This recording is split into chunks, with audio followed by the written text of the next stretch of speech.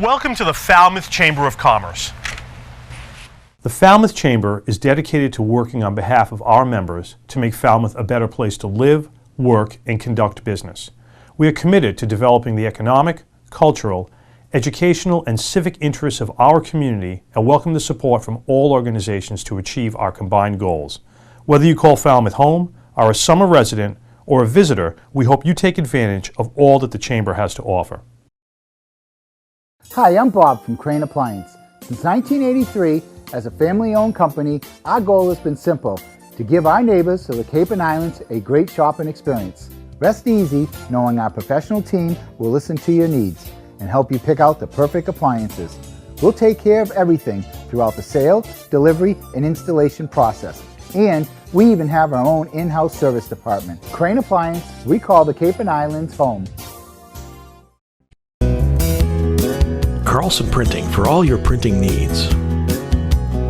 508-548-7303 or toll free at 1-800-696-7303. Our email address is carlsonprinting@aol.com. Carlson Printing for all your printing needs.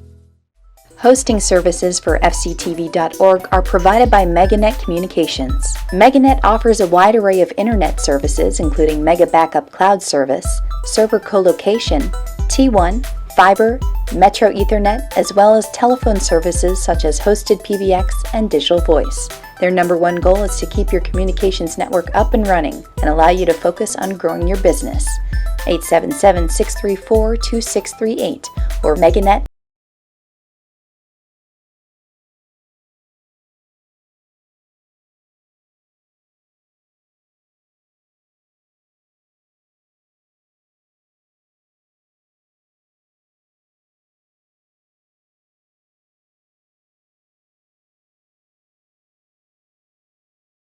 Order. I'd like to start the meeting by saying the Pledge of Allegiance. If you'll join me. I pledge allegiance to the flag of the United States of America and to the republic for which it stands, one nation, under God, indivisible, with liberty and justice for all.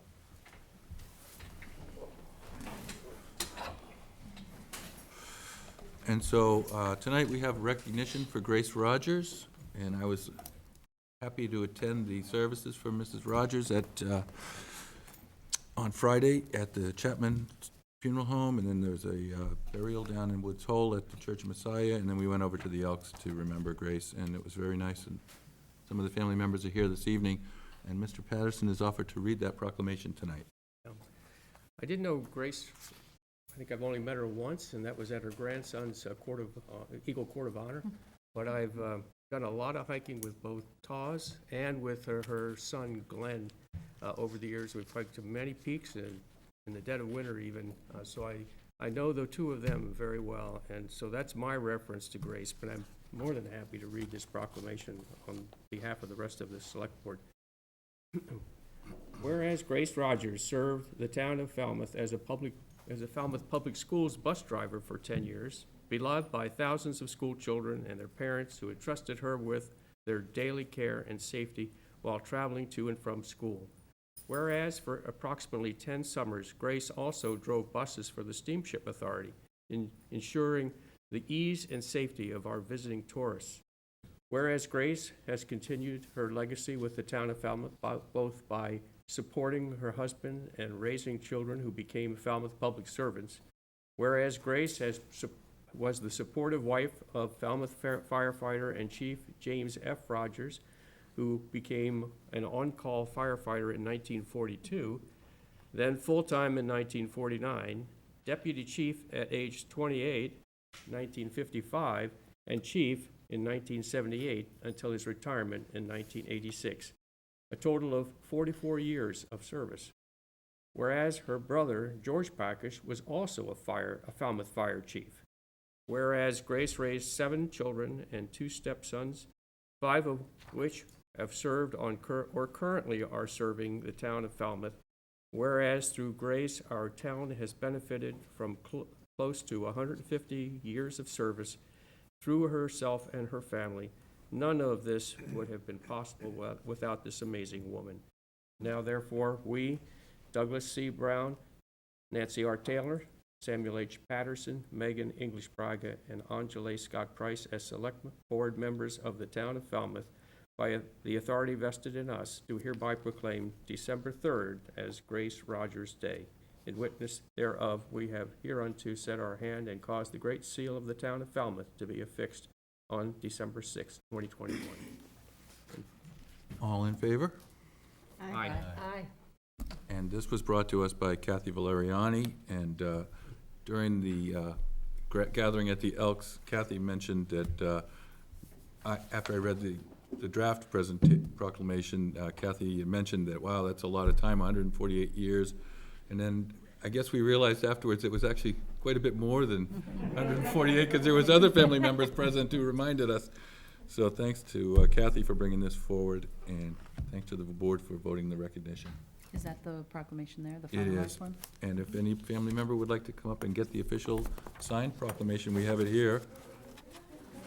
Would it be appropriate for them to introduce themselves? Or just, And would you like, anyone like to speak tonight on that? Thank you very much. oh, thank you.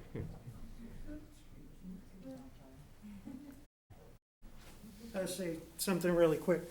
Thank you guys so much. Really appreciate it.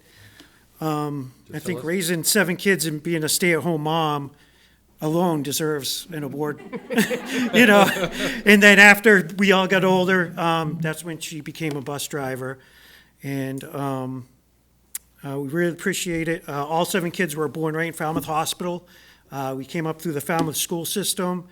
Town of Falmouth is very special to our family. It's always our hometown, even if we go to the fringes. Some of us live in Mashpee now, but Falmouth is always our hometown. And my family really appreciates the opportunity that the town of Falmouth has given us, and, you know, and my family. So we appreciate it. Thank you so Would much. you just state your name? Oh, I'm Jim Rogers. Thank you. I'm Gracie's son. Thank you.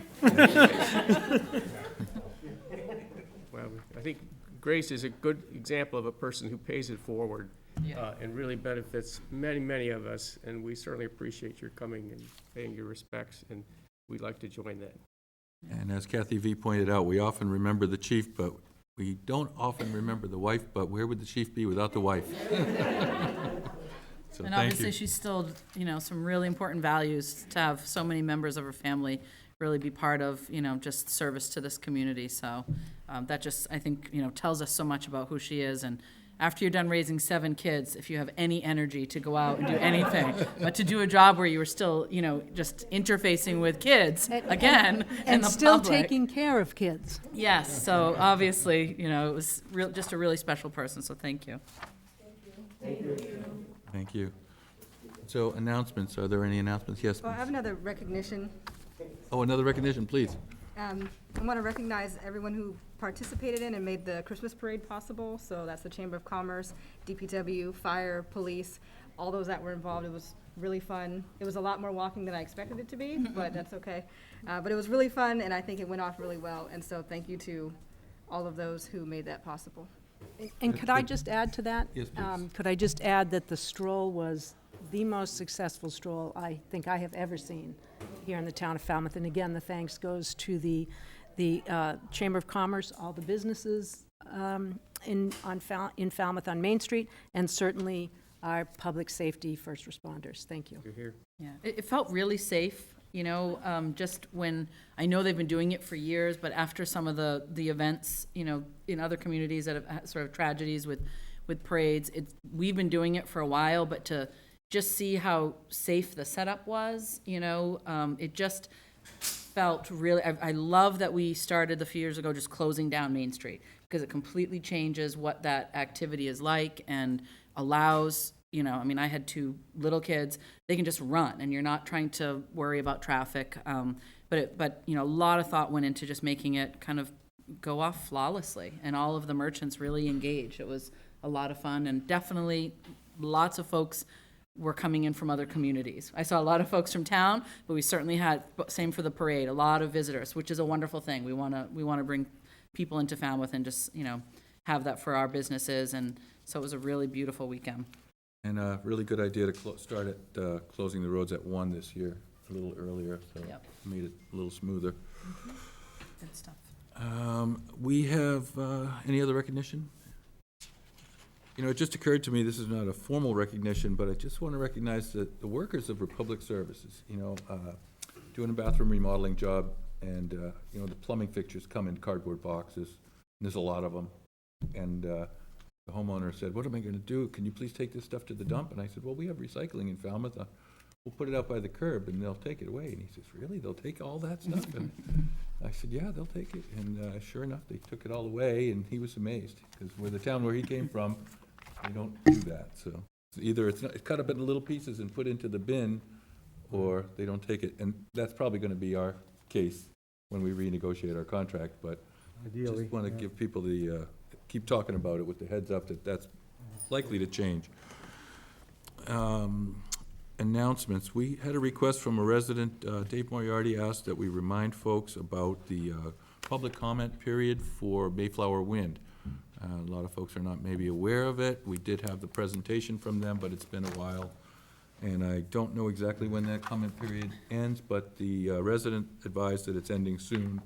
So if anybody has comments that they'd like to make, you can send them either to us here at the town hall or to, it's mepa@mass.gov, and just indicate that it's regarding Mayflower Wind. That's a email address. And then there's a mailing address also, which is the Secretary of Energy and Environmental Affairs at 100 Cambridge Street, Suite 900, Boston, Massachusetts, 02114. Attention, MEPA office, referencing the above project. And if that, if you don't write that down, if you want to just contact the town manager's office or select board, we can always reinforce that. Other announcements from the board or the staff? Yes, sir. Okay.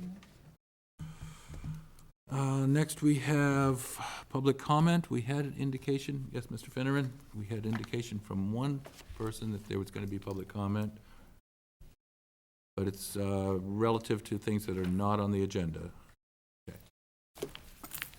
Mark Finneran, Grand Ave. I'd like to come up and take another swing at the disposition of the wind turbines. I would suggest or like the selectmen to consider, when they put out the RFP, to do it two ways.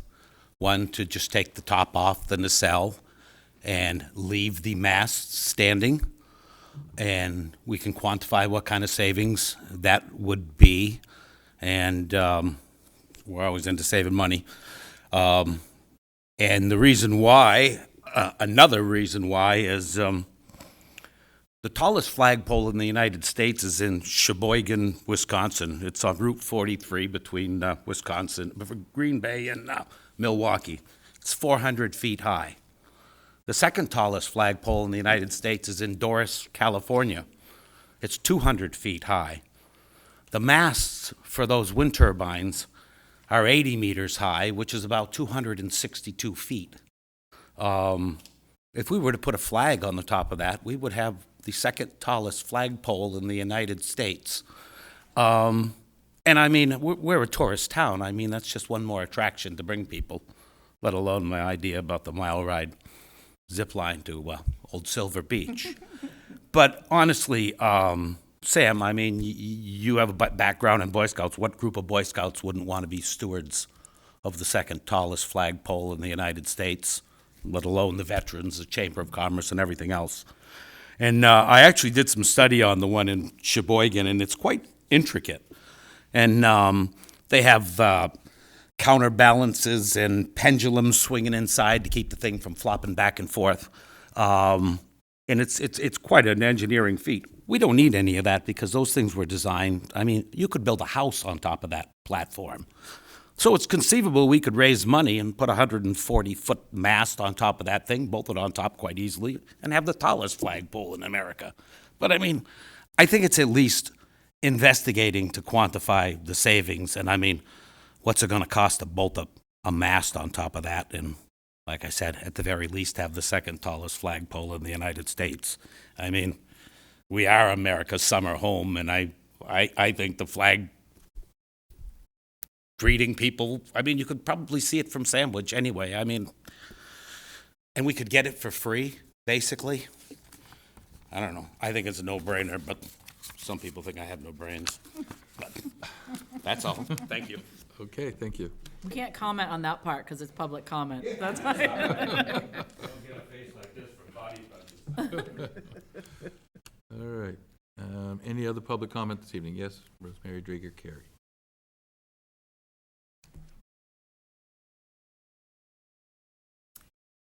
Good evening, Rosemary Drager, Carey, Precinct 5. I'm just would like to bring up again the multipurpose machine gun range to the select board. It's been a while since we've had any discussion about that. The last we did was in July during the presentation with the base and with the opponents. And we both laid out our case, and I have had many people ask me, so where does the select board stand? And you know, what's next? So there has been some new information about the US EPA study. We're all eagerly awaiting that. And also new information that Fort Devens, it could serve as, you know, a very viable location for training. That's information we didn't have in July. So just wanted to put it out there that I think that especially the people who wrote letters to the select board would like to know where the representatives stand on this. Okay. Thank you. Thank you. Any other public comment this evening? Okay, seeing none, we'll move on to licenses. This is we're going to approve application for a change of officers of an all-alcohol club license at the Cape Verdean Club of Falmouth Incorporated, located at 126 Sandwich Road, T-Ticket. Any comments, questions, or concerns from the board regarding this application? Nope, I move approval. I would second it. Any discussion? All those in favor? Aye. Thank you. And next is approve application for a change of manager of a wine malt package store license, MPG Corp., doing business as Rapid Refill, located at 435 Palmer Avenue in Falmouth. Any questions or comments about that? I would move approval. Second. All those in favor? Aye. Unanimous? I would just note that both of them, we received all the input that we need from fire, building, zoning, so that, just so the public understands we get input in advance as to whether or not there are issues. Yeah, I from our agree. staff. Yes. Mhm. And just getting through the paperwork here. And next we have approve application for a change of manager of a wine malt package store license, Ocean State Job Lot Spirits at LLC DBA Ocean State Job Lot, located at 50 T-Ticket Highway, Falmouth. I would move approval as long as it says there's a pending Cory check, so as long as that turns out okay. Second. All right. All those in favor? Aye. Aye. Unanimous again. Next is administrative orders. Vote to authorize the town manager to execute participation agreements related to opioid litigation upon recommendation of National Consortium Council. Any questions from the board regarding this one? No, but maybe just to remind the public, just very briefly, this is a nationwide lawsuit. We are part of it, but really, we don't control much of, excuse me, what happens in it, because there's so many individuals. And so, you know, the goal here is to try and see if there can be any really reconciling of funds back to communities for the expenses that towns have paid out because of all of the, you know, issues related to the opioid epidemic. So it's been a long time coming, and it's been complex. And so hopefully, you know, we can see some benefit come back to Falmouth, because we certainly have been one of those communities that was particularly hard hit. Yes, and I'm hoping that would include, you know, families, towns, and the school district who has been hit really hard by the opioid epidemic. And I'm happy to move the motion. If I could just ask one question, I just wanted to clarify, I'm not really especially hopeful that we're gonna get a lot of money out of this, and I just wanna make sure, we're not really spending a lot of time and effort on this, are we? We provided a lot of information already, Mr. Chairman and members of the board, as part of this process, and really it's being monitored now by town council. So going forward, not a whole lot of time, and just monitoring it generally. Great, okay, thank you very much. Yes, Certainly. please, Vice Chair. So the Select Board of the Town of Falmouth, Massachusetts hereby appoints Julian M. Suso, Town Manager, to execute, sign, seal, and deliver to the Town's Council of the National Opioid Litigation Consortium such settlement participation agreements and other incidental documents as recommended by said council to enable the town to participate in settlements with defendant manufacturers and distributors of opioids. Second. All those in favor? Aye. Thank you for that. Next, we have a discussion about approve allocation of America Recovery Act Plan Act, funds for design of a wastewater treatment plant upgrades and pandemic first responder bonuses. These are two items that we have previously discussed, but it's just the official vote of the board to endorse this action. Is there any discussion on these two items? I just have a question. I mean, that doesn't use up the entire 3.2 million, correct? No, I think it's about half. Correct, does not, yes. So, or 2/3 of it anyway. So then, what's the forecast for what the rest of those monies would be invested in? Well, that's a matter that we'd be taking up with the board in a formal discussion. All we brought forward to date are those two suggestions with the board's concurrence. So you have several years to make final determination on the expenditure of those funds. So there's quite a bit of latitude there. I guess it's just my way of thinking. It would be nice to know what the spectrum of opportunities are, so that you can say, well, maybe we'd like to allocate a little bit more here and a little less here. There's a missing picture here, and I didn't know whether we had some sense of where we might invest that other $1 million roughly. There are other alternatives, and I know our finance director, Jennifer Mullins, with us, and we've talked about that internally, and also a bit with the board to a modest extent. And if Jennifer could make some comments, it might be helpful. Yep, Great, thank you. Good evening. Yes, what we're looking at really are some major projects down the road is wastewater and water main replacement. The water mains are very old, so that's what we're looking at for the remainder of the ARPA funding. Right now, we're using the 1.7 for the design of the wastewater treatment plant upgrade, but as we get further along in those projects, that's what I foresee what we'll definitely be asking for. Thank you. Yes. So when we say the design, how far does that 1.7, I mean, are we talking about, it just, I know design phase is very expensive and this is a very complex project, but even so, 1.7 million sounds like a lot for, can you just explain what we would sort of ideally have at the end of that design? Yeah, absolutely. So that is for the actual design of the wastewater treatment plant upgrade. So the wastewater treatment plant has to undergo some renovation, but mainly upgrade the system in order to take on the next wastewater project, which is the TASA, which will be coming down in a few years. So that's what the design will be. It's the engineering for that, and that's why it's 1.7. It's a $21 million construction project. So, but that will fully complete the design. And they'll actually be talking with you later on this evening, the Water Quality Management Committee, on the, the wastewater and the projection of that. So that'll get us to the point where we're ready to build.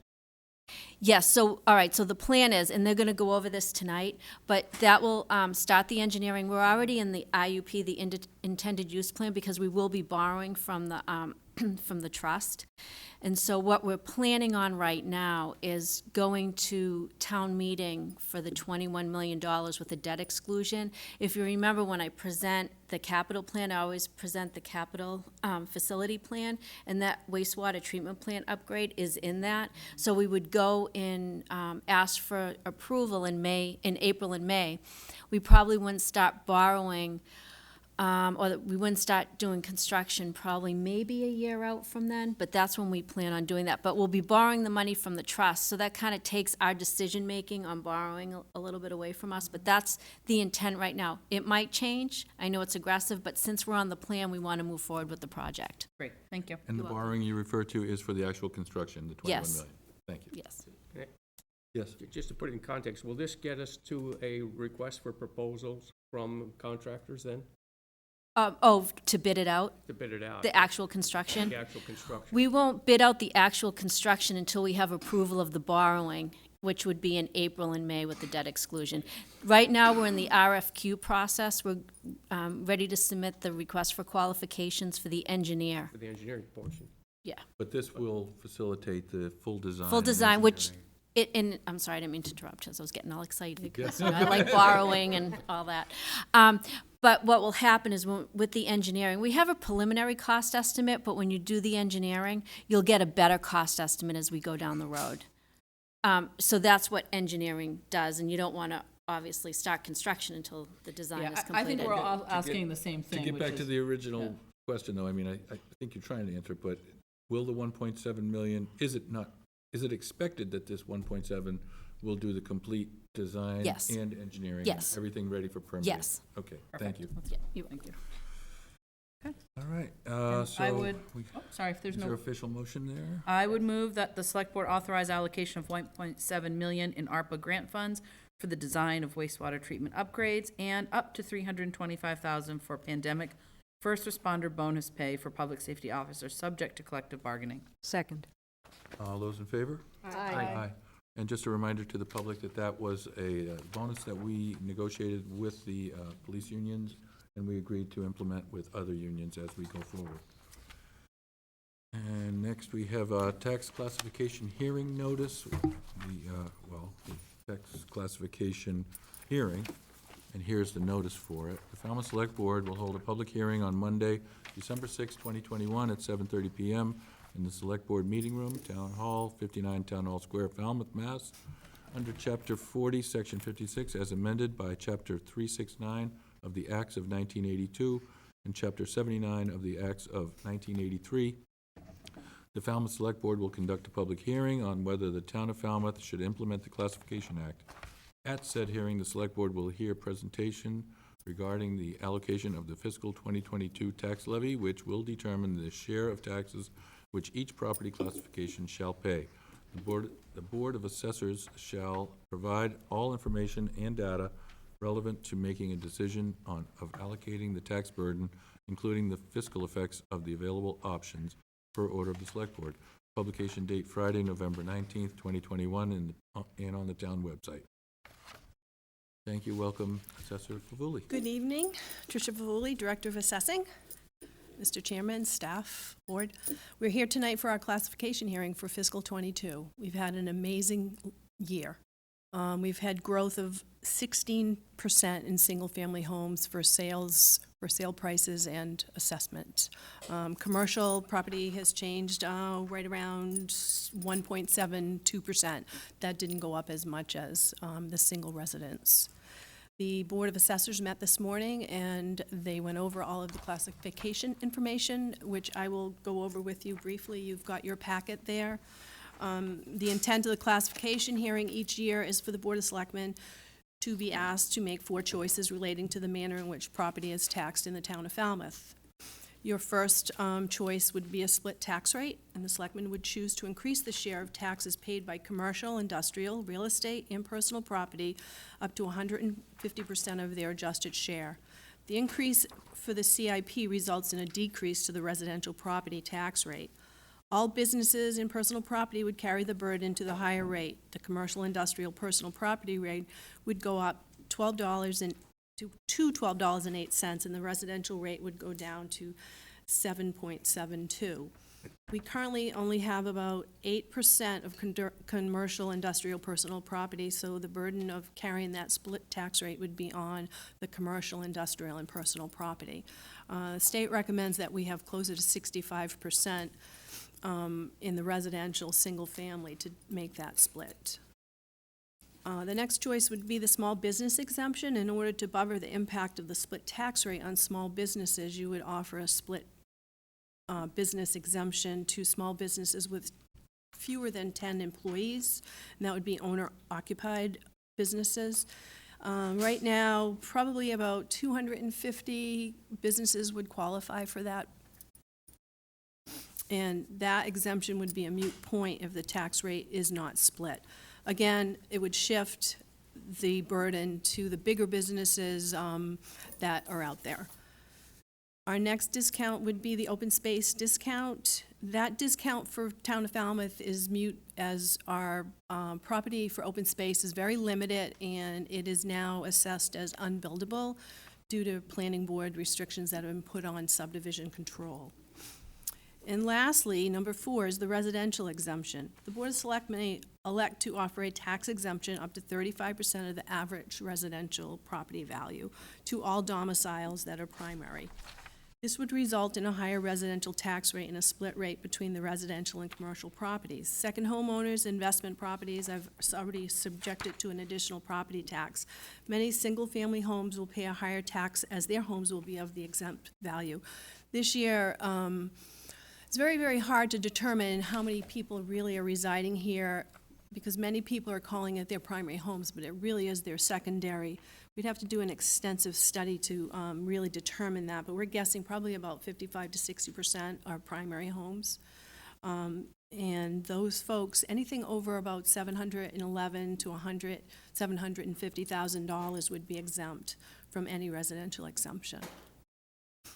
Okay. Any questions on that? Yes, go ahead, Mr. Patterson. Mr. Patterson? It's both Nantucket and Mashpee have a residential tax exemption. Mm-hmm. And, you know, what benefit is it giving them? Because, you know, we're hearing that they've done it and it's effective. We know we have an affordable housing crisis. We know that there's an awful lot of Airbnb activity that's basically taking houses out of the market for people who live and work here or want to live and work here.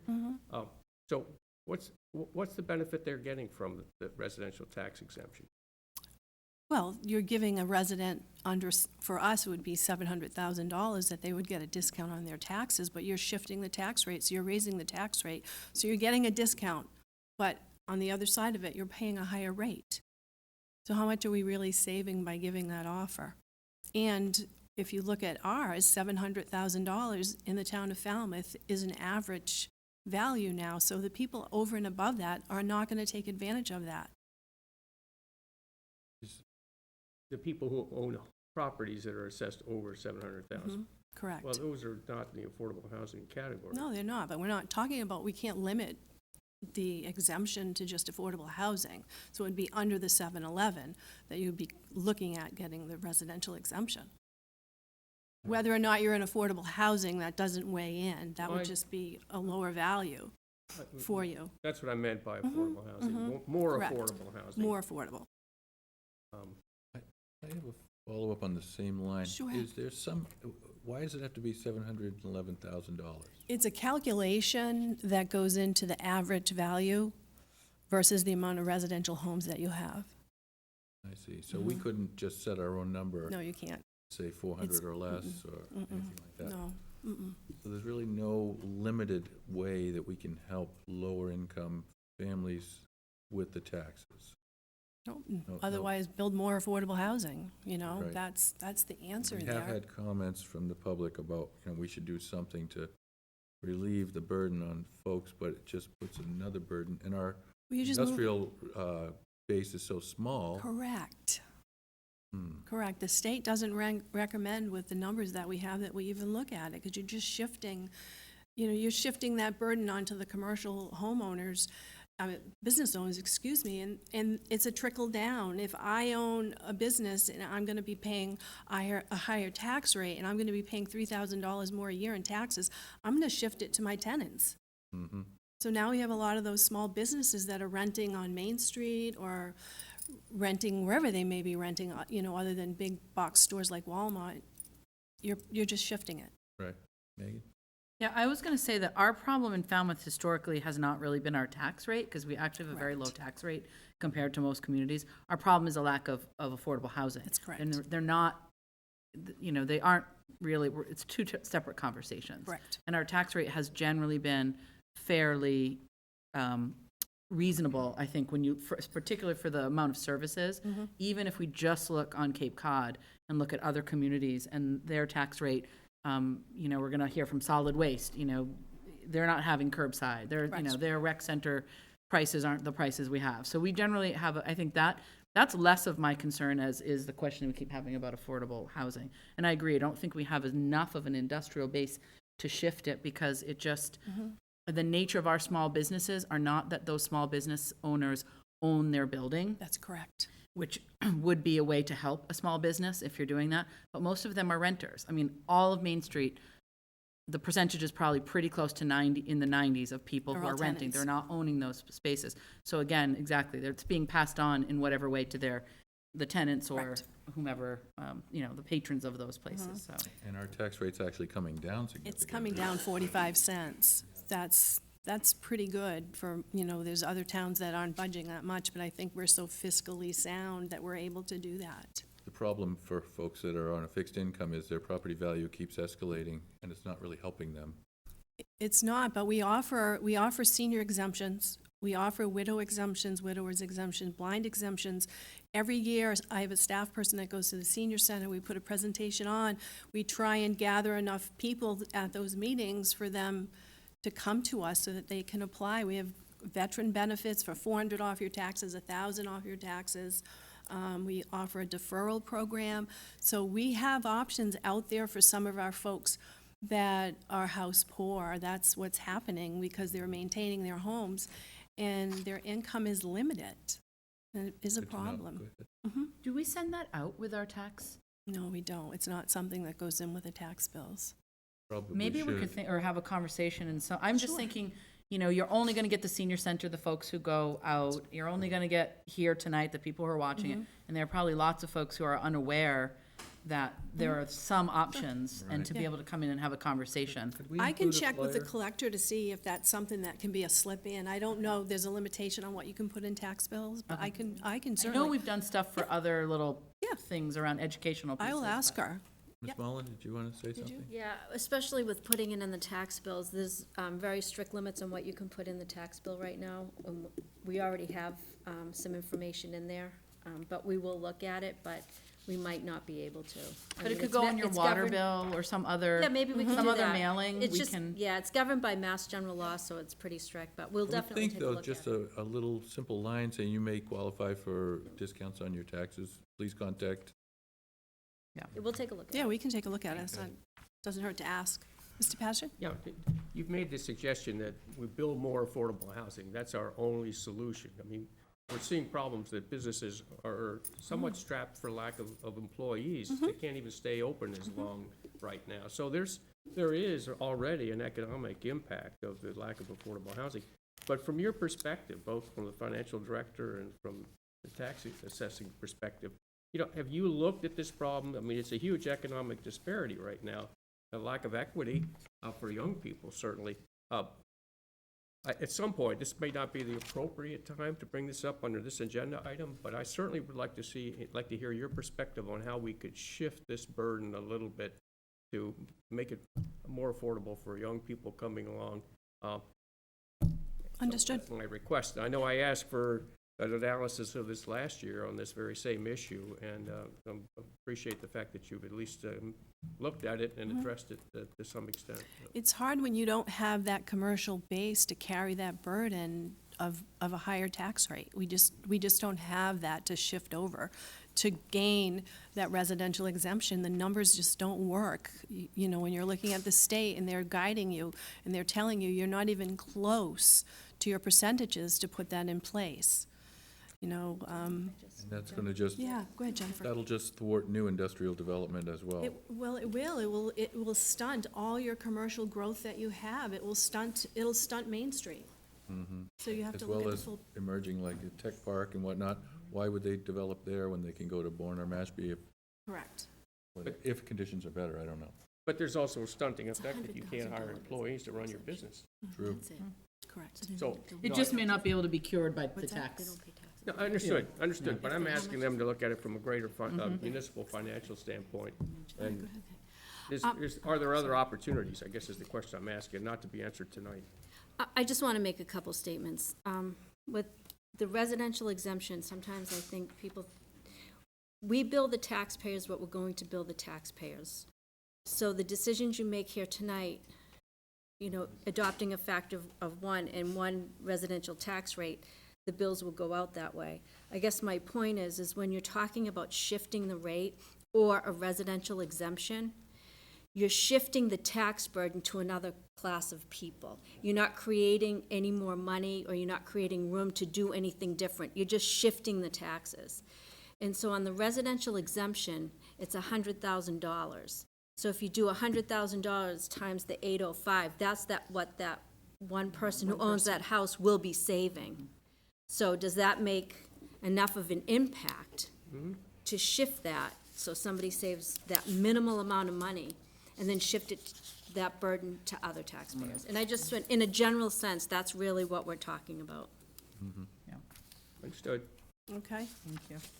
Okay, any more questions or comments from the board? I think we just have to take from the public. Is there comments from the public here tonight? I would move to close the hearing. Second? All those in favor of closing the hearing? Aye. Is there a motion to move this forward as proposed? Yes, I would move that the town of Falmouth continues to tax all classes at the same rate by adopting a factor of 1 and to reject the residential, commercial, and open space exemption. Second. Okay, any more discussion? All those in favor? Aye. Thank you for taking the time to explain that again. as you Alrighty, do every thank year. you. Should I read the announcement, and then we're continuing the other hearing? Yes, right? please, that's Still fine. have to read it. Next, we have a wetland stock hearing, but they've asked for a continuance. So I'll read the public hearing notice. The Falmouth Select Board will hold a public hearing under Section 24077 Wetland Regulations of the zoning bylaws of the town of Falmouth on Monday, December 6, 2021, at 7:30 PM in the Select Board Meeting Room, Town Hall, 59 Town Hall Square, on the application of Nina's Marina Realty Trust, owner Kim, trustees Melissa and William A., for permission to install new vinyl sheet pile bulkhead adjacent to and directly landward of the existing licensed timber bulkheads. The existing tongue and groove timber sheathing shall be removed after the vinyl sheeting is installed. Location is 306 Scranton Avenue, Falmouth, Mass. Area affected is Falmouth Inner Harbor. Interested parties may review the file of this hearing at the office of the Select Board, and this was published November 19th and November 26th in the Falmouth Enterprise. And we, Mr. Chair, Yes. at the request of the applicant, I move that we continue the hearing until January 10th, 2022, 7:30. at 7:30, well, it's up thereafter anyway. all those in favor of accepting this request to continue the hearing? Aye. I guess I should Aye. ask for a I motion. second. He motioned, I'll second. Okay, thank you. All those in favor? Aye. Thank you. And next we have update on the Sandwich Road Fire Station design from the Sandwich Road Fire Station Design Building Committee. Are there plans that'll go up on the screen? Or? We do have plans. I think they anticipated an 8 o'clock probably. presentation. Yep. Oh, Solid well, waste is here. They're ready. Oh, they're ready? Okay. I guess they'd stepped out for a minute.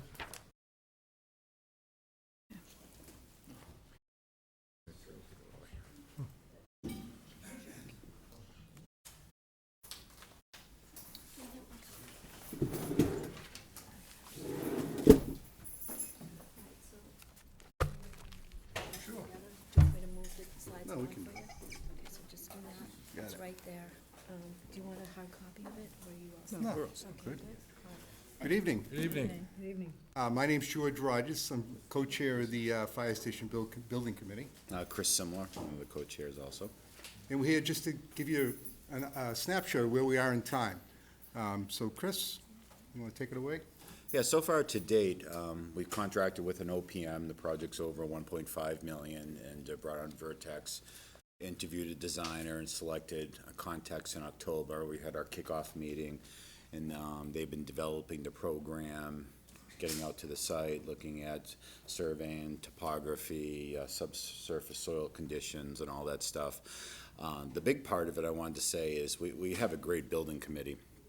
We have a mix of construction and fire department knowledge. So, and we've been nicely able to transition between the two, and the chief and the fire department has been great in developing their program, because we don't know anything, I don't, about operations, and they're developing exactly what's needed. And then we have the other part of the committee that's looking at cost, how to be cost effective, and how to deliver this project.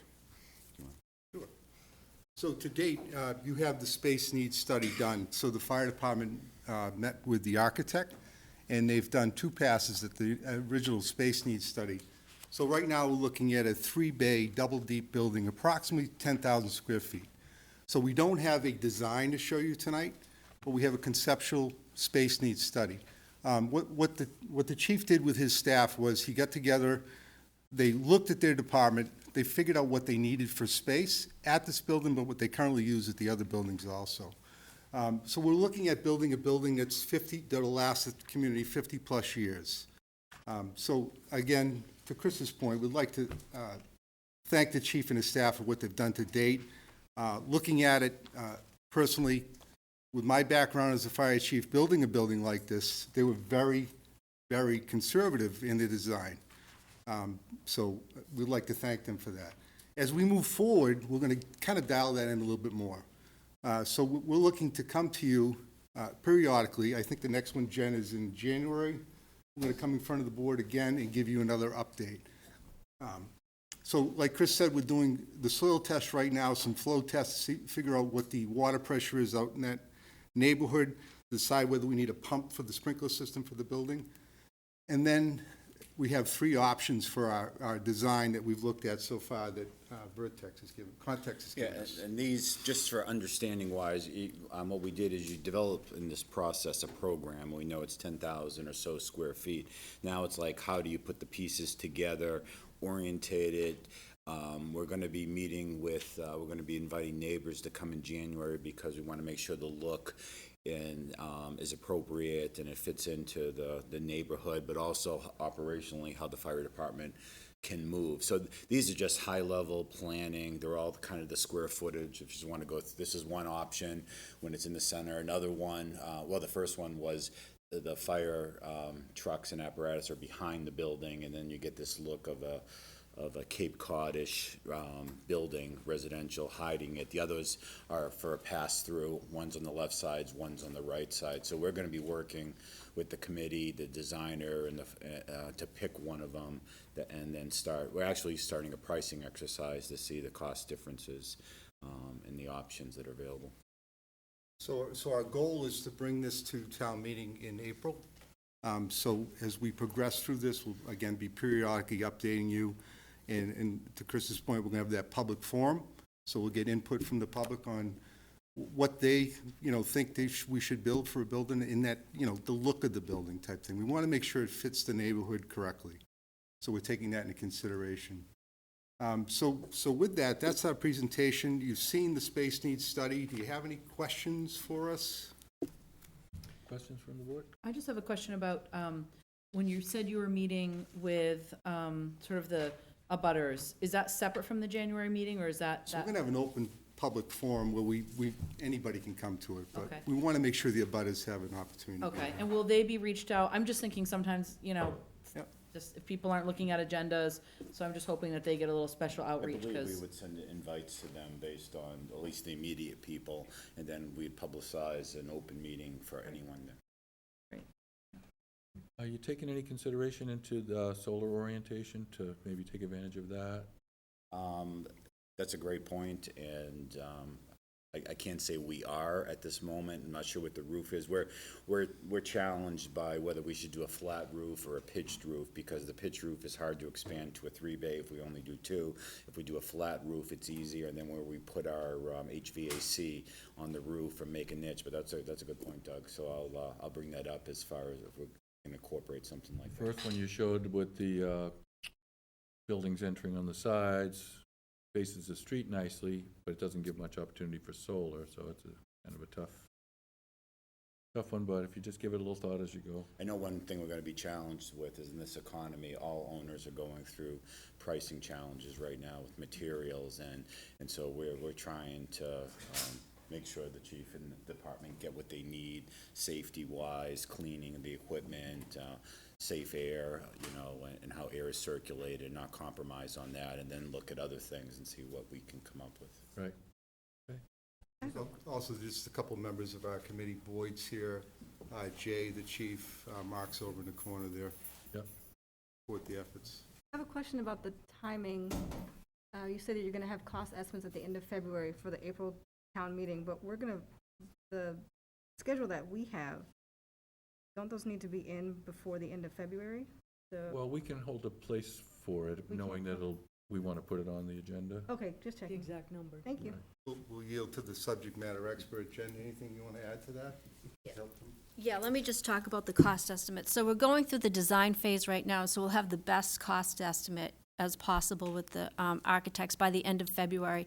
So the Finance Committee will come back to the board. Finance Committee will review, but we want to make sure, and this is of the utmost importance, that everything gets printed in the warrant.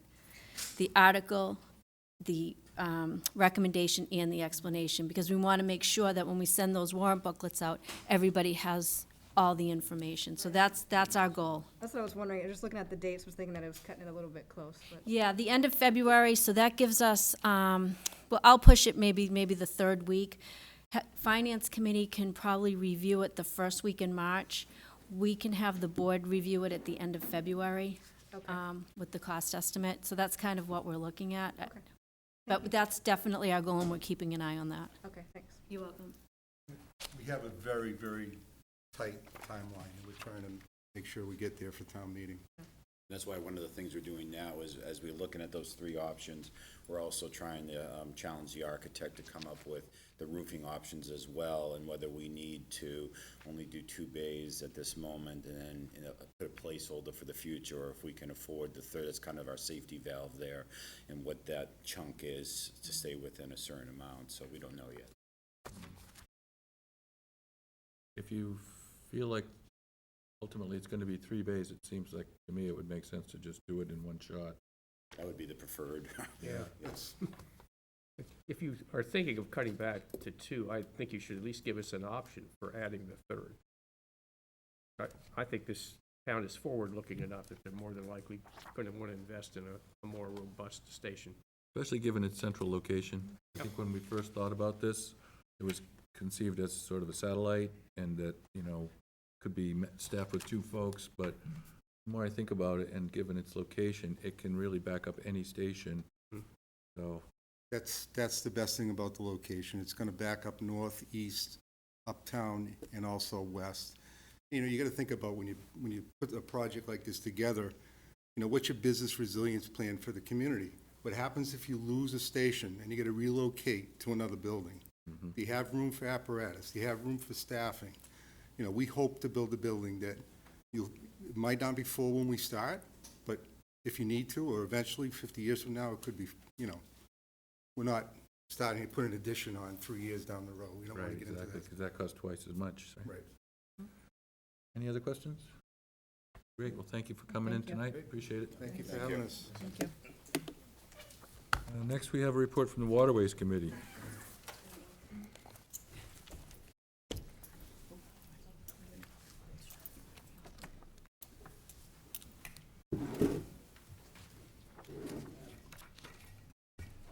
Thanks for sending that report in advance so we could be Yeah, prepared. thank you. Very helpful. Here, well thought out.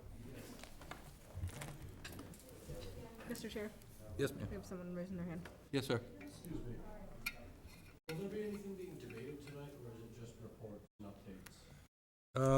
updates? We will be appointing beach committee members.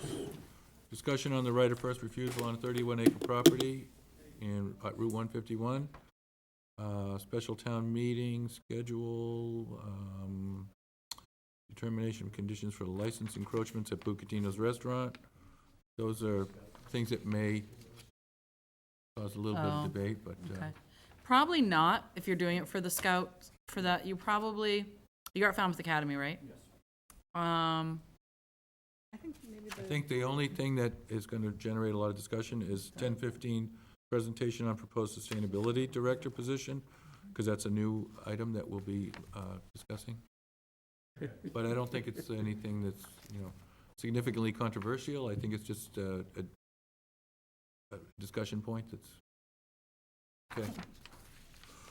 We can try and give you a heads up, like on an upcoming agenda, if we have something that's gonna be a little bit more debate-oriented. Okay, all right, I'll let you know. Okay. Okay, sorry for my ignorance, but where would I find that PowerPoint that I sent? It's in this paper packet. You're in good company. I try to save trees. You're in good company, Jeff.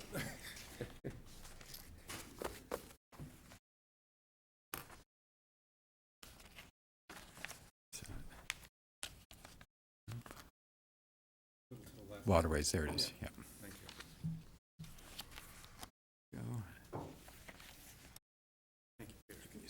you. Good evening. I'm Jeff Thomas. I'm chairman of the Falmouth Waterways Committee. This is my yearly report. Last December, when I gave the report to the select board, we went through the town and identified 32 different navigable waterways that we determined could be dredged, need to be dredged, or in the future, there could be a need to dredge. So what we did this year is we started tackling that priority list, because obviously we can't spend that much money and cover that many projects. So I'm going to talk to you about a few of the major projects we started this year, and then just kind of briefly brief you some of our normal yearly activity. So the two big projects that we're talking about is the Wacoit Bay embayment dredging, the Eel River West area inlet study, Magansett Harbor dredging project. We actually got away from the water for this one, and we actually looked at boat ramp parking, and then a couple other miscellaneous projects.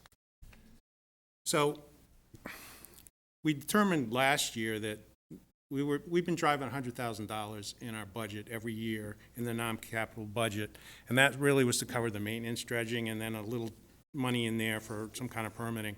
But that's not enough. The cost, as you know, the cost of dredging is going up, and we want to start paying for these other projects. So we asked for an increase from $100,000 this year to $350,000, and it went through town meeting and we got approved, so that's the good news. So in this year, we did our normal spring inlet dredging, which is basically the south coast, Falmouth Inner Harbor, Great Pond, Green Pond, and Bournes Pond. And we expect the same list this year in 2022, with the addition of the Eel River approach, which we didn't have to do last year. The other activity is we have a 10-year comprehensive permit.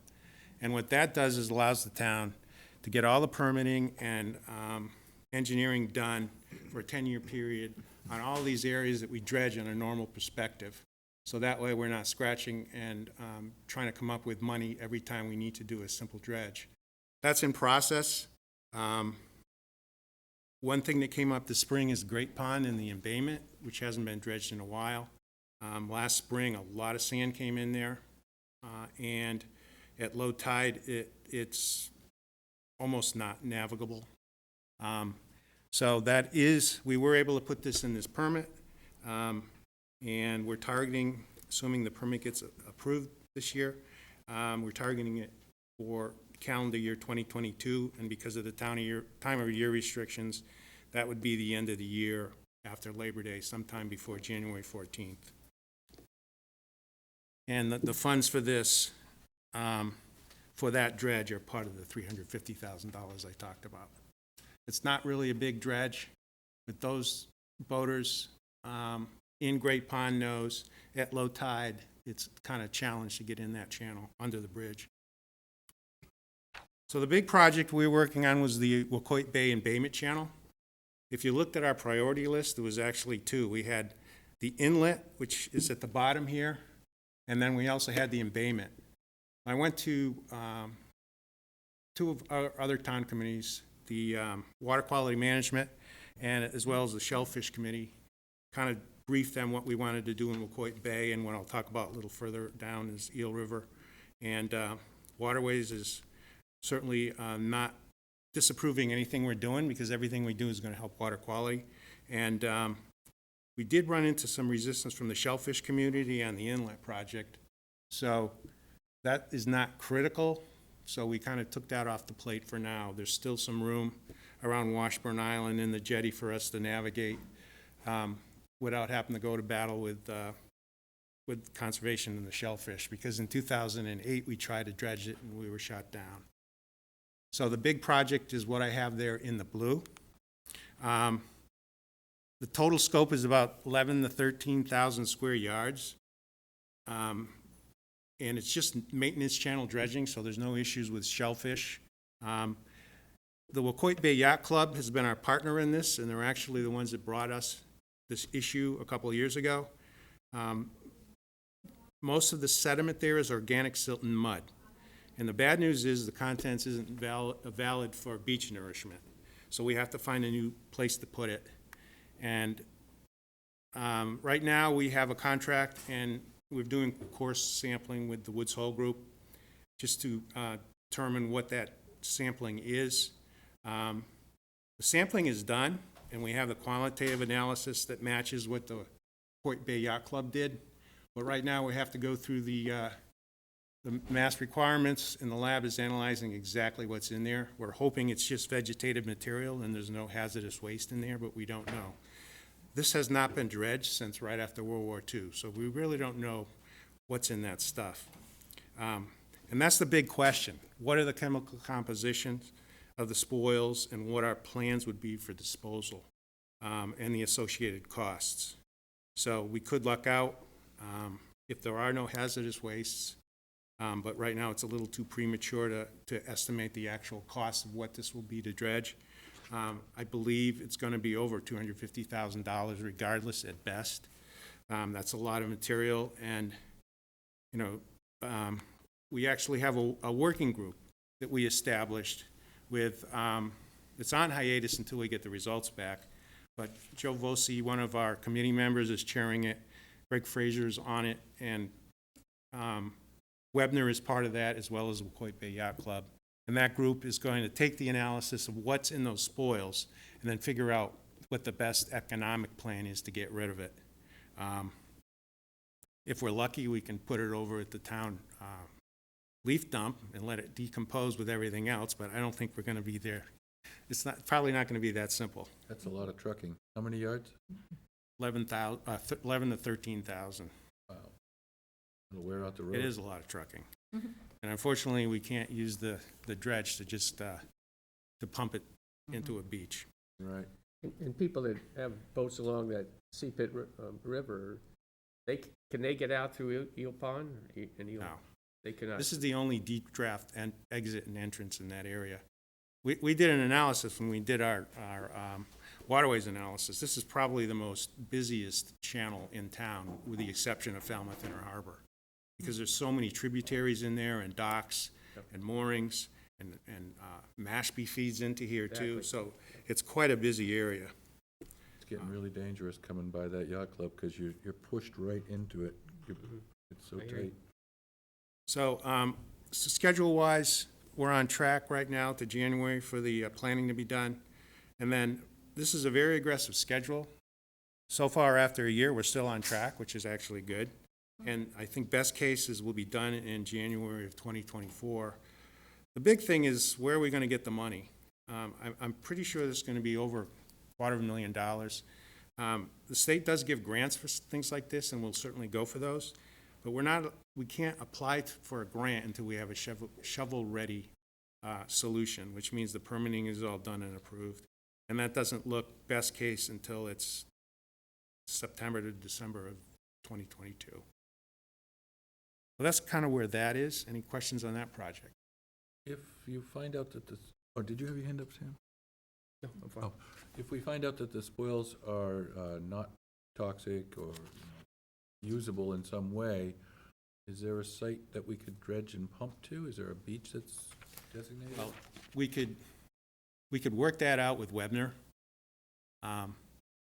Bourne is doing a project right now where they're actually, it's similar material, and they're actually putting it into these huge bags. And there's a term for it, and I can't remember the term right now. Saw those, yeah. Yeah, but that's very expensive. Right. But it's an option of getting rid of this. Thinking more of a place where we can just pump the dredge onto land and let it dewater. Yeah, well, we think Webner would agree to that, as long as we probably remove most of it when we're done. Mhm. But we really need to know what's in it before they Right. let it sit there. Understand. Okay, more to learn. Eel River West, that's the next big project. This is a real big project. If you look at the bottom, I'm going to go to the bottom of the slide. This is Washburn Island, and the Minot Yacht Club is kind of there on the left. You can see the building on the satellite photo. This has been a changing area for many years, and I've actually got a slide that's going to show you how much it's changing. There's a significant issue there at the end of that spit on Washburn Island, directly across. Those landowners are losing significant amount of land. Some of them lost over 100 feet of land in the last several years. The channel we have to go up the Eel River West there, which is under the W in Washburn Island, you can see the sand in the satellite photo. We dredge that every couple of years, and that's an area that fills in within 3 to 4 months. So we're not really enthusiastic about dredging that again. There was an initiative to use the mooring area as the main channel, which is to the left, to the right of that, in 2008, but we were shot down by Conservation Commission because it was a shellfish area. So essentially, that's not really passable as a channel, and all the boaters are actually going through the mooring area. But that's not where we're headed. What we're headed is really, what's the right solution to do? If you look at Sampson Island there, that's in Katuitt, and that was a project that Barnstable had just almost finished. They started it 8 years ago, and geographically it looks remarkably similar to what we have in Washburn Island. And that 8-year project, I think, is all, they spent over $4 million on it right now. And under the water quality aspects, they got a lot of funding from the state, and they got a lot of funding from private landowners. But their solution was to take a large chunk of the end of that and open the flow, which is what a lot of people in Falmouth feel, especially the people that live around Minot area. That would open that up and solve a lot of our problems. But we don't want to prejudge, so that's why we're doing an engineering study. And the good news is we got a grant from the state for doing that this year. The study is $85,000. We're well underway under it. And it's the feasibility assessment for addressing increased erosion along the Eel River Inlet shoreline due to barrier beach migration. Basically what that means is we want to know if there's anything we can do to stop the sand from doing what it's doing over there. So it was a 75%, 25% grant. So the state gave us $64,000, and the town, we have part of the waterways budget, the rest of the 25. We're going to be done mid this year, and the solution will be dramatic, or the solution could be we do nothing. It really depends on what that is. Applied Coastal is the company contracted for it. Applied Coastal is also the company that managed that Sampson Island project from the engineering and permitting. Let's see. Right now, believe it or not, I did this last Friday, and it's already been better. The schedule is better. So right now, we're in the analysis phase. It says 30%. Today, they told us that they were up to 60%, so they're actually running ahead of schedule. And they've developed a very detailed hydrodynamic model for this whole watershed area, not necessarily for our project, but they're improving it for the area around Eel River. And that's giving them a lot of data as to how changing the contour of the land is going to affect the water. This is just an example of Washburn Island from 1890. You can see it wasn't really an island, it was actually part of Minot. And it's significantly changed over, I don't know how to do the math, 120, 130 years. But it's migrated over 1,000 feet in the last 130 years. And you can see on the contour the red line there, or the orange line, is actually where we are today. So the old yacht club used to be inside of a pond that was locked in. Yeah. Interesting. And same picture, what I wanted to point out is the yacht club. You can see the yacht club there on the left. This was a 1968 satellite photo. If you do the math from one of the previous slides, up top there, north of the yacht club, those are the homeowners that are constantly coming to us asking us for help, because they've lost 100 feet of their property. And it's every time we dredge, the rate of their erosion gets worse. So we're not sure, again, we don't want to prejudge what the answer will be, but the solution that everybody is hoping is we might take 150 feet or so off the end of that island, really open that up. And if we do that, there will be a tremendous cost to do that, but there'll also be a normal maintenance cost, because that will eventually fill in, because what Mother Nature wants to do is go north and fill that in. And that's basically what we're fighting. Can we give some of those neighbors some of that sand back? We could, as long as they agree with the terms and condition of permanent right of access, which is something that may be a problem. Right. And of course, some of them want to armor their land, but that's a whole different discussion that I don't want to get in the front of. So any questions on that project? The last big project is the Megansett Harbor. Now, this is a picture of Megansett Harbor. The black line is the border from Bourne to Falmouth. And the approach has been on our radar for a while. The harbor was not on our radar from the committee's perspective. And then Current River actually feeds in Squatigue Harbor, which is actually Bourne. That's a landlocked harbor if the Current River is not flowing. So Bourne has an interest in this, as well as the residents in this area. We, in our committee, prioritized the dredging approach.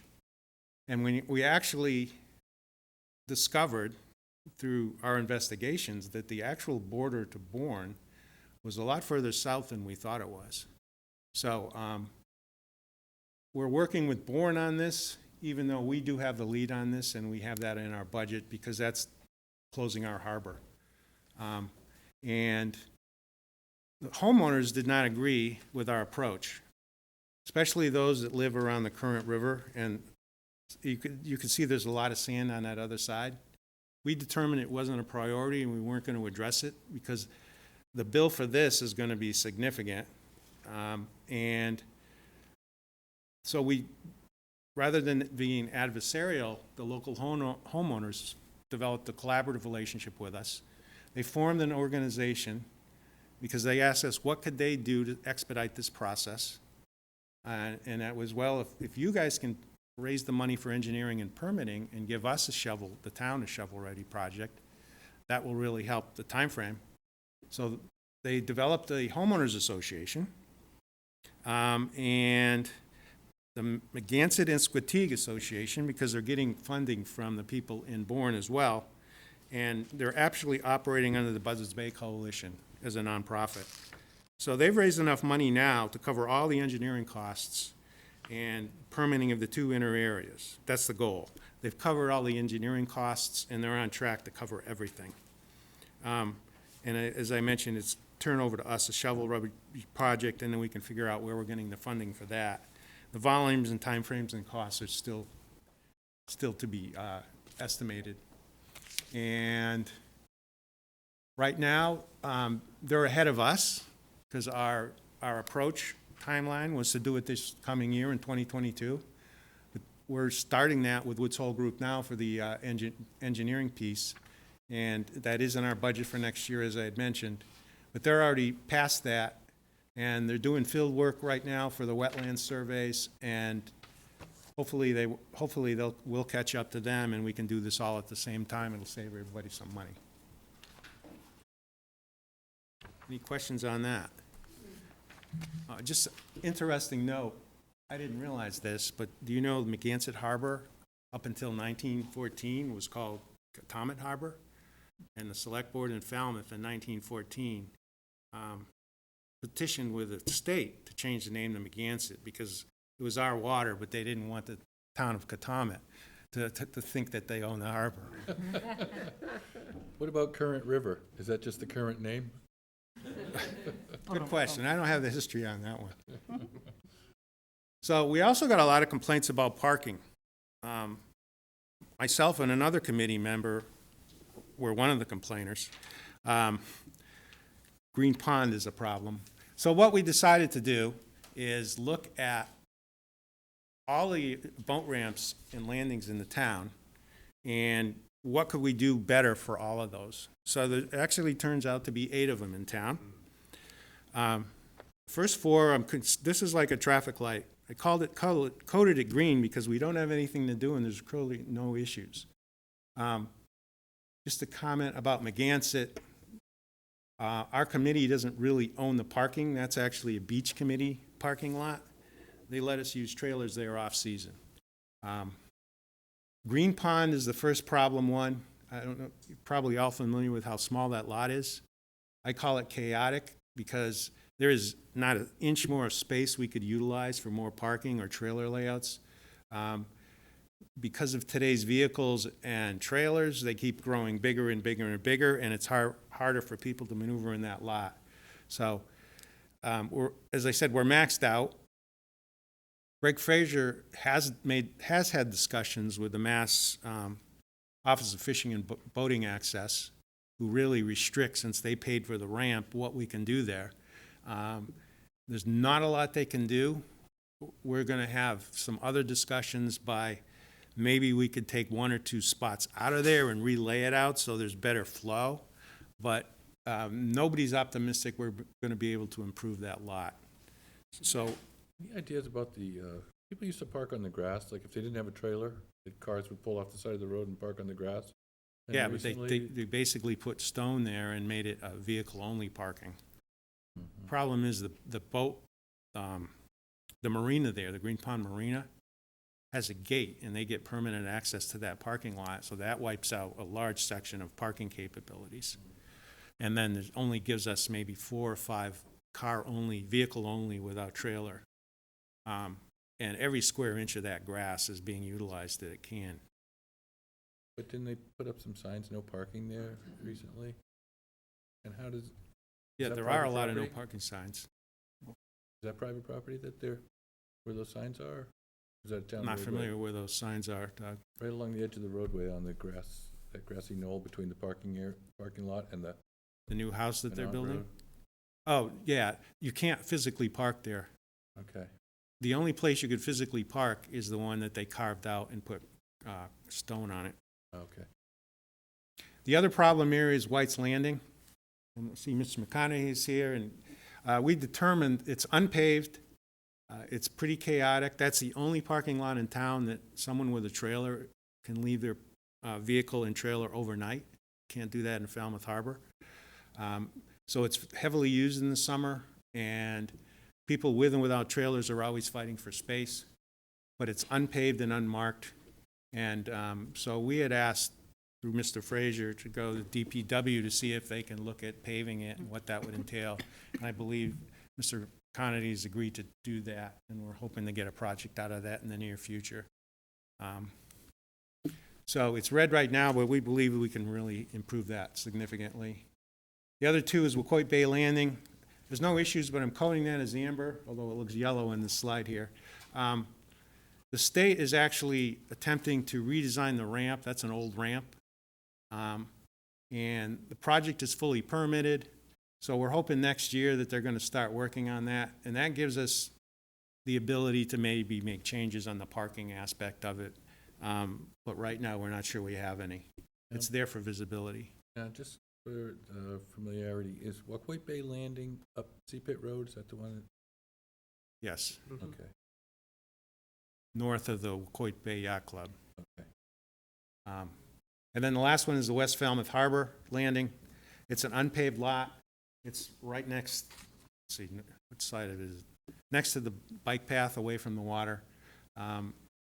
There's a lot of issues there because the bike path people use it.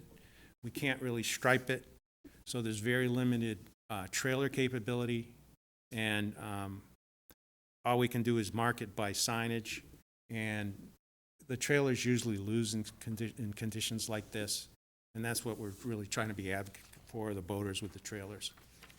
So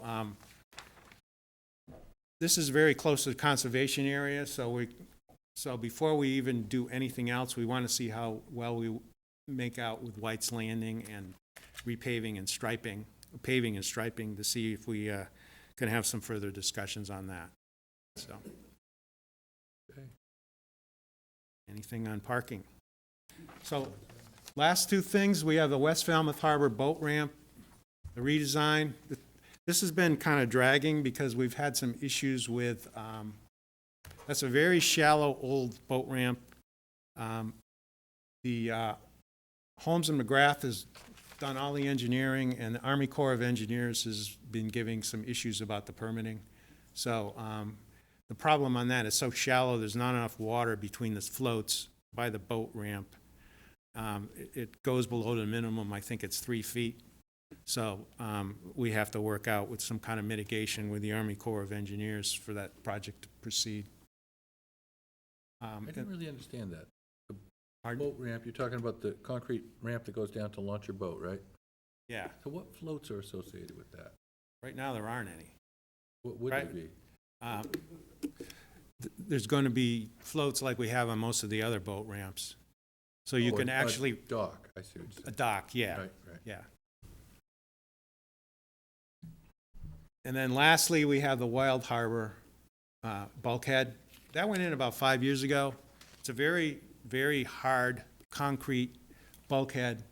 Wild Harbor is a small harbor, and the boats in there are fairly small. And when they pull up to the concrete, even though we have ladders, they have a real hard time getting from the boats, especially at low tide, to on top of the bulkhead. So they asked what we could do about it, and we agreed that the West Falmouth area, the West Falmouth dock is a good milestone because they put in stairs and floating ramps and pilings, and that really helped the accessibility and the access on West Falmouth. So we're looking at doing the same thing there. Conservation Commission actually went and closed the hearing and issued orders of condition last week.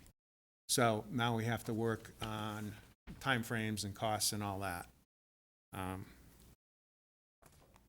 And that's it. Okay. Excellent. you. Well done Thank you. report. Thank you. Any other questions there? Ingrid? Thank you, Mr. Thomas. That was very well done. Next, we have a report from Solid Waste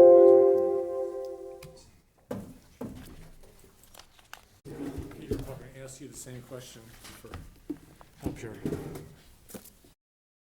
See it at the top. Yep, go to the top and over to where the PowerPoint is. There you go.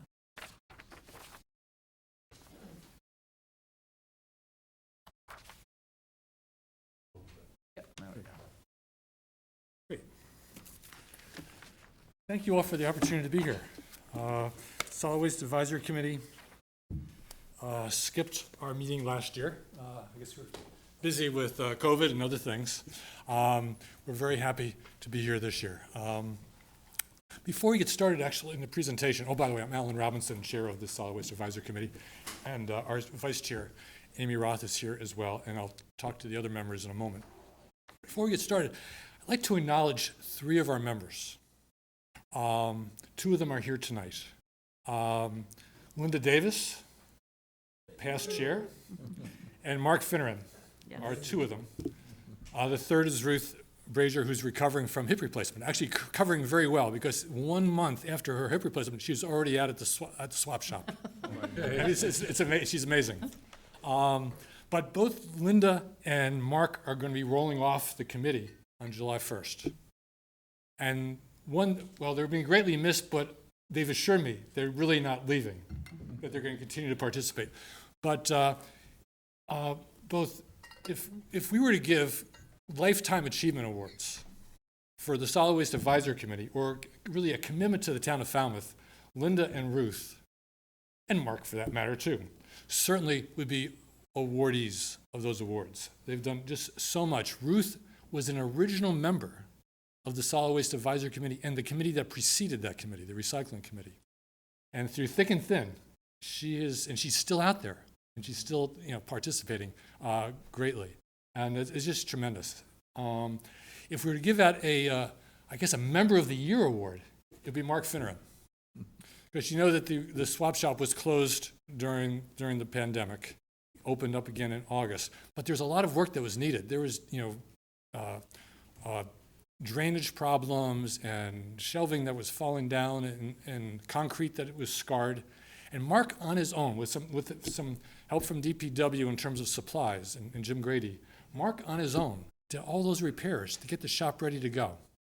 And he continues to do things for the shop. And this is a volunteer. It's just an amazing thing. I just really want to express our appreciation to the two of you and to Ruth as well. It's really special. Thank you. And then there are three other people we want to acknowledge in particular, and that's the staff at the Waste Management Facility. Joe Ribello, who's come back on as the crew chief, the crew leader, Carlos Ribello, the equipment operator, and Bill Baldick, the laborer. They've been just so helpful to us and gone to a next level and are doing a lot of things, not just for us, but for the facility itself, to spruce it up. And it's showing, and it's very much appreciated. So, Peter, thank you for your staff. Oh. Okay, time's up. Let's start with our role in the community. I don't want to read this. You can take a look at the slides, but there's three elements to it. We're an advisory committee. We advise. We see our role also is to encourage, everything related to solid waste, reducing the amount of trash going to the landfill, improving the quality of the recyclables and so forth. And encouraging means messaging and getting out and working with the community and with you all and with the department. And then what sets us apart, I think, from a lot of communities, we actually have operational responsibilities in this town, is we operate the swap shop.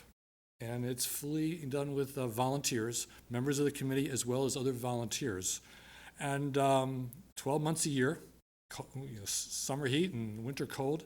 And we're working to reduce the amount of tonnage that's going to the landfill.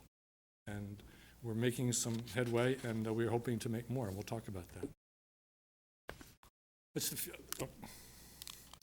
The elements of the presentation. We want to take you back to yesteryear. We want to take you back to 2 years ago, 2 years and 2 months ago. And I know three of you will remember this very well. When Linda came up here to make her annual report, and she had 9 points to make, and she had a very controlled passion to it. Some drama to it, and I think you got the impacts of it. And what I'd like to do is give you an update. And we're no longer a frustrated committee. Don't say that. The frustration got good results. So it might be less frustrated, but not fully resolved. We're certainly a much less frustrated committee, but we'll find some things to be frustrated with. Please give us a chance. The most important thing we asked for, and before I was ever involved in the committee had been asking for, I think since like 1990 or so, is for the town or for the DPW to appoint a solid waste manager. And finally, in April, the town hired a recycling and solid waste management coordinator. It's a 20-hour-a-week position. That's why there's an asterisk there. I'll get to the asterisk later. But and the person, of course, was hired as Mary Reither, who's well known in the community, has lives here, contributed so much, and they couldn't have picked a better person. And we as a committee are just thrilled with working together with Mary and with the DPW, the rest of the DPW staff. It's changed everything. It really has. It's just allowed so many things to move forward. We talked about the need. We were asking you all in the administration to get to the mandatory recycling bylaw that town meeting had authorized as a bylaw in 2018, and it wasn't moving in part because of COVID. But we took that on last December. And we worked, Amy in particular, worked to come up with a good set of draft rules and regulations. We then went to the Board of Health and started working with them on that, because it'll be they who will be enforcing it. And we worked through the summer together collaboratively very, very well. We learned that the process, to complete the process, we needed to go back to town meeting, ask town meeting through an article that will be in the spring town meeting to authorize the Board of Health to adopt the regulations. So it won't be until spring, or into summer, that we have a set of regulations for mandatory recycling, but we will. And we're very, very pleased with the process. It's a little bit longer than we had hoped, but the process is going well. And we very much appreciate the Board of Health in that. Third was making necessary, at least short-term improvements to the waste management facility. And I'm happy to say that a number of improvements have been made. I'll highlight one, and that's the gateway computer system upgrading, which we had called out year after year needed to be done and wasn't getting done. It has been done. It's been upgraded, and the entry process for patrons is much improved. And it's a piece of the steps that need to be done, but it's an important one. And there are other things that are underway and other things that will need to get underway. The fourth is communications. Our ability as a committee to communicate to the residents, the visitors, of the town in a way that they'll all see it. And we have not, let me go forward. We have not been able to find a way to do that. We have some means. We have Talking Trash that's in the Enterprise, but only so many people read the Enterprise. But we finally, after years, were able to have a two-sided flyer in the November 2020 water bills.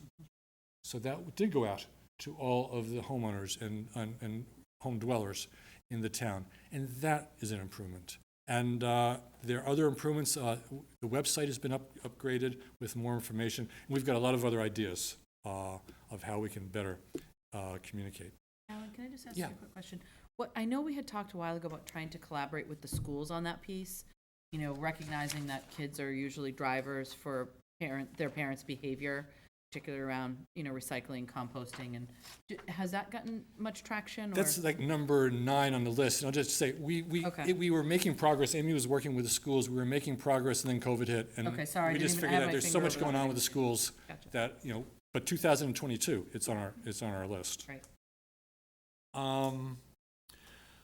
We pointed out the need for the DPW to begin early to start preparing for the June 1st, 2022 contract for residential curbside trash and recycling collection. Because at least as I learned, 5 or so years ago, it was kind of a last minute kind of thing, and they are working very proactively on that. I mean, the clearest element to it was the Article 13 at town meeting for the large curbside recycling carts. And we're very appreciative that Peter took the initiative on that and that it was passed by town meeting. And that they're working on the other elements for the bid documents for that. Encouraging town personnel to attend workshops that the county offers, that the state offers, and of course with Mary Reither in that position, she is doing that, and that's great. We did make a decision. We made a proposal to you, we in DPW, to pursue a grant from the state for the DEP recycling IQ kit. And we're selected by the state for that, but the committee and DPW met with the representatives, and we decided, this is before COVID, just before COVID, decided to defer indefinitely, and I think that was the right decision.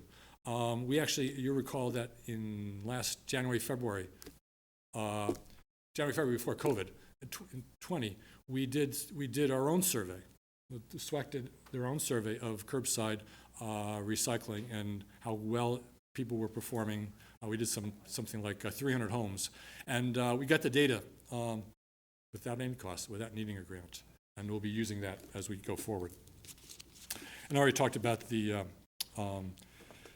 schools and the adding a waste and recycling management element to applications for events in public spaces. And we deferred that for COVID, but we'll be coming back to that in 2022.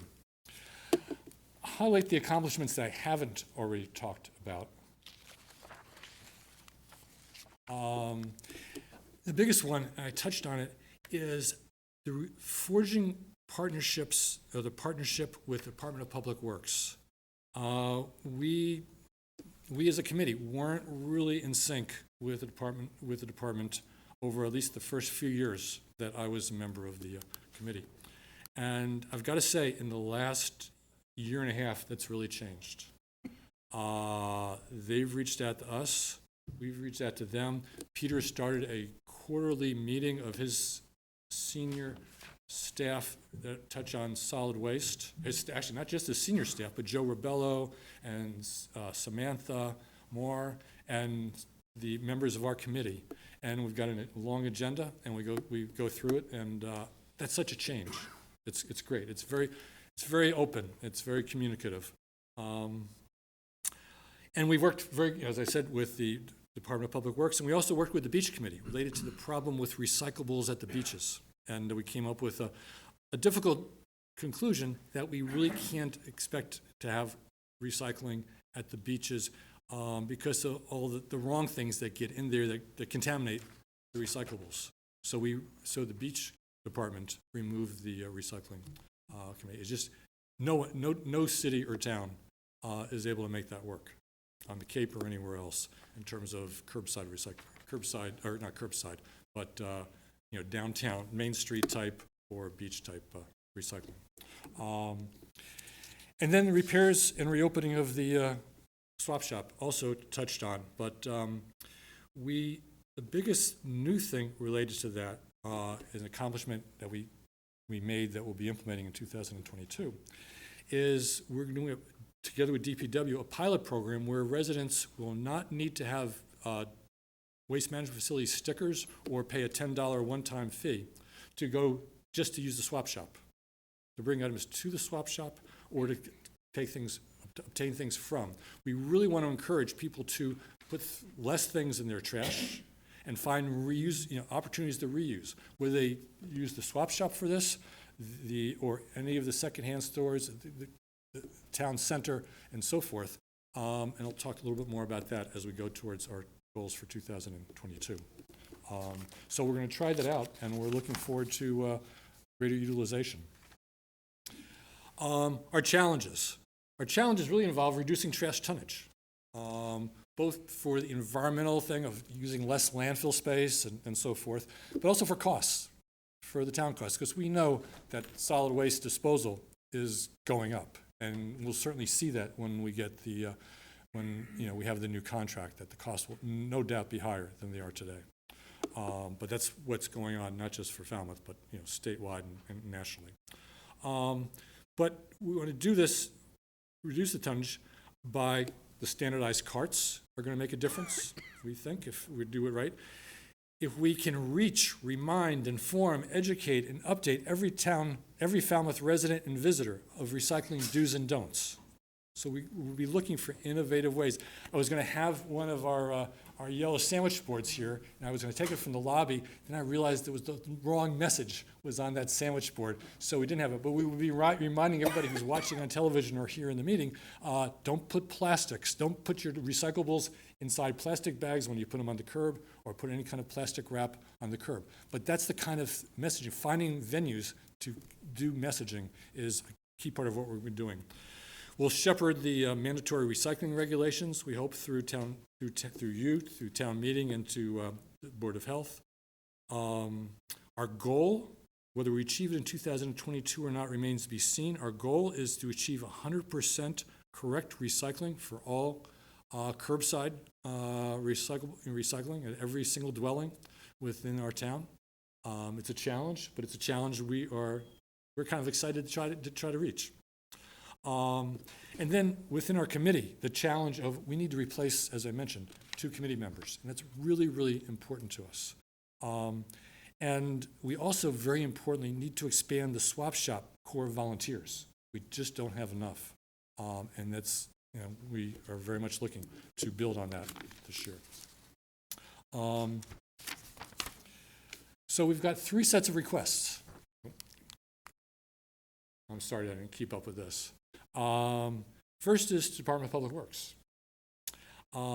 Continue to build on your growing outreach to the community and inclusion of the Solid Waste Advisory Committee in your planning, messaging about, and implementing policy and initiatives.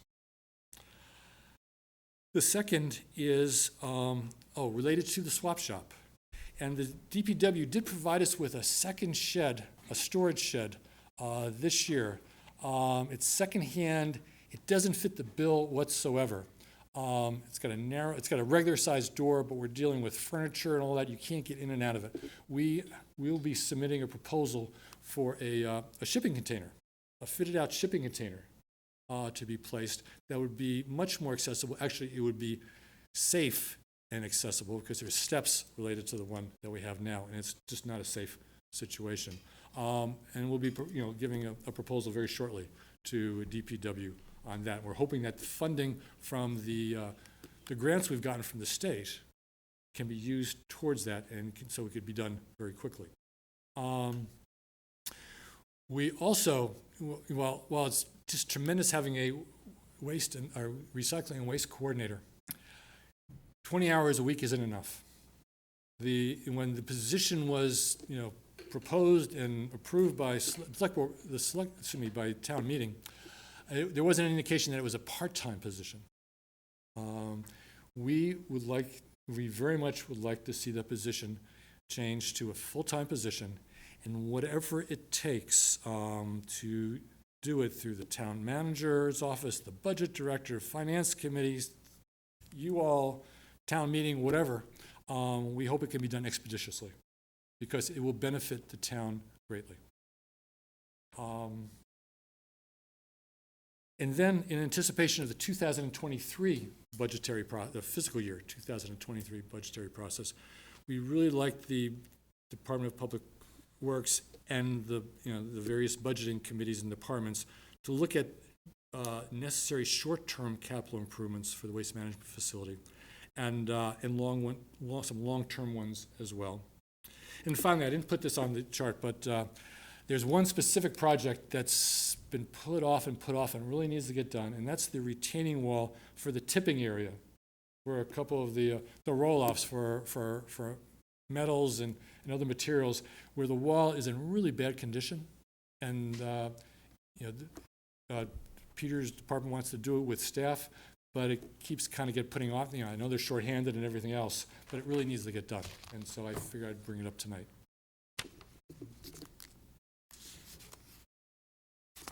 And just some photographs.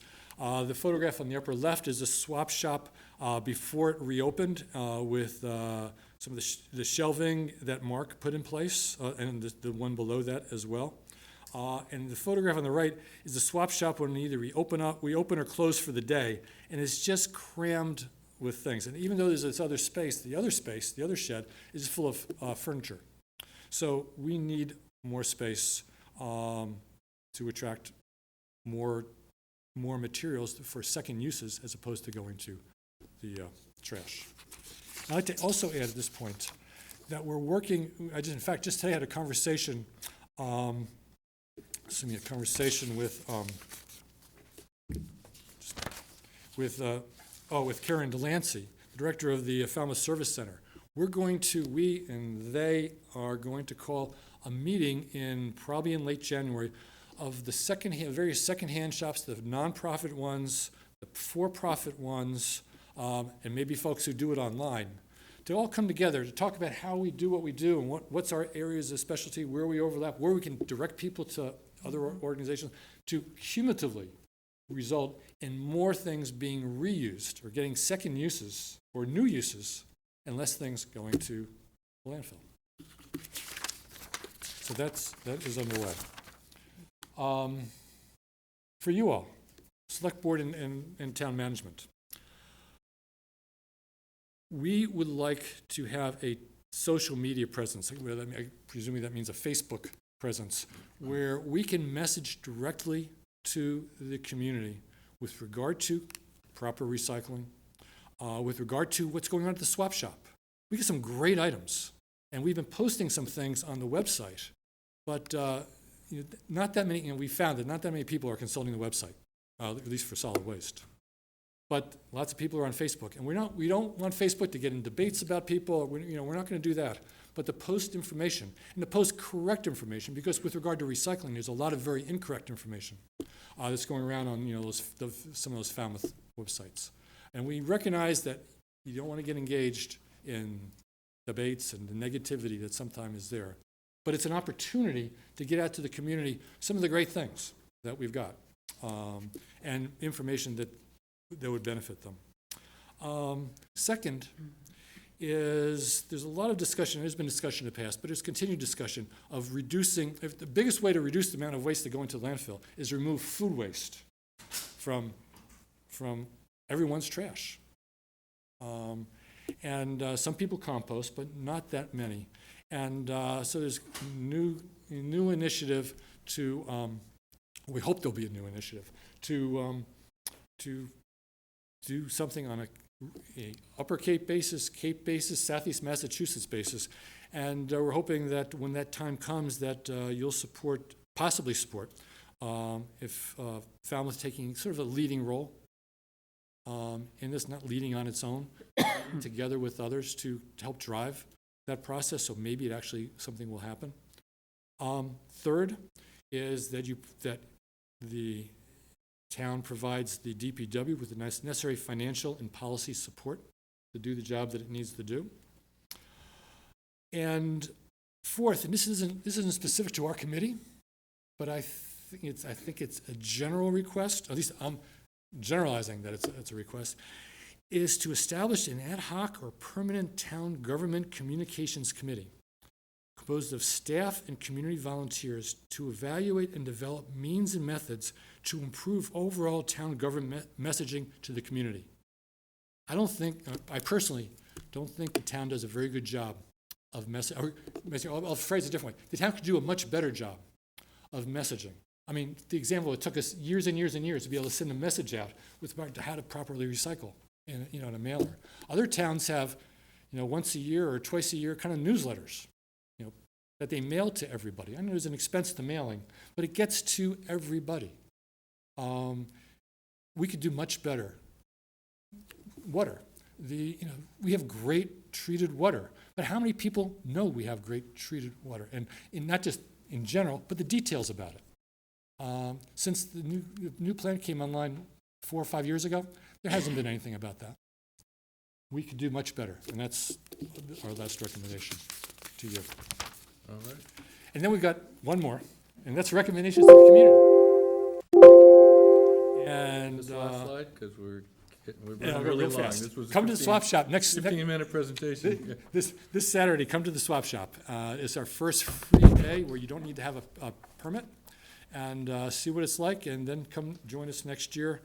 And then the second thing, and that is to sign up to volunteer. We really need volunteers. It can be a lot of fun, and I'll end it at that. Thank you. Thank you. Maybe you should consider having no fee for people that want to pick up stuff, but keep the fee for people that want to drop stuff off. Well, we've committed to the initial pilot. We could modify it. I'll just give it a thought. Yeah, that's a possibility. But we will. For furniture and things like that, they still will be required to provide pay for the fee, because a lot of the furniture ends up not being able to be used. Okay. Great, thank you. Any questions from the board? No, I would just say I hope we don't miss the opportunity when we send out the toters to do some education.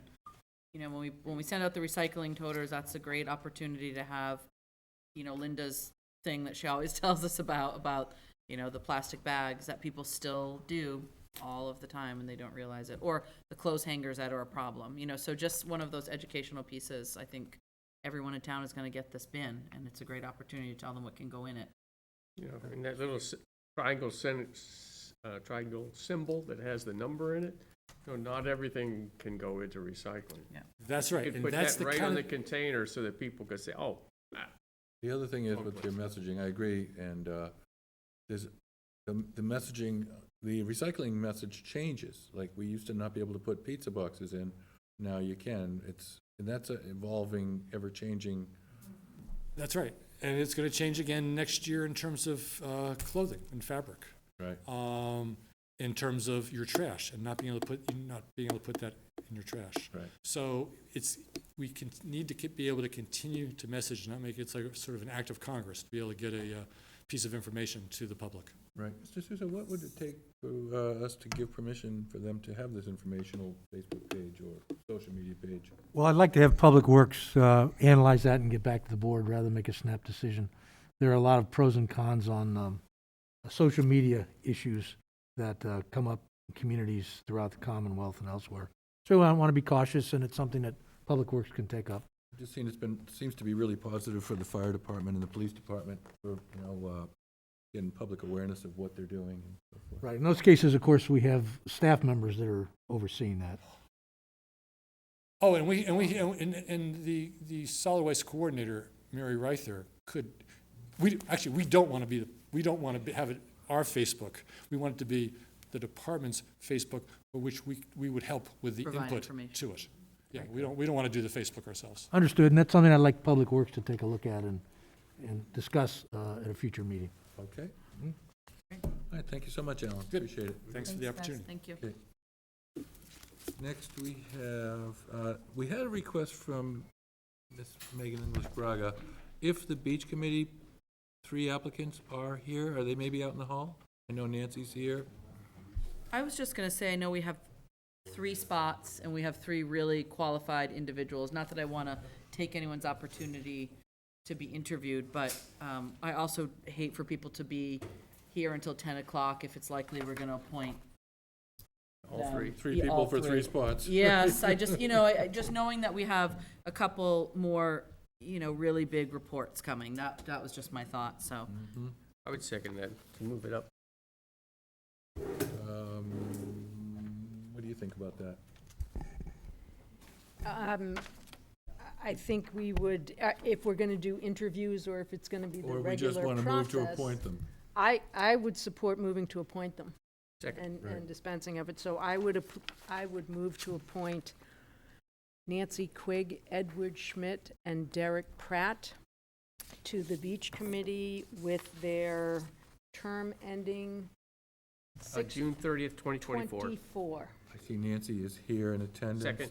She's been attending the meetings regularly because she's I'm an the alternate, liaison, right? so I know she's very well versed. And the other 2 applicants, Ed Schmidt served on our Coastal Resiliency Action Committee as well as the Conservation Commission for many years, so he's certainly well qualified.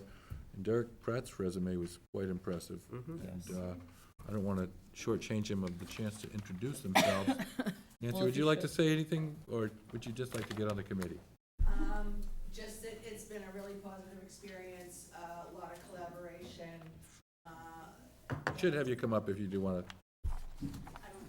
I don't want to talk you into anything, but. Good evening. Nancy Quigg. I was appointed an alternate. It's been approximately 6 months, and again, we've been very collaborative, working hard.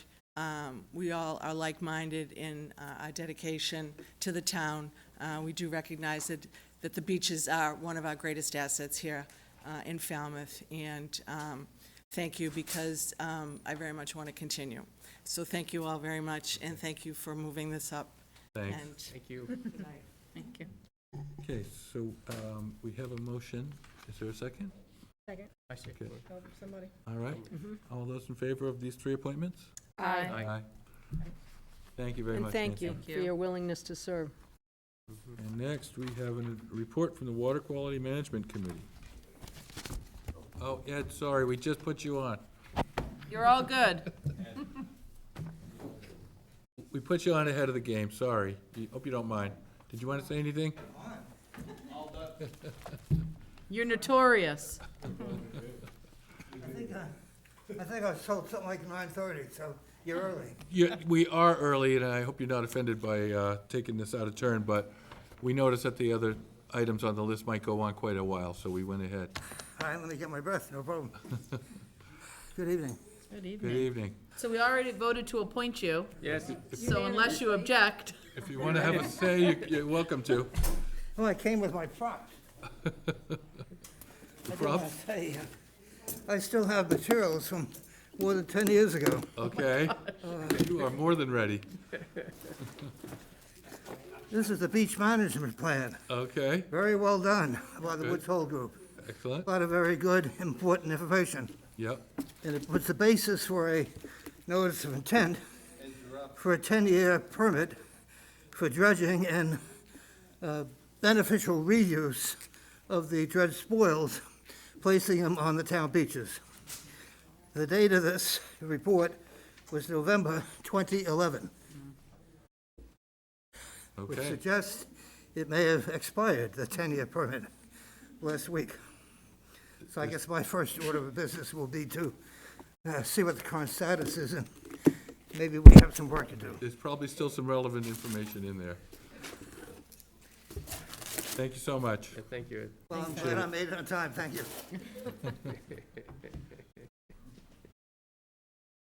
Perfect, thank you. Thank you, Ed. Mr. Turkington.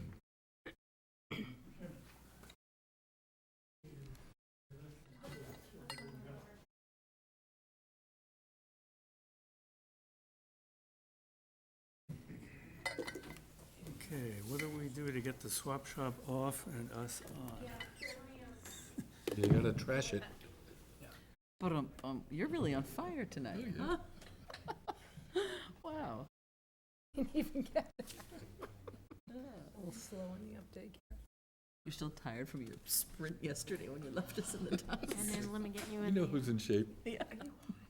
I'm dying, but I can't take it off because I have on a tank top. And you're all set. Like 100 degrees in here. Let's get some Oh, no wonder airflow. I'm comfortable. Are you? Yeah. We should have put a ceiling fan in here. There you go.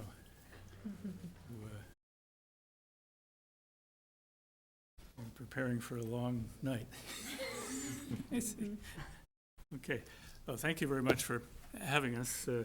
This is actually a two-part report tonight. We're going to report on the annual doings of the Water Quality Committee, and then we're going to move into a recommended future treated effluent discharge plan that the committee and the wastewater department are recommending for the town. I want to start by pointing out my colleagues from the committee who are here. We have John Waterbury, Steve Rafferty,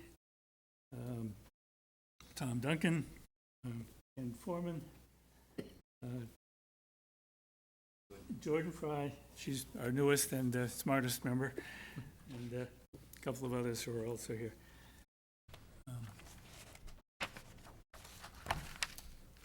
Okay.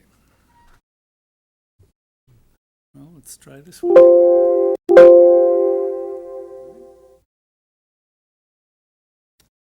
Tell me more. I don't know. Oh, there I we don't go. know. It's just those two. Fine. Okay, thank you. Our report and our year is dedicated to an extraordinary member, Virginia Vallela, who not only spent 11 years on this committee, she spent 2 years with your chairman and several others of us before that in the review committee. Right. And she spent most of her life, for the last 50 years, doing good things for this town. I know for a fact that every day for the last several years, she didn't spend one day that she wasn't thinking about or acting on the wastewater issue and how we can clean up these estuaries in this town. And our recommendation and our report has her fingerprints all over them. And,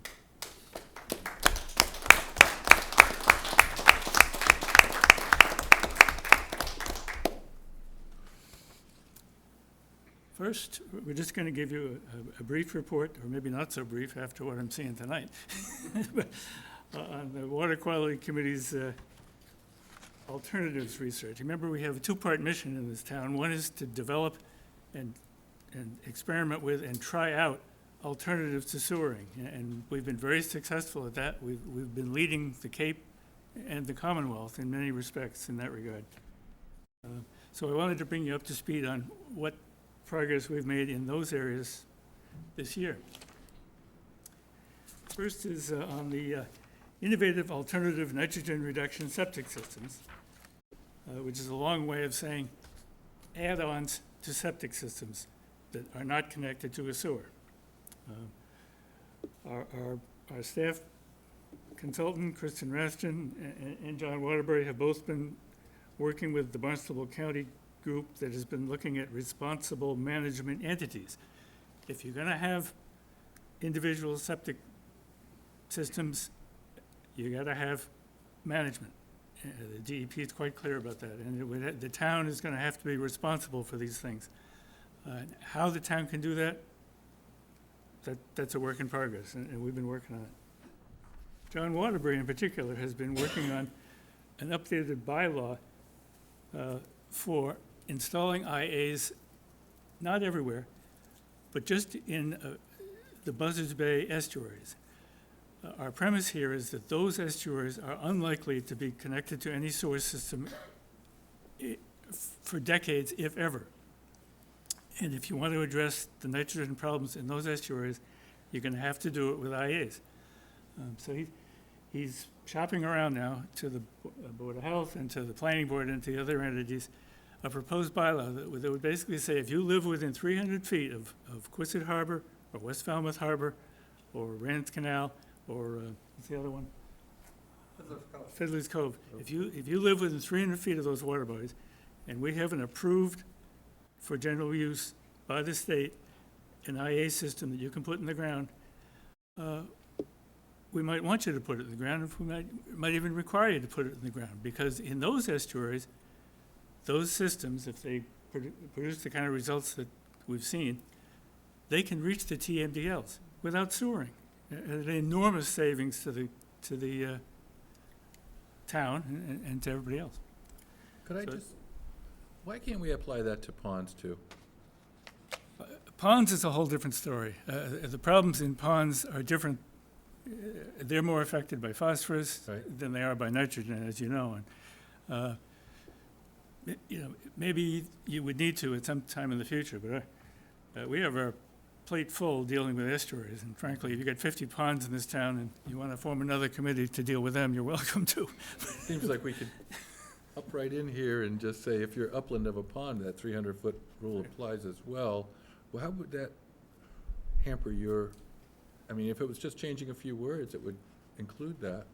Well, we don't know that these IAs would have that same impact. Well, we'd have to change that language to say appropriate technology, perhaps, but. Well, let's. Just throwing it out there. I'll try to help you out. Steve, gotta you have to come go up. to the mic. Mike, join up. Thank you. Very, very quickly. There's nitrogen and there's phosphorus. Right. You're talking to the phosphorus issue. Yep. Which is the upland water bodies, which is more home use. Yep. Rather than treatment for the nitrogen versus phosphorus, okay? Well, there's also phosphorus treatment systems. Right. Well, just throwing it out there. I don't want to stop you. I get you. Okay. Anyway, our final piece on the IAs is that we have really been pushing DEP on this. Because the more we look at the lack of progress, the more we're recognizing that DEP has been dragging its feet. And to the extent that they have approved a fair number of systems, but the systems they've approved only reduce the nitrogen to 19 parts per milliliter. 19 does nobody any good. You've really got to get the nitrogen way down. And as far as, after looking at this for a good number of years, we've found only two systems that are out there that get the nitrogen down to a level where it's going to be effective. And neither one of those has general approval. So we have been very aggressive about chasing DEP around and pointing out the shortcoming in their current approval process and what they need to do to up their game. If these IAs are going to work, they have to be in general use, and DEP has to move a lot faster and a lot more aggressively to approve the ones that we know work. What do we have to do, hire lobbyists? No, we've been putting together groups of advocates on Zooms with the DEP people and okay. Really putting it right on the table. Good, thank you.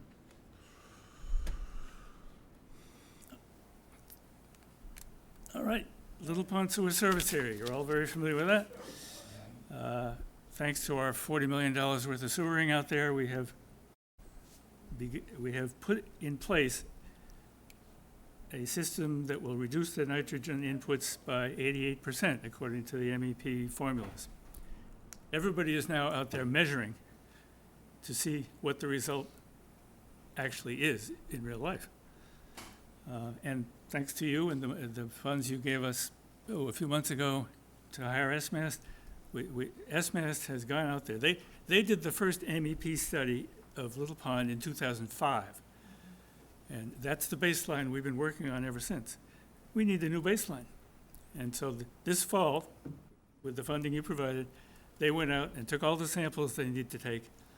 So we will now have a baseline as of the year 2021. So in the years ahead, we can start measuring how has the sewering actually impacted what is going on in Little Pond. It was a critical thing to have. You were very helpful in making it happen, and we'll now be able to measure. We're measuring, thanks to Ken and some others, what's going in through the groundwater. But now, as it gets into the actual Little Pond estuary, we'll know what it did and whether it worked. Eric, I always assumed that half of Mara Vista went into Great Pond. Is the red line just indicating the sewer service area, but not the contribution? Yes, there's a chunk of it that goes into Great Pond, just the tail ends of those parallel streets. Okay. 95% of it goes into Little Pond. Okay, thank you. Okay, the Mill Pond Restoration Project, which you're also familiar with. We had a front page picture of the Enterprise of your chairman nearly falling off a boat, trying to harvest the greenery in that water body. But this year's activity was to construct a detention pond. And you can see on the right-hand side there, that a detention pond, basically it's a big hole that collects water before it gets into Mill Pond. And the idea is that it will settle out a lot of the stuff that we don't want to go into Mill Pond before it gets there. So that was gone in with great help from the DPW and a wonderful piece of machinery they borrowed from Plymouth that can dig holes like nothing I've ever seen. While we were at it, we also put in a pilot project in the channels in the bogs. They call them modular permeable reactive barriers. We call them tea bags, because basically they look like tea bags, but they're bags full of wood chips. And as the water flows, the theory is it'll flow through the bags, and the nitrogen will get caught up in the wood chips, and Mill Pond will be better off because of it.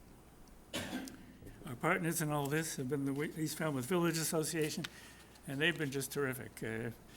It's a great partnership, and we're all looking forward to seeing some results.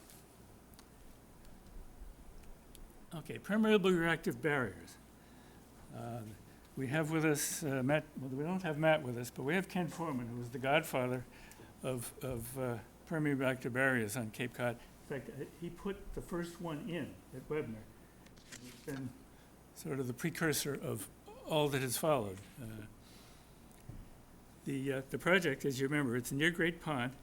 The premise is that the groundwater flow, if you intercept it with the idea is to intercept the nitrogen with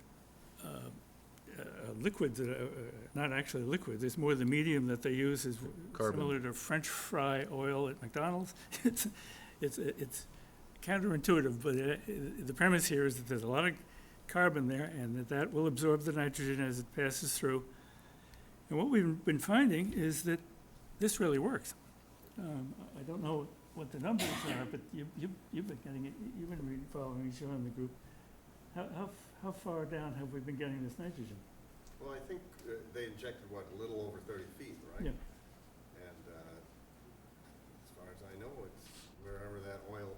So it's just a question of how wide the dispersal of the oil, right? This Right. emulsified vegetable oil, which is the carbon source.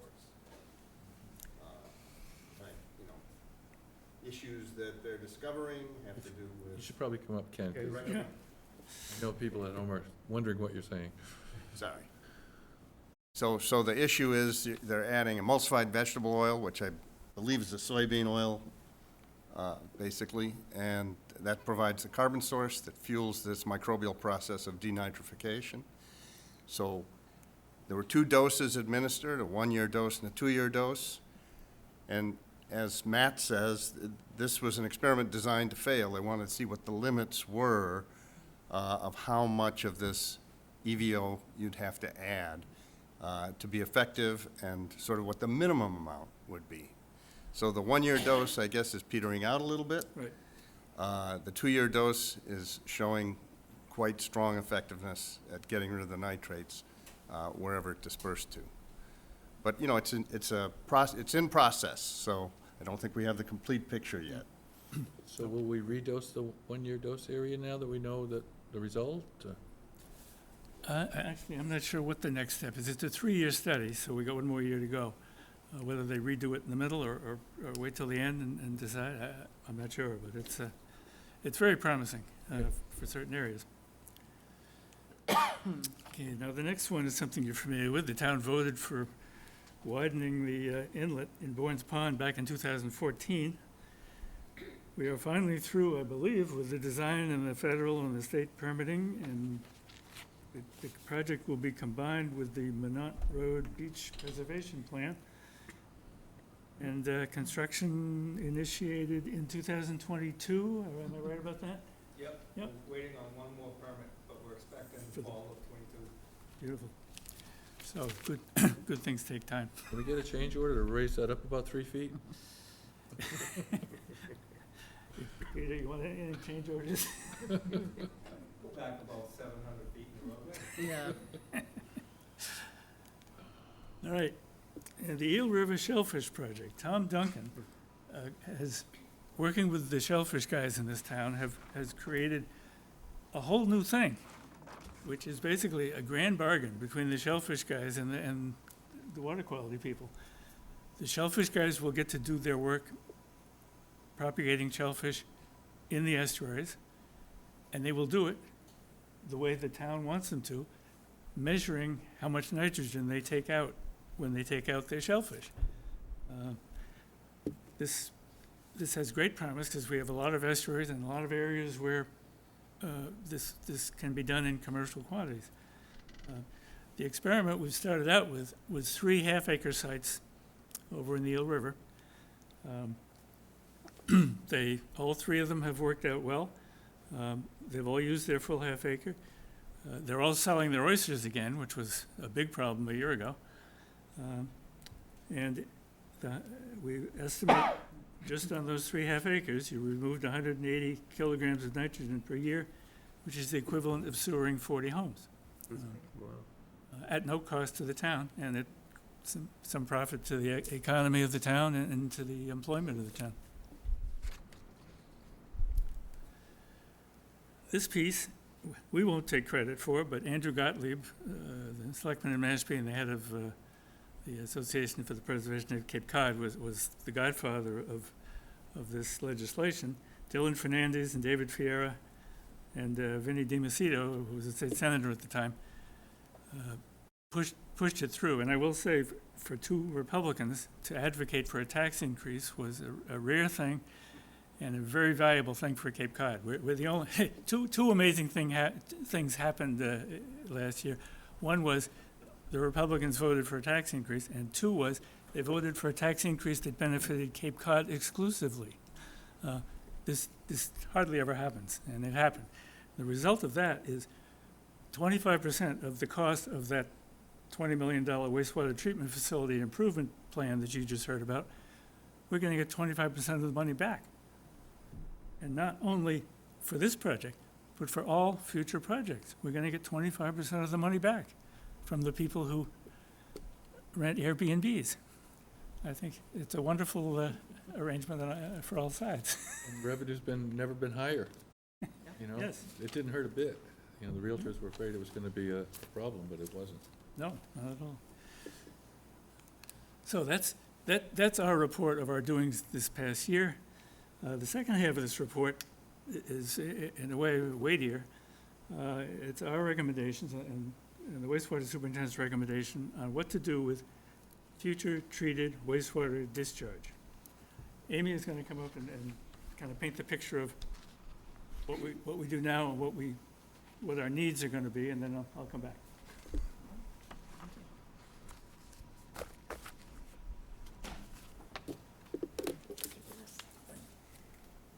Hi, Amy Lowell, the wastewater superintendent. And we're going to start with a little bit of background for those of you who might not be familiar with it. Could I just ask one question on the Yes, sir. previous slide about the wastewater treatment plant? When we do this upgrade, will we be upgrading to the point where we are be able to treat the town's anticipated wastewater in the future, or will we need another reactor upgrade later? The current design for upgrade, the current plan for the upgrade is to handle the next phase of wastewater system expansion. So this T-ticket, Acapesket, existing sewer area redevelopment, but not beyond that. So it's a 10, 15-year program, not a 20-year program, or Okay. not a beyond that. Okay, thank you. Amy, can you pull the mic down a little bit? Yes, I can. For the sake of our listening audience. Yes. So the most of the town is not connected to the sewer system. This figure shows the primary parts of town that are connected to the sewer system, and the wastewater from those properties goes to our existing wastewater treatment plant, the main plant off of Blacksmith Shop Road. As you can see, it's Woods Hole, it's Surf Drive, it's Terhune Drive, and then Main Street, Davis Straits, T-Ticket Highway, and then the most recently added area of the Little Pond Sewer Service Area. The high school actually isn't shown on here, just to zoom in on the bigger areas.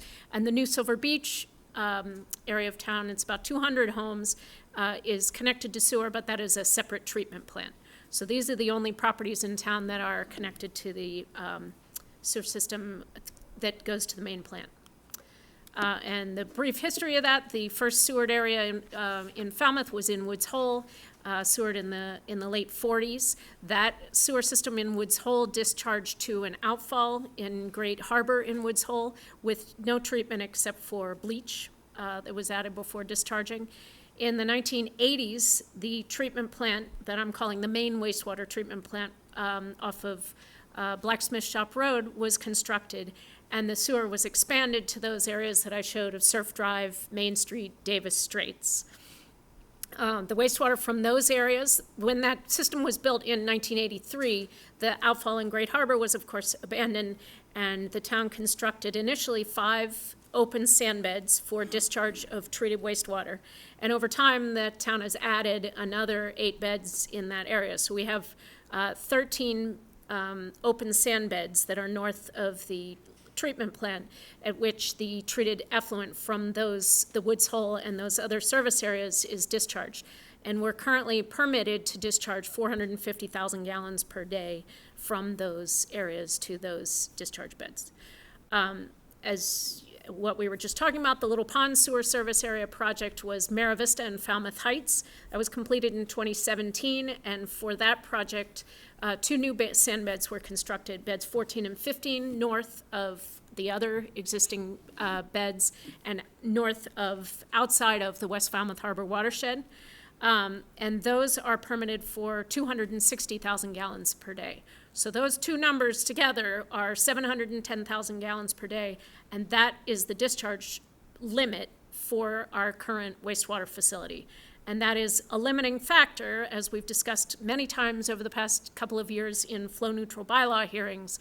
That's the limiting factor for expansion of the sewer system, is our very limited groundwater discharge permit for our current system.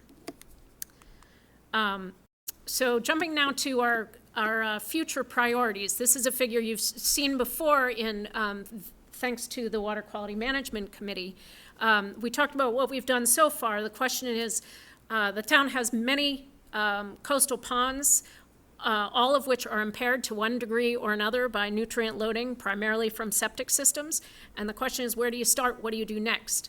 And the Water Quality Management Committee put together, I think, this very helpful graphic which shows the nitrogen that is required to be removed from the watershed to each of those coastal ponds in order to meet their total maximum daily nitrogen load limit established by the state and to restore the estuary.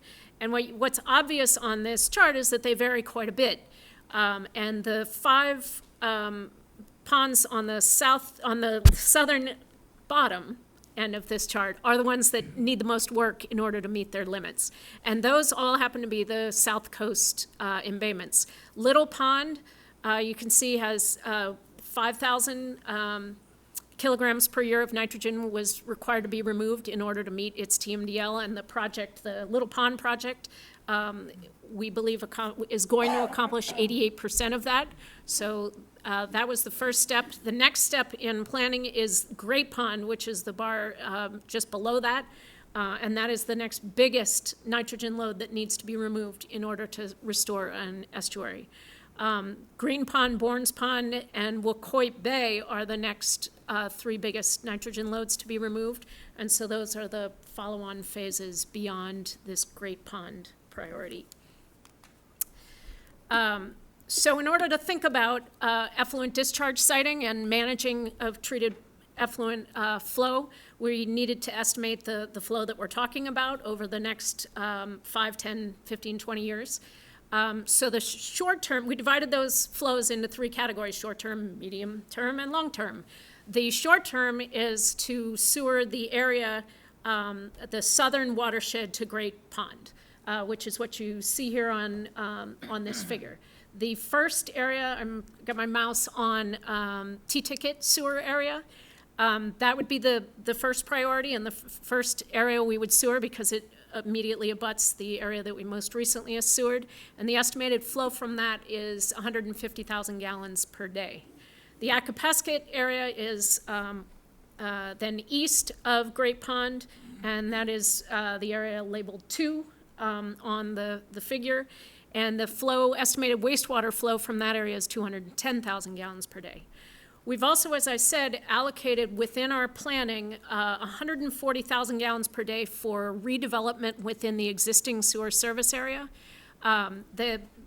Over the last few years, we've seen a fair amount of redevelopment occurring within the downtown area, and that happens to be the area that is already sewered. And as you saw at the town meeting, this Mr. Cod, the name that I love for this new planning area, will further encourage growth and therefore increasing wastewater flows in the sewer area in the downtown area, which is Main Street, Davis Straits, T-Ticket Highway. So this existing area redevelopment or existing area allocation is really important to allow the town to continue to allow expansion where the town has identified its priority areas are.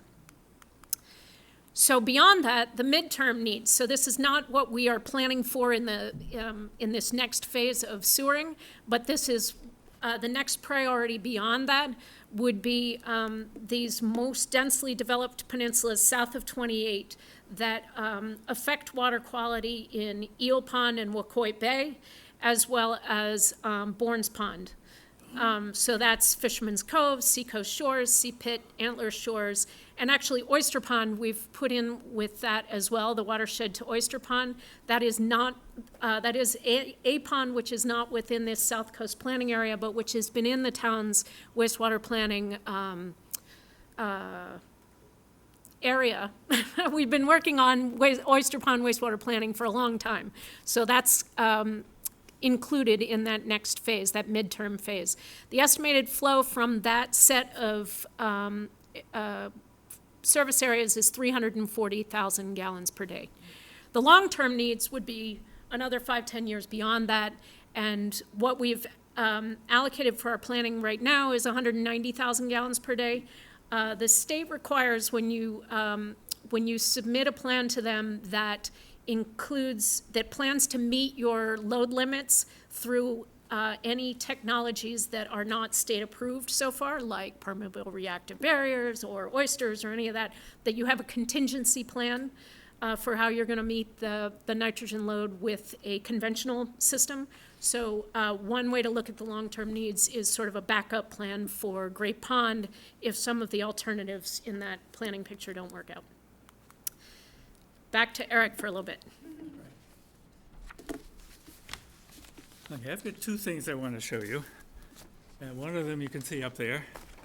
It's an insert from the Falmouth Enterprise from 40 years ago, when the question was for the voters, where and how should Falmouth sewers be treated and discharged? We were arguing about where to discharge 40 years ago. Are you quoted in there? They decided to do it in the future by others. Yeah. Well, I will say the choices at the time were the fire station site in Woods Hole, which they fondly known as Webster Woods. Right. And the other choice was where we ended up putting it, which is up at the top of the highest hill in town, at the furthest distance from most of the wastewater. And unfortunately, upstream from West Falmouth Harbor. And I think if we knew then what we knew now, I think the choices would have been different and the answer might have been different, but it was not. But we were doing it back then. The other thing I want to share with you is this is tertiary treated wastewater from the Falmouth treatment plant. John would refer to it as tertiary.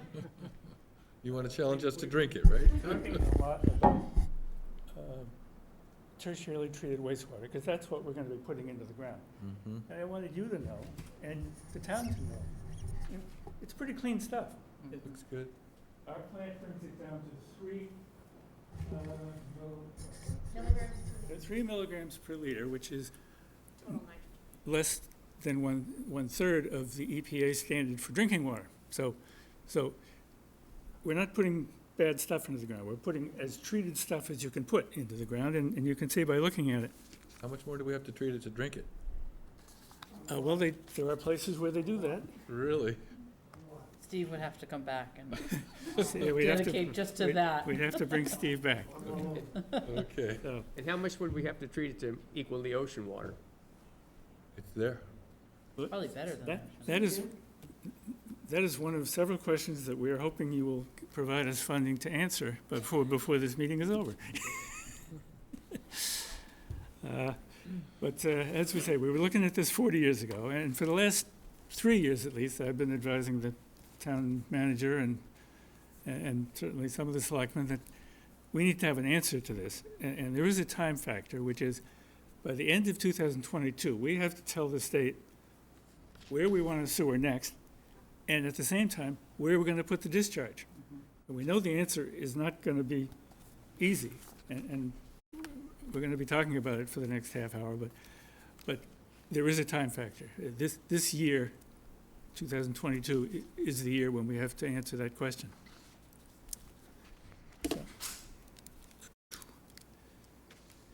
So we're talking about discharge sites. We looked at several beyond these, and for pretty good reasons, and I think you've all heard them. Joint Base Cape Cod was not ready for us, and the Country Club and the Allen parcel were both in the same area and in some of the same qualities, but after looking at them in some detail, the Country Club site clearly was not as appropriate. So what we ended up with, and what we've looked at, and what we're going to look at some more, is the Allen parcel out in East Falmouth, the Augusta parcel, which is right next to the lumber yard, the open sand beds 14 and 15, which are the ones we're using now just north of the plant, and outfalls, either in Buzzards Bay or in Vineyard Sound. Now, the idea of an outfall is not a new one. New Bedford puts 30 million gallons a day of secondarily treated wastewater into Buzzards Bay every day. Boston puts 300 million gallons a day of secondary treated into Cape Cod Bay. Other places have done the same. In our area, the history of this is we used to put, as Amy pointed out, totally untreated wastewater right into Woods Hole Harbor. And we had to stop that in the 80s and then moved on to this. The law was changed some years ago at the request of the town of Falmouth. Julian was involved in those negotiations. Our friends at the Coalition for Buzzards Bay were at the table. We went to the legislature and said, you know, if we put tertiary treated wastewater into these water bodies, that should be allowed, because it wasn't under the previous law. The law was changed to allow for it. I mean, there are a lot of conditions. It's got to be tertiary treated. It has a lot of conditions. But it put the option of outfall back on the table. So since that time, we've been looking at it, and the coalition's been looking at it for the other side of the bay. But we've also been looking at the land-based sites, and Amy and Anastasia are both here to kind of walk you through what we found regarding each of the land-based sites. There is no good site for this, whether it's an outfall or it's on land. There are pros and the cons, and there are plenty of cons for every one of them. But I think at the end of the day, we're going to know enough about the land-based sites, and with your support, the water sites, the ocean outfall sites, to make a really good judgment as to what we can do with the least environmental impact and the best benefit to the estuaries of the town of Falmouth.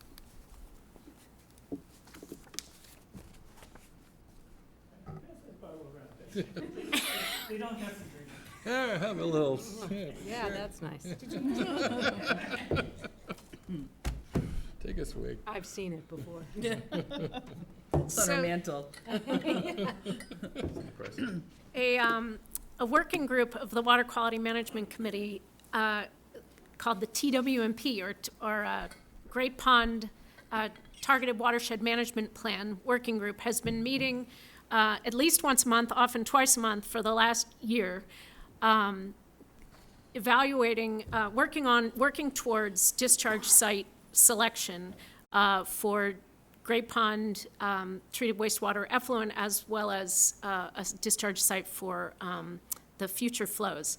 And I wanted to mention that in October of 2020, the Select Board authorized $350,000 from the Air Force Center for Environmental Excellence funds, the AFSI mitigation funds, for the use of preparation of a targeted watershed management plan.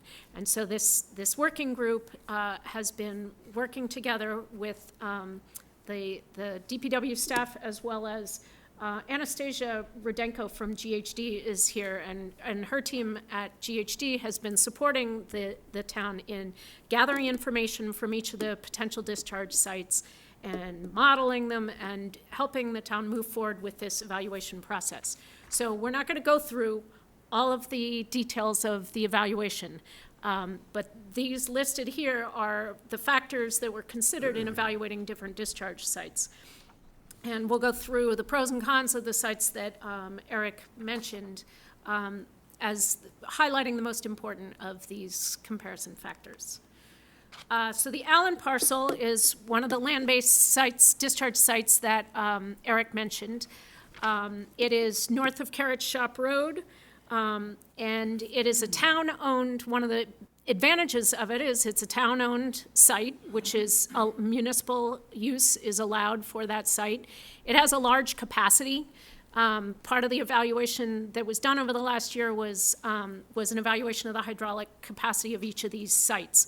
The town did, or with the help of the DPW Highway Division and Engineering Division, and with GHD, we did test pits and soil borings at each of these sites, and based on the area and the soil information that was collected, we determined the capacity of each of these sites. So this site could take 1.6 million gallons a day of treated wastewater flow, which is more than enough to accommodate that short, medium, and long-term planning horizon that we talked about. An advantage of this site is that nitrogen attenuation would be achieved when the treated wastewater effluent moves down gradient through those water bodies. through those freshwater bodies, and it would reduce the amount of nitrogen in the groundwater before it gets to the coastal ponds that are most sensitive to it. This site is upgrading of, as that's obvious then, it's upgrading of several freshwater bodies. We did evaluate as part of this process the phosphorus attenuation capability of the soil, both on the site and then the capacity of the soils down gradient of the site to absorb or sequester phosphorus before it reaches a freshwater body. And the soil samples and the information was sent to Ecologic, who's a consulting firm that specializes in this, and their conclusion was that there's over 50 years of sequestration capacity in the soils between this site and the first contact with any freshwater body. And then, of course, substantially more time and more capacity before it reaches the others further down gradient. It would be a short permitting process to get a discharge permit for any of these land-based sites, because what's needed for the land-based sites is a groundwater discharge permit. So we would need to apply for that and go through that process, but it's a relatively straightforward process. Go ahead. I just ask one question about for the phosphorus sequestration. So if it says it's 50 years, yep. It's saying it's 50 years for it to make that first contact with that first body of water. Yes. Do we know what happens to the phosphorus as it sort of is alive for that 50-year period traveling down? So in other words, do we have any sense, are we at the point yet where we would know, we start with sort of X amount of phosphorus, and in 50 years, by the time it gets to that water body, it's, Y amount? Do we have any sense of that? So what we calculate is the adsorption. It's what's going on is not an attenuation, like a degradation and release of it.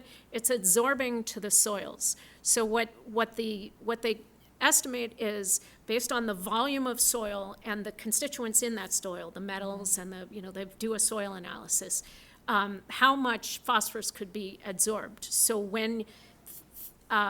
so for 50 years, no phosphorus would reach that first water body.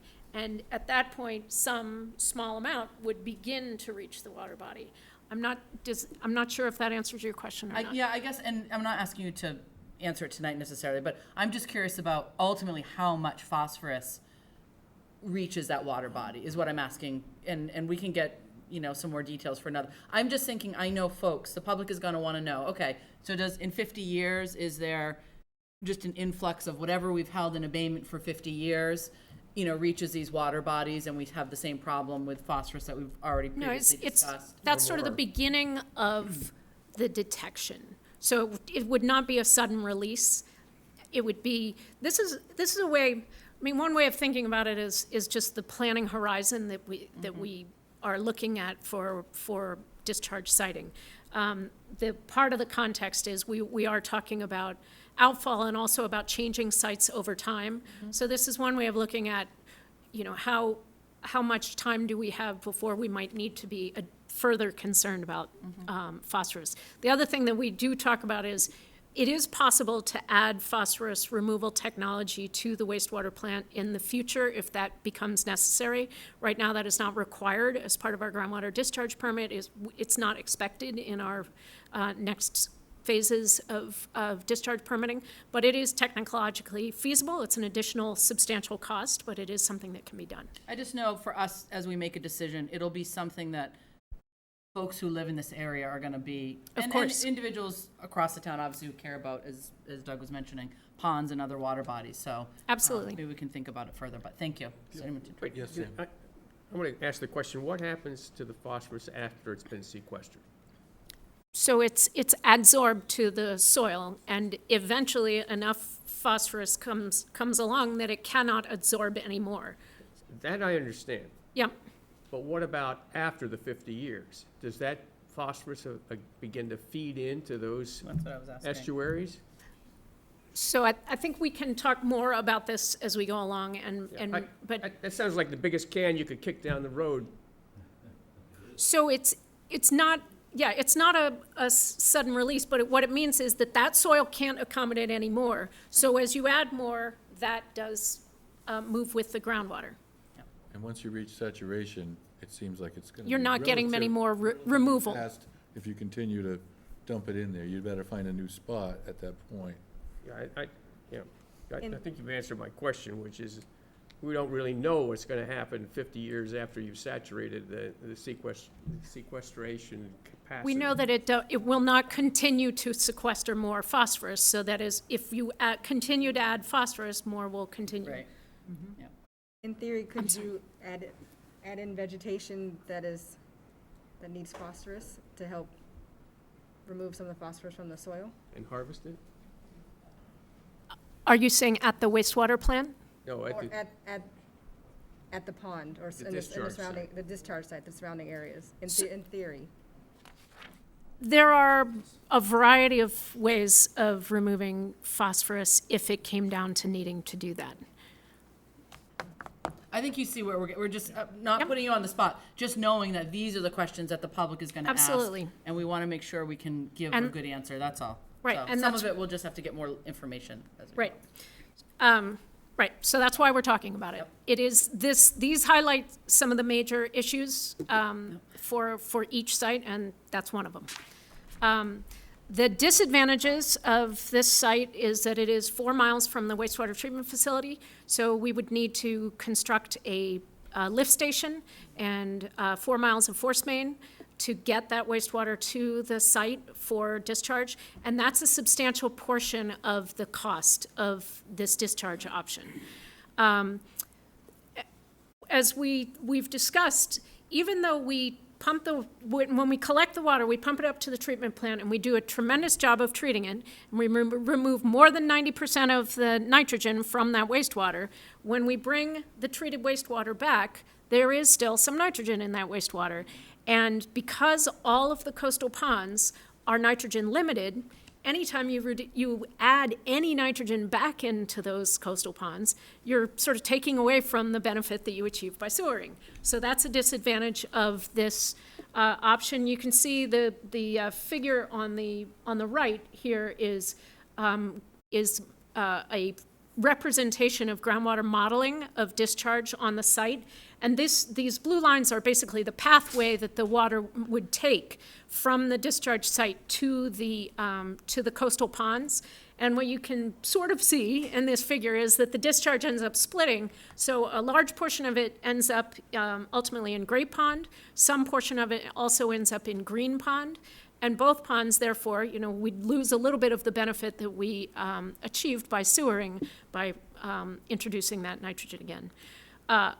A con, as we just discussed, is it is upgrading of several freshwater systems, Coonamessett River, Bacchus River, Flax Pond. It is upgrading of these ponds, so it's an advantage as far as nitrogen attenuation goes. It is a potential disadvantage or a concern, certainly, for the reasons that you expressed. This site is also undeveloped woodlands at this point, and it is near some residences. The estimated cost to develop this recharge site for the first phase of sewering that we talked about is $29.5 million. The next parcel is the Augusta parcel. As Eric said, it's next to Falmouth Lumber between Brick Hill Road and 28. This parcel is also town-owned and was purchased specifically for wastewater use. That was discussed at length at the town meeting at which this site was purchased. The capacity of this site is 1.03 million gallons a day. It's pretty much ideal soils for infiltrating wastewater. It's coarse, pretty uniform sand. It is not upgradient from any freshwater systems because this site is really right down in the southern watershed to Great Pond, so it's really right back where we took the treated wastewater from. It, again, would be a short permitting process to get the groundwater discharge permit. We could, if we develop a portion of the treated wastewater discharge as subsurface infiltration beds, The town could develop recreational fields on top of those sites, so it would be a co-use of the site. The disadvantages are, like Allen, it's almost exactly the same distance from the wastewater plant as Allen. So again, you'd need a lift station to get the flow there, and you need a 4-mile force main, and then you need to develop the site for discharge. Again, some nitrogen returns to Great Pond, and as you can see in the particle tracking or this groundwater modeling, the discharge ends up entirely in the upper watershed in the upper reaches of Great Pond, which is the more impacted portion of the pond. You know, the southern portions of these coastal ponds where they're getting the flushing, the water quality is better. Because where this site is, what we do discharge would end up in the northern portion of the Great Pond itself. Like I said, it's an advantage that it's not up gradient of freshwater ponds, but that's a disadvantage because you don't get the nitrogen attenuation before it gets back to the coastal ponds. It is near a number of residences, and the cost is about the same, though slightly lower for Augusta than for Allen, $27.4 million. Sand beds 14 and 15. As you can see on the upper figure, let's see. So sand beds 14 and 15 are up here. What's highlighted in pink is actually, it's a sketch view, but it's basically the whole site. Existing sand beds 14 and 15 are the eastern portion of this site, and there is additional area on that site that is available. Existing sand beds 14 and 15 are north of the watershed and therefore outside of the watershed to West Falmouth Harbor, and they're north of our other discharge beds that are associated with our treatment facility. Again, this site is town-owned. It was purchased and is now zoned for municipal and wastewater use. It is 0 miles from the discharge from our existing wastewater plant. So in order to develop this, you wouldn't need a lift station or that 4 miles or any force main. Less land disturbance would be needed to develop this site. And it has an additional capacity of 500,000 gallons per day. So that would be enough to accommodate the T-ticket and the Acapesket and the existing sewer area redevelopment that I described. It would not be enough to accommodate wastewater beyond that short-term phase. So this, if the town were to use this is not a long-term solution. This is a relatively short-term solution. And the capacity, I should explain, the capacity estimate here, or capacity determination, was based on additional soil borings and test pits there, as well as a hydraulic load test that was done at those existing beds a year ago summer. Through that, we were able to demonstrate to the DEP that there is substantial additional capacity beyond our current permit for those beds. If we were going to accommodate 500,000 gallons per day, we would need to do some expansion on that site as well. Again, we just need a groundwater discharge permit for it. This site is up gradient from freshwater bodies, so we did look at phosphorus attenuation for this site. We updated, a phosphorus attenuation evaluation was done originally for this site before it was previously permitted. That evaluation was updated with all the new information that we have since that last permit, and the study confirmed that there is more than 100 years of sequestration capacity between that discharge and the nearest freshwater body. Part of when we do the groundwater modeling for this site, when you add that 500,000 gallons per day of flow, some portion of that discharge does end up in discharging to a small coastal body called Herring Brook. And we have a study ongoing. The town commissioned a study on with the School of Marine Science at UMass Dartmouth to really look at Herring Brook, characterize its current water quality, and its current habitat quality and its capacity for handling nitrogen over time. So that study's been initiated, and there is not a total maximum daily load limit for Herringbrook right now. And it is a tiny water body and therefore was not on the original list, and is a salt marsh more than it is a pond. But we are doing, the town has commissioned this study with SMAST, and we will have those results in the next year or so. The cost of developing that site for treated wastewater discharge is $1.4 million. And that reflects a lot of the things that I already discussed, not having the lift station and the force main, and the site already being partially developed. The disadvantages, again, this is upgrading of some freshwater systems like the Allen parcel. And some nitrogen would end up discharging to Herringbrook through that treated wastewater discharge. We do know that the Buzzards Bay Coalition would be opposed to discharge at this site, just through the past interactions we've had with them on this. May I ask you one quick question? I think you answered it because you described it as a smaller salt marsh.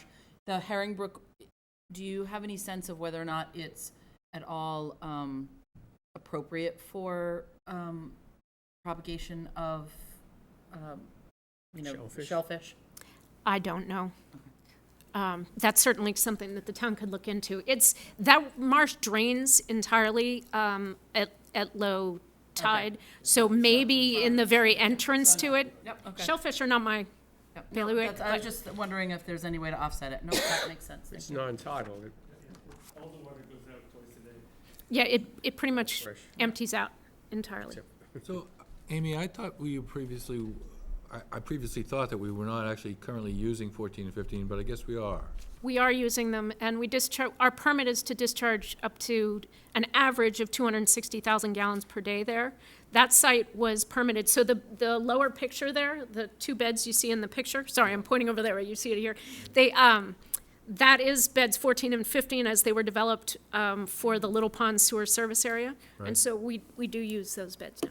And so what is the cost of 1.4 million if we've already got the beds in place? What cost do we incur to use those? So we do envision expanding those beds.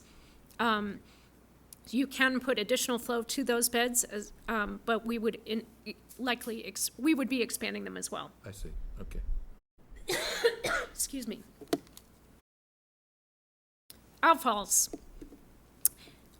So, really, this is not something we were looking at as seriously as we are now earlier on in the planning process.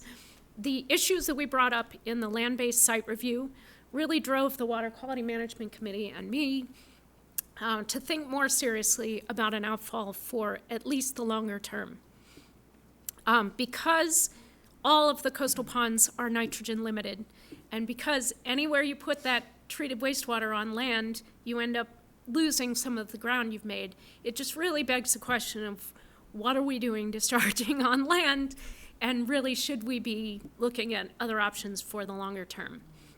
So the advantage of looking at an outfall option, those are state-owned water bodies. Obviously, it removes all of the treated wastewater discharge from the watershed.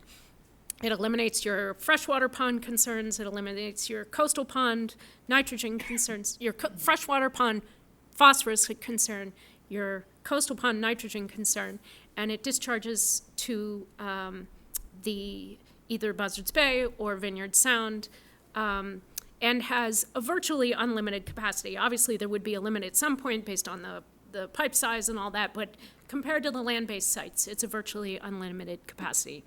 There are some really significant cons to an outfall, and that's why it wasn't at the top of our agenda earlier on. The biggest thing is, I'll jump to the bottom line, is that right now the cost of an outfall is unknown. We had, through our planning process, a very wide range of numbers that we were coming up with for estimates for an outfall cost, and it's because there's so much uncertainty about what that outfall would have to look like at this point. One of the biggest factors in driving the uncertainty in outfall cost is the length of that outfall. putting, either through directional drilling or excavating and laying the pipe under the water, those are very expensive processes per linear foot. So the longer you have to go out from shore, the much more expensive it is. And until you know how far you're going, you really can't estimate the cost of these things very well. So that's a big unknown. Another thing that drives the uncertainty in cost is the uncertainty in soil conditions at this point. That if they're doing directional drilling and they're trying to go through a mix of sand and boulders, it's going to really dramatically affect the construction cost if they have to keep pulling that drilling rig back and putting it forward again and keep drilling back and putting it forward again. So you really need some soils information from onshore and then even more expensive soils information from offshore to really get a better sense of what the cost is going to be. Outfalls have a very lengthy permitting process. You have to collect a great deal of monitoring data and modeling data and soils data and all that for the permitting. So we have developed a list of permits we're going to need. We would be doing more work to identify exactly how that would work and what the time frame would be. There are potential impacts that we'd have to look at as part of the permitting process to marine flora and fauna. The land distance for any outfall, obviously the outfall distance from the wastewater plant depends on what site you'd end up with, but it's anywhere from 2 to 7 miles from the existing wastewater plant.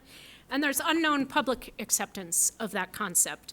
This was something that the town rejected 40 years ago, but things have changed quite a bit in the last 40 years, not the least of which is that we are now treating the wastewater to a very, very high level. And what they were talking about doing a long time ago was nothing like what we do now as far as treatment. I'll let Eric move on to our recommendations. Okay, as we said, and as you knew before we started, there is no perfect site for this kind of thing. We feel like we know enough about the land-based sites to make an informed judgment. We do not know enough about the outfall. We don't know Vineyard Sound, Buzzards Bay. We don't know how far out. We don't know how expensive. We don't know enough. And that's sort of part of our three-part recommendation here. I just wanted to just walk you through the three parts of this because they're all major policy decisions that we're going to make this year. First one is we're urging that the town designate the existing open sand beds 14 and 15 as the treated effluent discharge site for the projected Ezra and Tassa flows in the short term. And the contingent on the NEPA report results from Herringbrook is important. Our newest member was very keen on this, and we all share her concern. We don't want to do anything that is going to impact Herringbrook in any significant way, which is why you funded the SMAS study that is now underway. Basically, the coalition for a long time has been urging us to do an MEP study on Herringbrook. And of course the problem was it was never large enough or important enough to be on the MEP list, so it was never done. So we decided to take them up on that recommendation, and we came to you and said, let's have an MEP study done by SMAS, the same people who have done 70 other MEP studies, all the other MEP studies that were done in the Commonwealth. And we went to them and they said, we can do that. We'll get 3 years of data.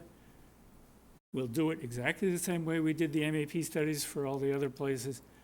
And we'll give you an answer as to how nitrogen sensitive Herringbrook is going to be. And we'll have that information by the middle of this coming year, which will give us at least enough confidence in using site 14 and 15. Maybe it won't be for 500,000 gallons, it might be for less. It entirely depends on what they come back with. But they will come back with something, and we'll take that number and run with it. But the first idea is to use the 14 and 15 in the short term. Second one is to consider ocean outfalls. And this is, like, as Amy's been saying, kind of a new thought that was not very much on the table a year ago. We want to keep the land-based options alive. We know what we need to know. We need to know a lot more about the ocean outfall if we want to use it for midterm and long-term. And the third piece, which is an ask for right now to get the ball rolling, is that we get some $98,000 from the ASFI money to start doing the studies of where in these two, where in Vineyardstown, where in Buzzards Bay would be appropriate for outfall. We need hydrodynamic modeling. What are the currents? What are the depths? How far out do you need to go? We don't have answers to any of that right now. We can't begin to have answers to the outfall appropriateness until we get that. Once we get that study done, and that would be in the next few months, I think we can at least zero in on one outfall option that would be the most likely to succeed. And then we would come back to town meeting in April for more study money, I'm sorry to say, so that we could really define what we're talking about here as far as cost and comparability. If it's $200 million, we're not doing it. If it's $40 million, it might look real good. We have no idea. And this brings us up to Amy's, first my recommendation slide, and then Amy's.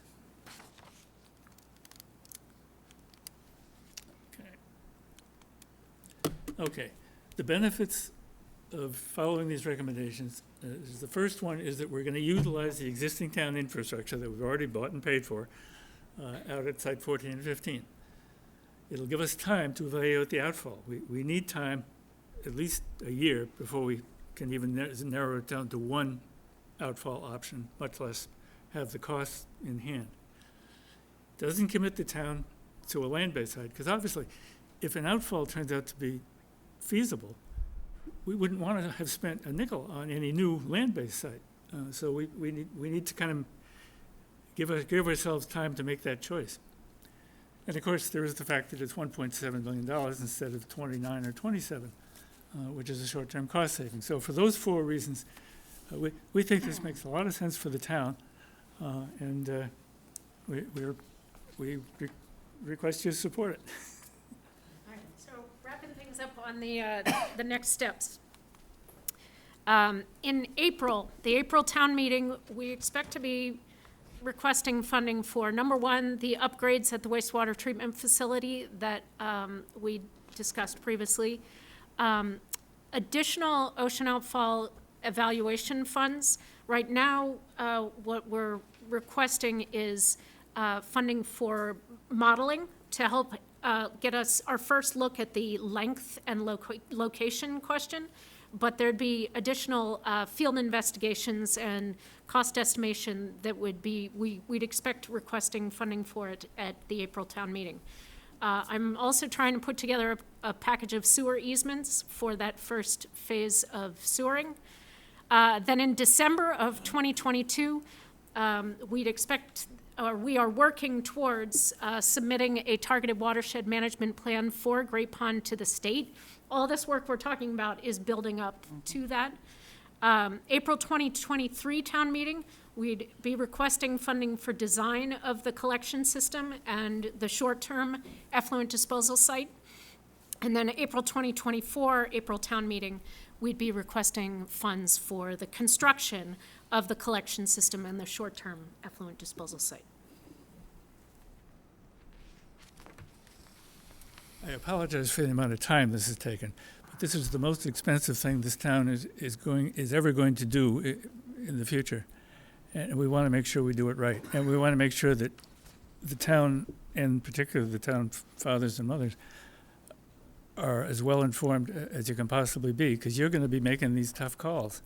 That report that goes up to the state at the end of 2022, it's going to have your fingerprints on it. You're going to be making these recommendations. So we wanted to share as much of this information as we could with you, in spite of how long it takes, because it's a complicated thing. The one thing we would sort of ask you for tonight, or as soon as possible, would be a vote to use the AFSCME money to get the ball rolling. So that the sooner we can get that going, the sooner we can give you good choices. Thank you. Yes, Sam? Can I ask a question? Certainly. I'm going to ask this on behalf of Bill Kerfoot. If we use the outfall, we're essentially bypassing the recharging of our aquifer, which is the source of our fresh water. Do we know what percentage of bypassing that would be compared to the 5-0. John? John's been waiting for this question. He's been waiting for this question. All right, I'm glad I teed it up. Basically, we would, if we're discharging, and we have been planning for 4 million gallons, and we're not going to use that much. But it'd be somewhere in the order of 5% of the discharge. And you know that our Sagamore lens has a huge recharge, so that it really is not going to be an issue of discharging our freshwater futures. Thank you. I have one more. So Eric, early on, when the state was mandating that we take action, and they came with that plan that we estimated would cost $600 million, and we said, oh no, we can't pay that. The original recommendation was that we use deep well injection along Route 151, and the idea was that those deep wells would go under the water table and exit out into the ocean. Is there had there been any more consideration of that? That was proposed by Ray Jack, actually, and the state turned it down. Their concern was that it would head toward Long Pond. They had some issues that they said, unless you reduce it to 1 part per milliliter, they wouldn't allow it. And no one on the planet has been able to reduce wastewater to 1 part. So basically that's what killed it. Okay, thank you. But there are other options. In fact, Orleans is trying something, what do they call it? WIC, which is sort of a mini version of that. We're going to see how Orleans does before we pay much attention to it, because no one else has done it successfully. Okay.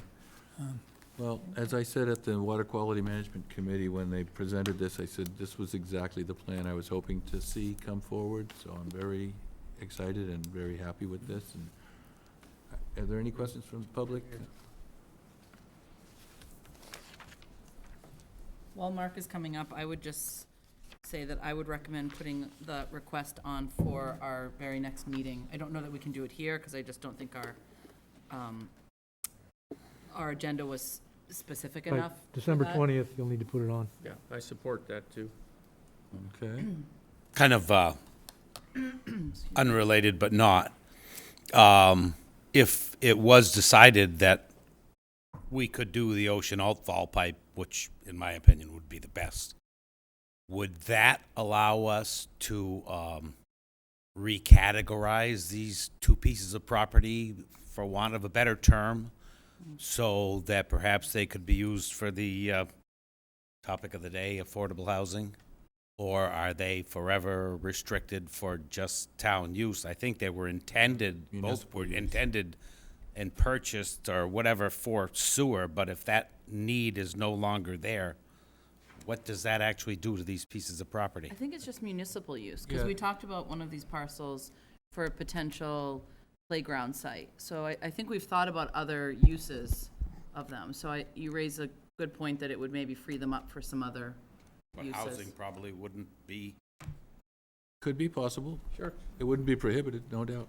Just change the zoning. And it would also free up all those infiltration beds for some solar panels.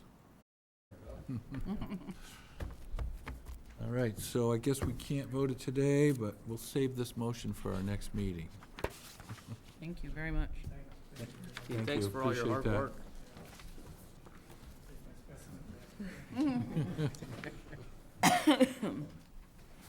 Thanks, Amy. Okay, next we have discussion on right of first refusal on a 31.7 acre property on Route 151.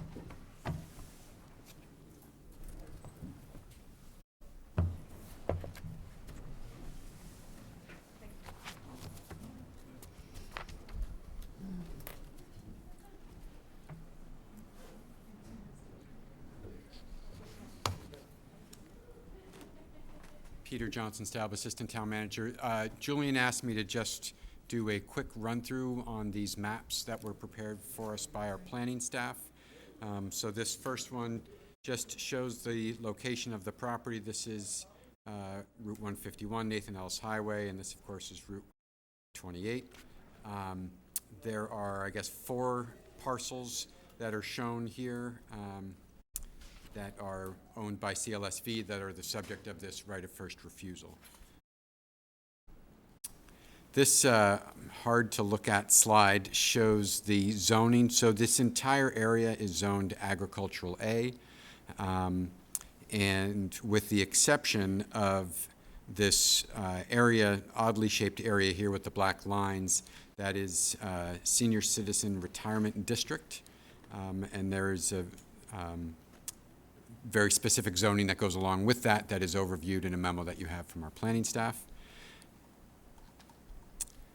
This slide is just showing, again, the same CLSV parcels, but we've highlighted here this site is owned by the town, and it is for open space purposes, although it's under the control of the select board, so we have some more research to do on exactly what those restrictions are. But we just wanted to make note of that. These green areas are open space state-owned land, and then this is the golf course here, which is considered open space privately owned. Where's the wildlife corridor? So the wildlife corridor, I don't know if we have, Pretty much right along the highway. I would think it would be the power line easement, but I'm just curious if. yeah, I don't think it's, I don't think we have a good Shown on depiction this. of it here. Wildlife corridor and management covers the entire subject property. Okay. So that's the note here. Migration Area 1 covers the entire subject property. So it's not a narrow, it's not like a corridor in a sort of narrow path sort of sense. Right. So it's actually covering this whole parcel. As mentioned in the memo that you have from the planning staff, this is the topography of the site, which has some real challenges to it, and I'll zoom in so you can see it a little better. So you can see that we've got these peaks here at 110 feet, and then it appears to go down rather steeply and then come up rather steeply. So this southwestern section of the property has some real elevation topography challenges. And that's pretty much it. The railway. Yeah, let me show you the railway. The best way to see that is the aerial. So this is the railway here running at the bottom board of the site. I should have mentioned also there's utility. These are utility poles, electric transmission. I don't think they're the particularly high, the larger ones, but these are light poles that are electric poles, I should say, that are going right through the middle of the site. So that is a very significant limitation because there can't be any structures, as we understand it, no structures in that utility right-of-way. So with that, I will turn it over to the town manager for any further comments on the board. Okay, well, so do you have any more comments to share? Yeah, just, Mr. Chairman, a bit of an update.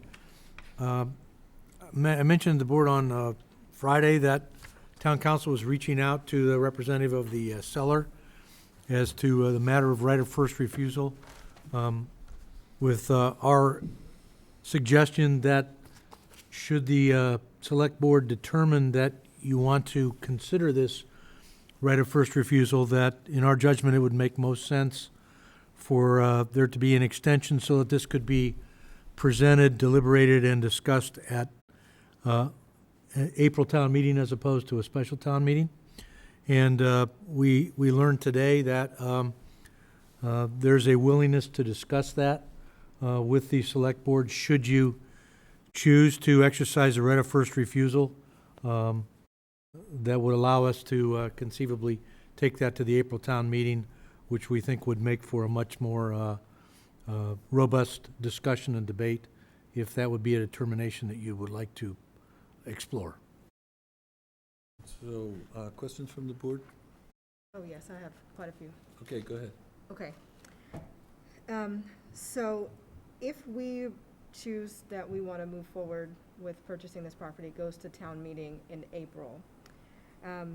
if town meeting votes no, that they do not want to purchase these funds, does it immediately go back on the market to the person who has an offer put in now, or does it go back on the market freely? I would think Do it we would. know? Go ahead. That would, my understanding is that that would mean the town has not exercised its right of first refusal, and the current purchase offer would potentially be in play again. It's probably worth noting, I think you have it in a written report from the town manager, but for the public's benefit as well.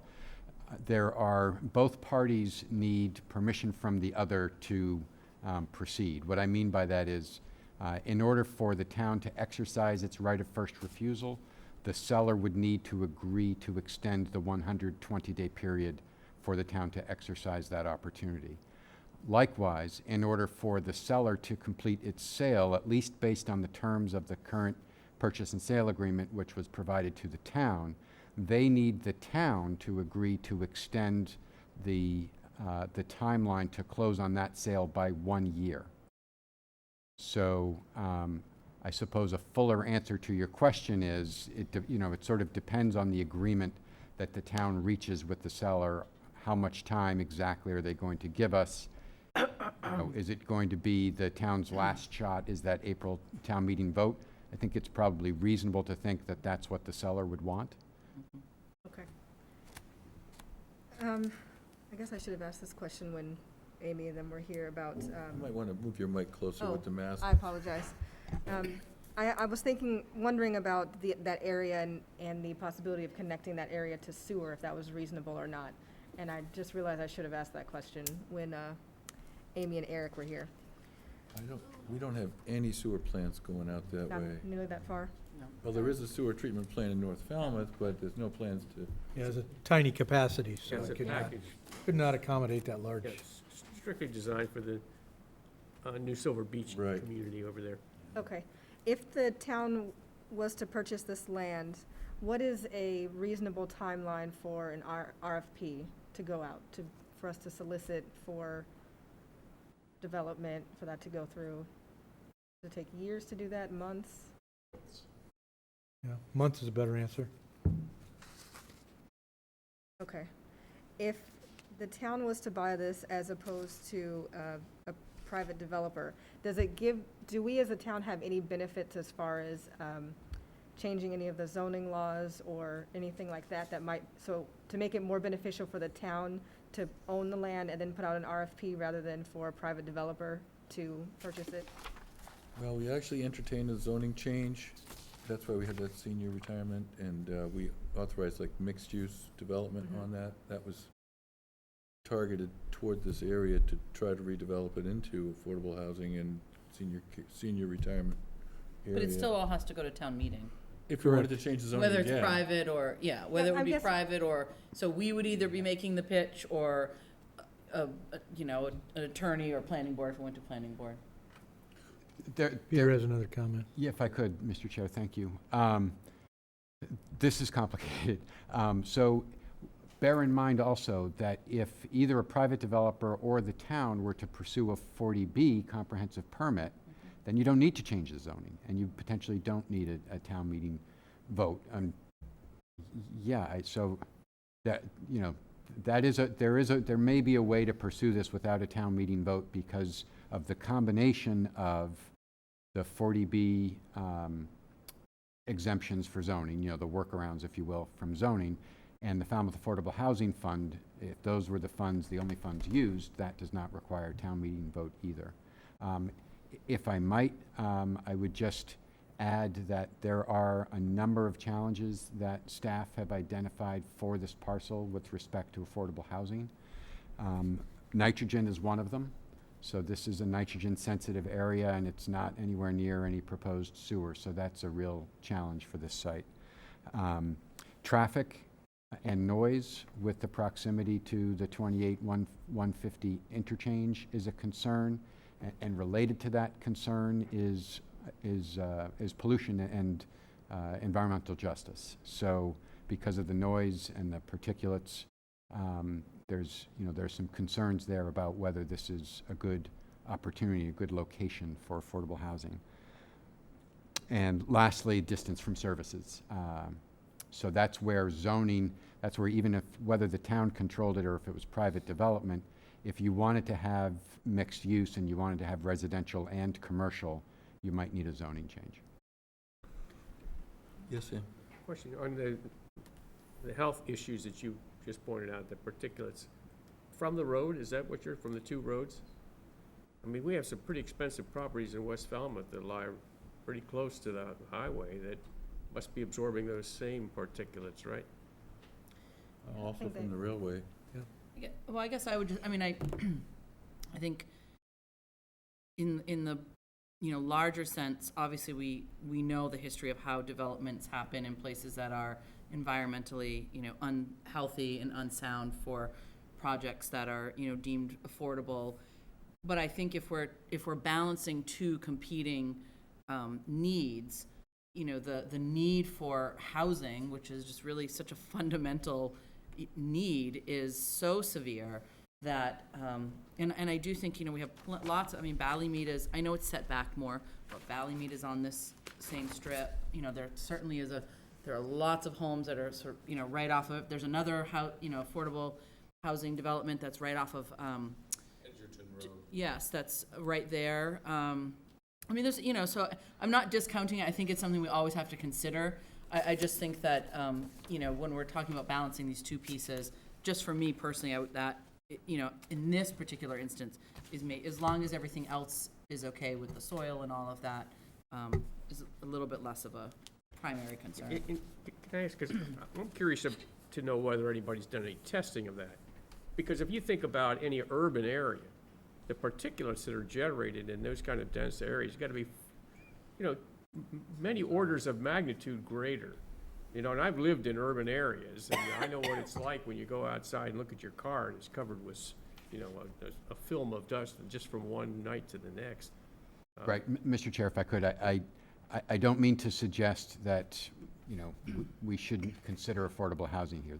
Those are, I'm identifying issues and concerns for further study. Absolutely, we don't have any evidence of a conclusion about the environmental issues. It's a concern that has been raised and one that we would want to look at if we're going to move forward. Thank you. Good point. So my initial request to look at this was because I was interested to know if there was an opportunity to have train service in North Falmouth, and whether or not the state could give us any guidance on whether or not there was any possibility of a train line staying in service or taking any advantage of that. Was there any information uncovered regarding that? We have no information on that at this point in time, no. But it could certainly be part of the overall analysis if the board determines that you want to consider proceeding. Well, that was my first reason wanted to really push this discussion, was to know whether or not that was a possibility.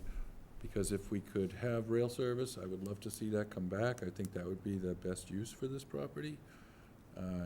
I think I should remind you that I think we had a referral from the planning board that if we were to consider this purchase, they would want us to buy it just for open space to protect the groundwater, because I don't know what exactly the rating is. Is that a zone 2, or do you know?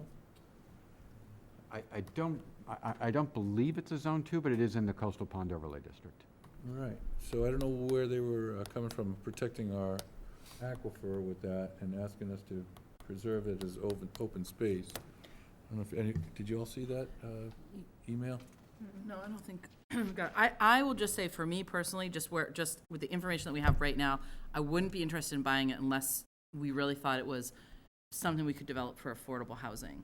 I think I know we love our open space, but we spent a lot of money on that in the last few years. I think we've tried to invest, as best that we can, and I don't think we know how well this could be developed yet for what we're looking at.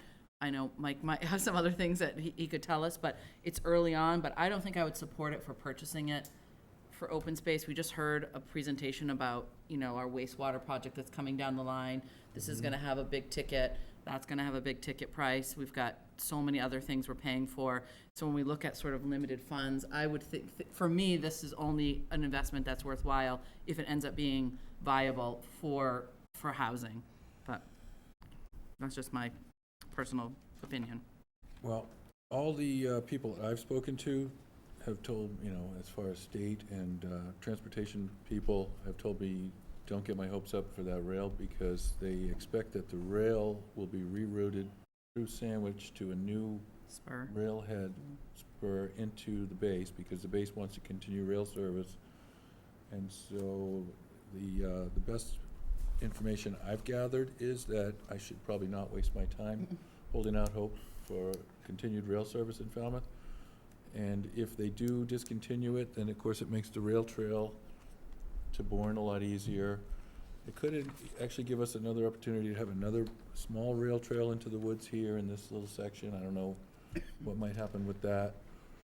But given these constraints and the lack of new information, I would be less inclined to purchase this property as a town-owned property and consider listening to Mr. Galasso's proposal for what he has in mind, unless anybody else has other comments prior to that.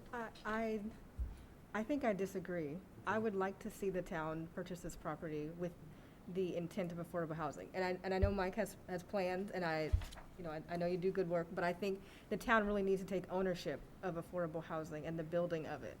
And I think we owe it to town meeting to at least give them the option, is to take the time between now and town meeting to really do more research and say this is what our options are, and present it at town meeting, and let town meeting decide if we want to purchase this property. But I don't think that we should just write it off the table because we think that it might not be good for affordable housing.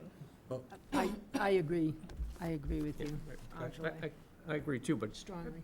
I have a question. That railroad, isn't that a right-of-way that cannot be part of the purchase of this? In other No, words, it's on the- that's an easement. That's a perimeter of the property.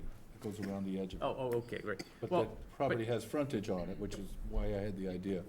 That's right. Thanks for correcting me there. But there's no reason why a passenger station could not be co-located on that site to take Well, that was advantage of my it. initial hope. Yeah, so,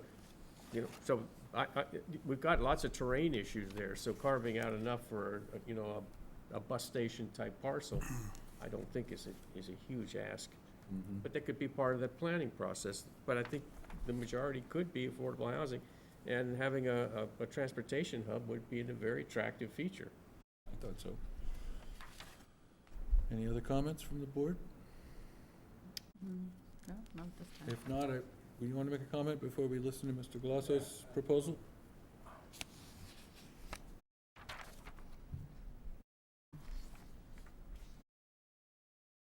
Just looking at the map, and the part that has been previously rezoned for elderly housing or whatever, I mean, how can it not be equally adequate for affordable housing?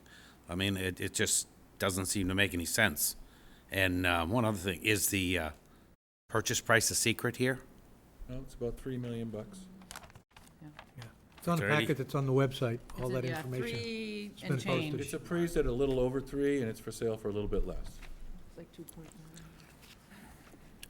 Wow. So Seems like a no-brainer to me, but the only reason I'm, if I didn't have any information about the potential development of it, but Mr. Galasso's proposing some housing that I'd like to listen to now, it's in our packet also, that I found interesting, so. Thank you, Mr. Chairman. Michael Galasso, 107 Lakeview Ave. And you're here this evening talking about this because I signed a purchase and sales agreement to acquire the property, which is what triggered the first right of refusal. So this is the first I heard this evening from Mr. Suso that there's been some discussion about extending the purchase and sale agreement, which would have to happen because without a buyer, you don't have an option. So I would have to, and my partners would have to agree to extend it. We haven't had any discussions about that. This was the first that I heard about. That would come from the seller's attorney, of course, not from the town. Right. But in order to have an agreement to trigger the first right of refusal, you have to have a purchase in a sale agreement, and you need to have a buyer. And right now, I'm the buyer, so.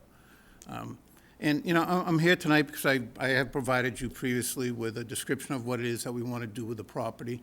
Of course, it would be for affordable housing, that's what I've done for my whole life. But it'd be a really special project, too, that we think would be a real attribute to the community. Yes, we understand, and Peter did a very good job, of all the challenges with the site, and there's a lot of them. And that's why I've assembled a team of really high-class professionals who know how to put this type of project together. And it would be energy efficient, it'd be net zero, sustainable, all the things that we want to do in the community. And because of the challenges of it too, and what we want to do, it would also be a good learning tool for some of our students at the high school. So we really think we have an opportunity to make a real special project here, and to use that as a learning tool to what we should be doing in the future, and also to show our students who are so concerned about climate change that there are some solutions to it. And this could be a project that they could monitor and be a part of to see what those solutions are.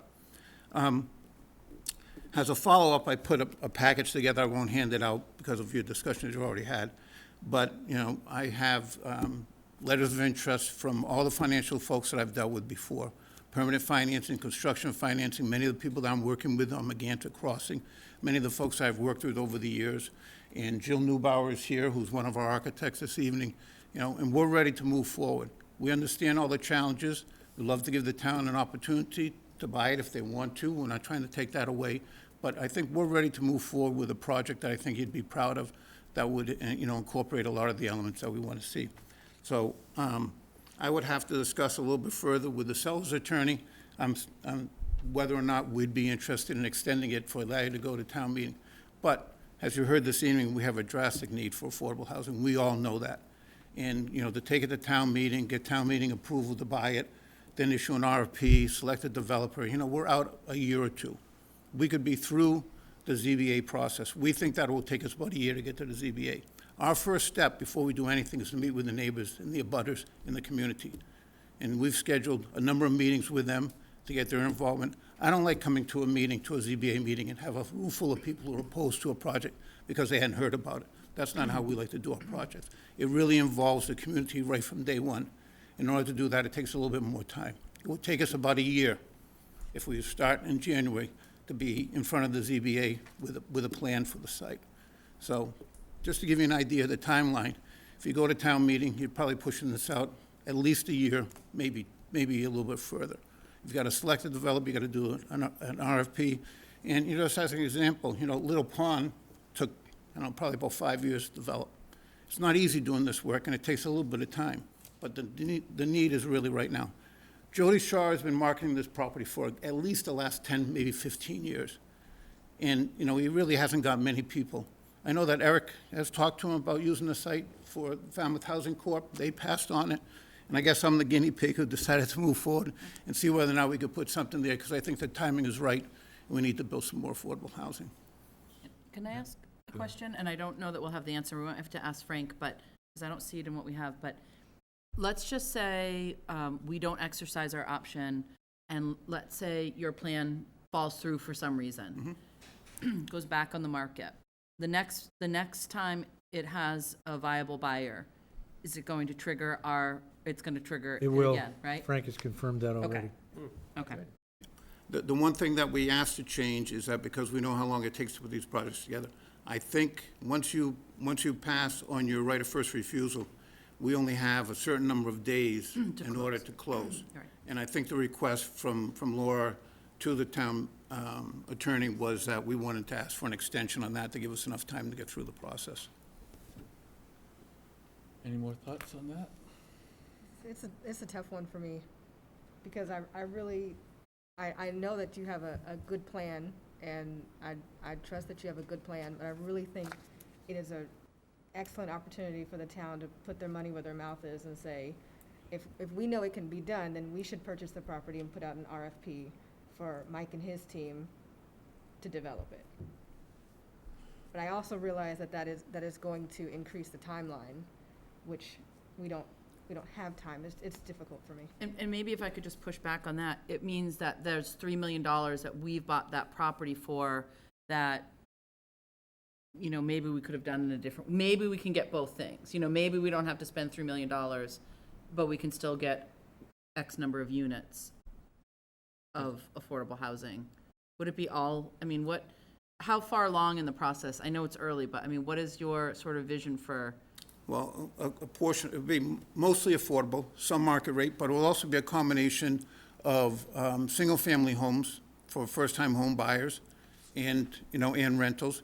And we also put in there that we think that maybe we could fit in the new branch for the North Falmouth Library.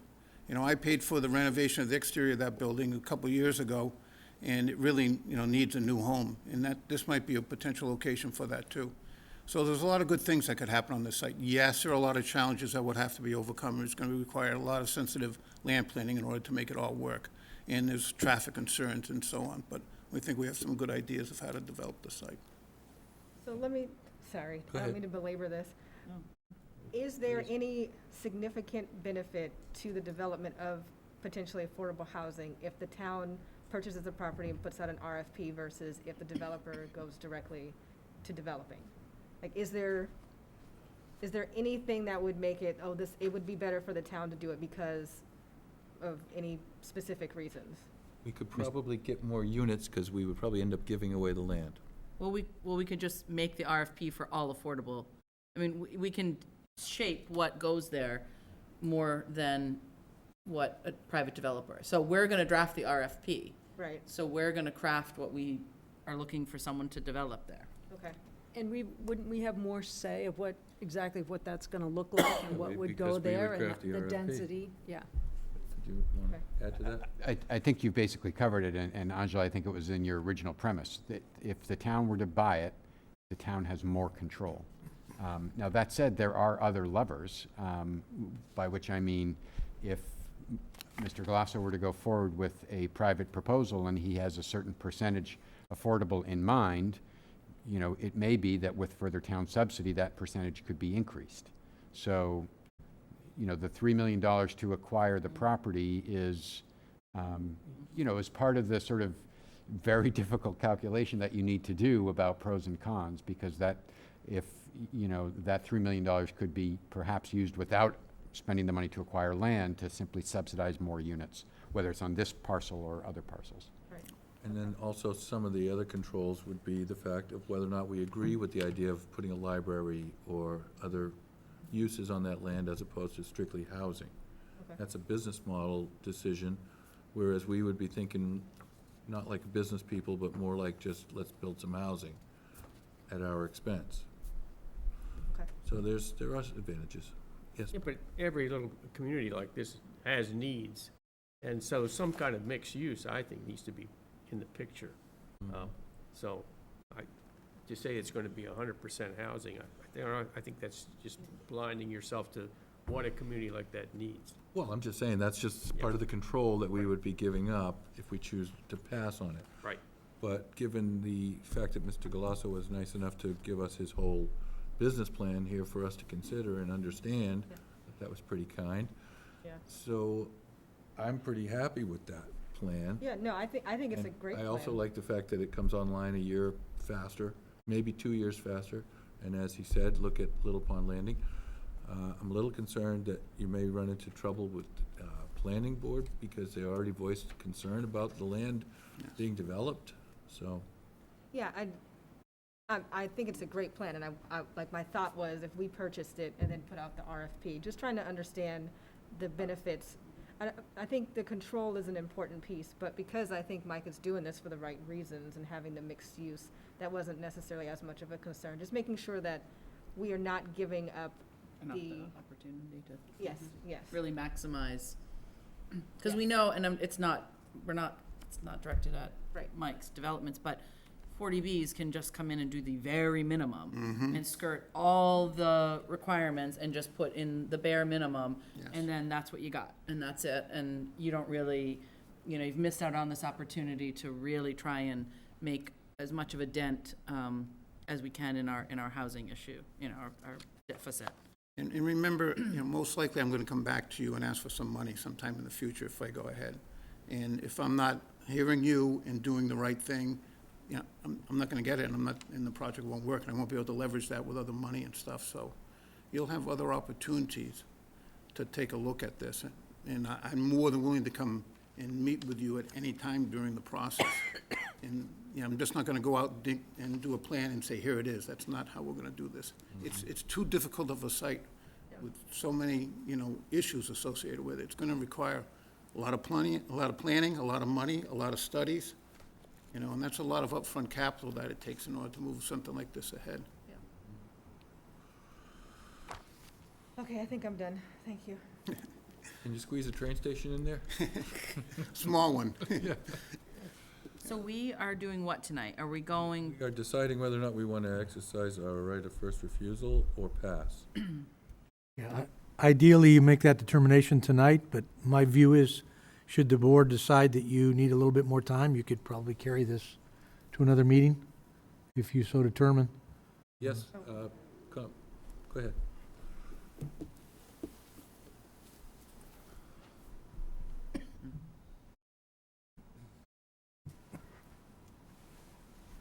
Hi, Jordan Fry, Precinct 1. So if you decide not to exercise your right, or in other words, if you don't make a decision tonight, you'll go to town meeting with this, is that correct? No, we would have to decide to exercise our right of first refusal. That means we have the first spot to purchase the land, and that was something that was given to us through previous negotiation with CLSV on developing their second golf course. Okay. So because they got this additional right to develop, they offered us first refusal on this piece of acreage of 31 acres. So now we're deciding whether or not we have a better plan, basically tonight, than what Mr. Galasso has provided. Typically, we don't get that. We would just get, we know that somebody's out there, and we don't know much about it.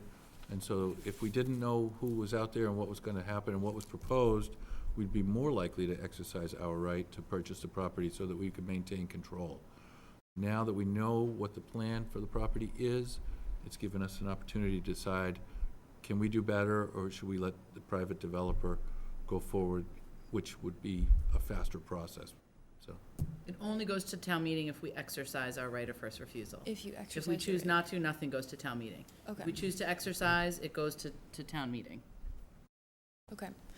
I guess the only argument I would make would be, it's not really from a Can you business. speak a little bit louder? Yep. The only argument I would make is not from a business perspective. I think Mike's plan is a really good plan, but I think it would be really cool if the community got to weigh in on this decision, specifically because right now everyone's really aligned in the need for affordable housing, which is kind of a rare thing in a community to have everyone say, yes, we want affordable housing.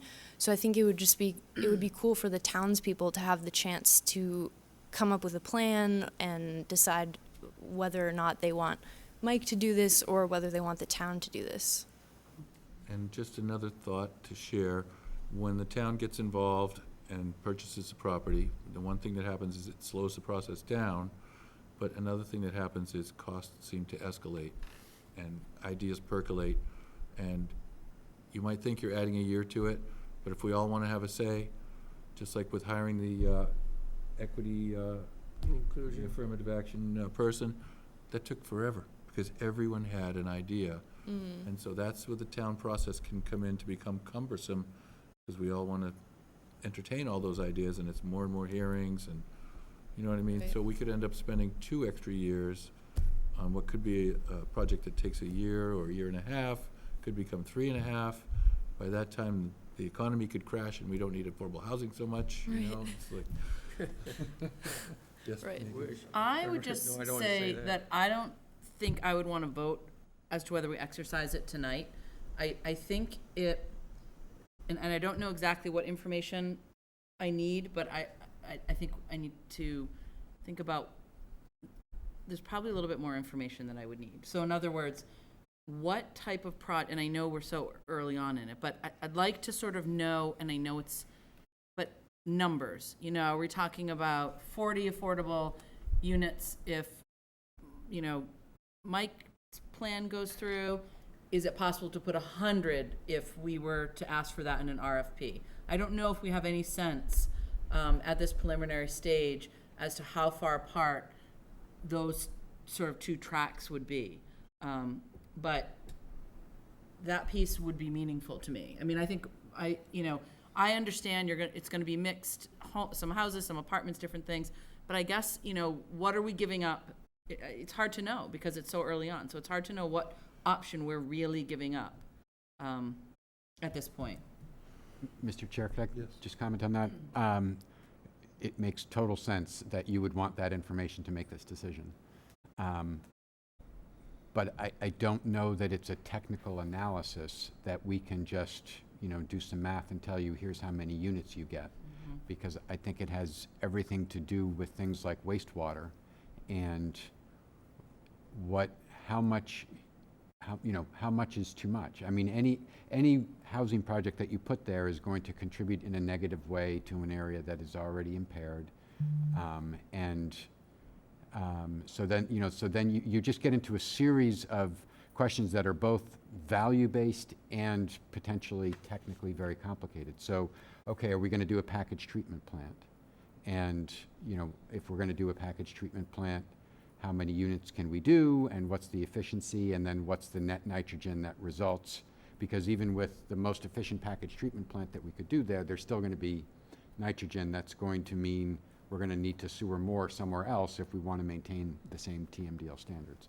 Meanwhile, we're not requiring any of that right up the road, which is kind of a shame. Yeah. So we're gonna make really expensive affordable housing if we take all those things into consideration.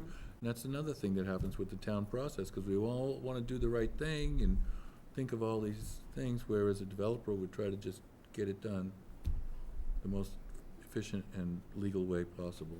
Yes, Mr. Finneran? Well, we have so many different affordable housing agencies or whatever, and you said that the Falmouth Housing Corp passed on this, and they're probably the premier builder of affordable housing in town. But had you considered that if you purchased this thing and maybe broke it up into 4 8-acre parcels and offered it out that way to 4 different developers? Is that a scheme that might get more buy-in from these groups? I doubt it. Personally, just looking at the topography. Topography. Because it's all hills and valleys on one side.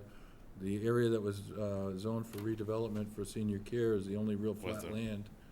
And then you got the bifurcation of the power lines and the railroad track on the periphery. There's a limited amount of land that's actually good for developing there, I think. Did anybody put a number on that? 6 units per acre, I think we're talking. No, but I mean, what percentage of it is, basically undevelopable? And wouldn't that fall into like an open space part of it, which would allow you to build denser in other areas? Yeah, you could probably cluster and build big buildings in that area and leave open space, I would say. I don't know if that's part of your plan, but just something that's it's often done. Did I miss it in here, Michael? Do you have a sense of number of units? I know it's early, so but I don't. It is early, but there was a previous plan done on the site for 175 units. So, That was that clustered big buildings. Yeah, that was, well, it wasn't too big. I mean, it was done a number of years ago. It was 2007 it was done. And it took up more land than I think that we're going to want to take up. I think we want to be a little bit more, closer and stuff in many ways and keep it a little bit more compact than that did. As you can tell from the topography, it's going to be a tough site to develop. And the more that I sit here and listen to it, I'm wondering whether or not.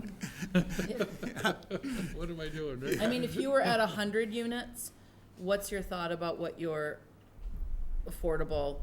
Well, it's all driven by the financing. I mean, the reason why Linda does some of the projects she does is she gets low-income housing tax credits. That provides a big portion of it. In order to get low-income housing tax credits, you got to have a certain percentage of them have to be affordable at 30 and 50% or 60%. So that's really what drives it, And now that you've increased your subsidy to 100,000 a unit, she only needed 47 for Scranton Ave. And that's because she has all those other layers that you can do. We layer 2, and as you know, in the smaller projects, you don't have as many choices. This will be a bigger projects.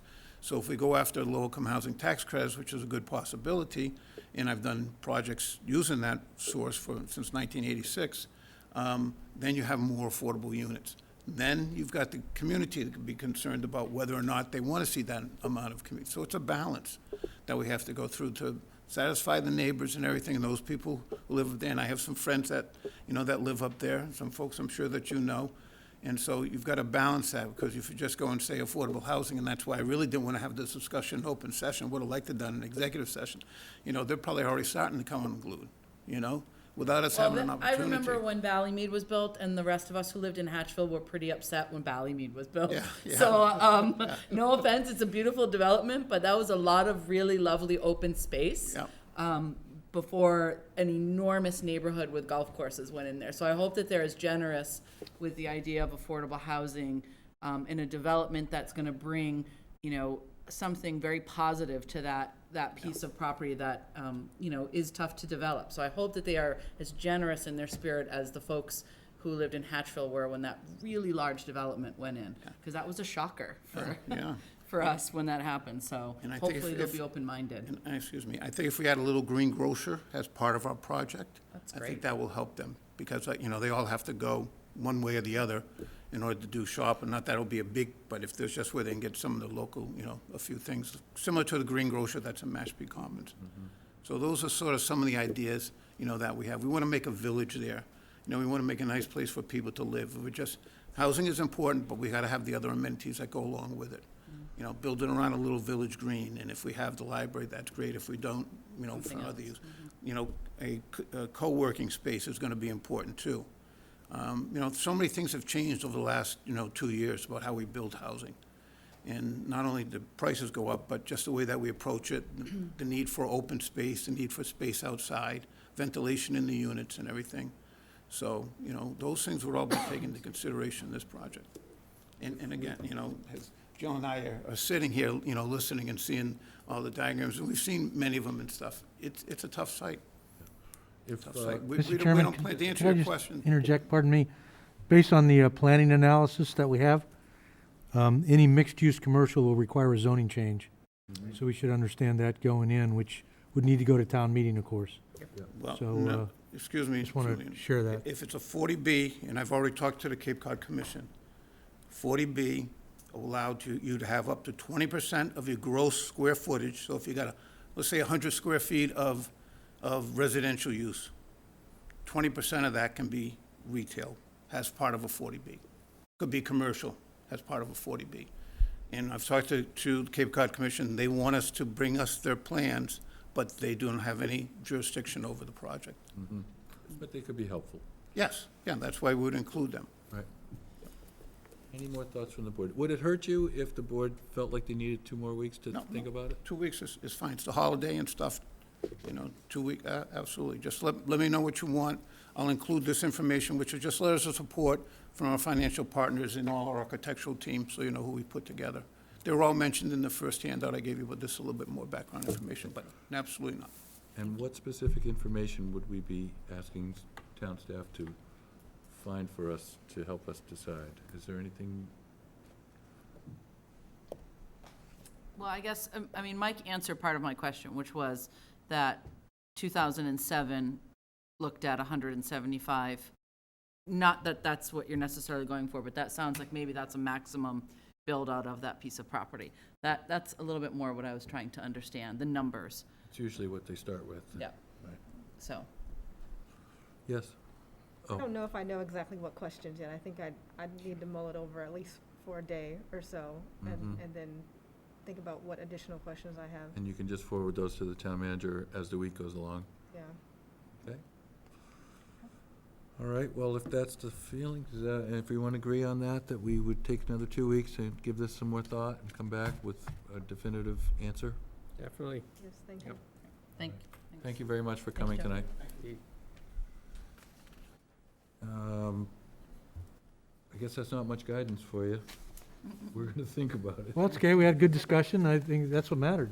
I would Mr. actually Chairman, like yeah. to know if you Great can find discussion. any more about the railroad opportunity, but just to know what we're, The only thing we've heard informally is that it's not likely that railroad will be extended. They're having a difficult time even with the Buzzards Bay discussion that's underway, and the cost is estimated to be in the hundreds of millions, if not billions, to extend infrastructure for an expanded commuter rail line. But that's, all informal. I don't have it Right. formally. I understand. Nobody wants to really go on the record about that, because the discussions are still underway. I don't know, I mean, I guess if you find out any more about the railway, I'd be happy to hear it. I just had the pipe dream that I would love to see a little station out there and have people come into town by rail and get picked up by cabs and trolleys and things. Well, I don't think anything you're deliberating here would prevent that. Right. Right. Okay. I agree. All right, so we don't need to talk about the next one, to special town meeting, which we probably wouldn't need anyway. 10:05, determination of conditions to license encroachments at Bucatino's Restaurant, Route 151, North Falmouth. Has everyone had a chance to review what was in the file about the encroachment on the roadway? It seems, even though it's a larger than average encroachment, it's not that different from people putting a fence along the side of Mara Vista Ave, in my thinking, and it's been there forever. Entertain comments and questions from the board. The only question I would have is, we're gonna offer them an easement or a license to use A that- license, I A would- license, right? Yeah, How long does that license last? until it's revoked by the town. It's at the discretion of the board. Yeah. As long as you care to have it, you can remove it at any time. I don't think you have to put a sunset on it. What? Welcome. Okay, all right, well, if that's the case, I don't think there's a good reason for taking away the use of that little piece of land there from this restaurant. It's a going concern, and I think we want to make sure we support that. My feeling is, this is not unlike many other encroachments on town-owned property. That was my first thought, especially given the long-term use of it. Yeah. The town engineer did have a few suggested conditions, but they weren't Good. necessarily, they weren't negative as far as the request. Can you summarize those, Peter? I think I have them here. Do you have them? Yep. Okay. There were two conditions, and the town engineer suggested if the board were to grant a license for the encroachment on the north side of 151, it may want to consider conditioning the license on moving the handicap parking to the south side and limiting the duration of the license for parking to allow the applicant sufficient time to expand the parking on its land and eliminate the encroachment on the town right-of-way. Well, And the other condition was, sorry, just to get them both on the table for your discussion, Mr. Chair. Yep. Any license granted include a provision that the applicant be responsible for complying with the Architectural Access Board and ADA requirements for any improvements in the town right-of-way. okay. Well, those are certainly professional recommendations. I certainly understand where he's coming from. But I just don't really see the harm in what's happened. I know it came to light because there's a permitting issue on another side of the building, and that's how we clean these things up, but personally, I would think that the license would be sufficient. May I ask, just since council is here and the applicant, I'm just trying to understand, it says the first two are ADA and AAB compliance issues, which the applicant has agreed to, right? Is that, I guess I'm trying to confirm if that is, and then the second sounds like there was an issue of that handicap spot, and that's what the applicant couldn't agree to? I just want to understand what's agreed to and what's not. What is not acceptable Yeah. from this email? I think we submitted a letter, Can you identify yourself, Chris? Attorney Christopher Lebhurst tonight I have with me Bob Jarvis from Bucatino, and I have Don Devaney and Dave Martin, who drew the plan that you have before you.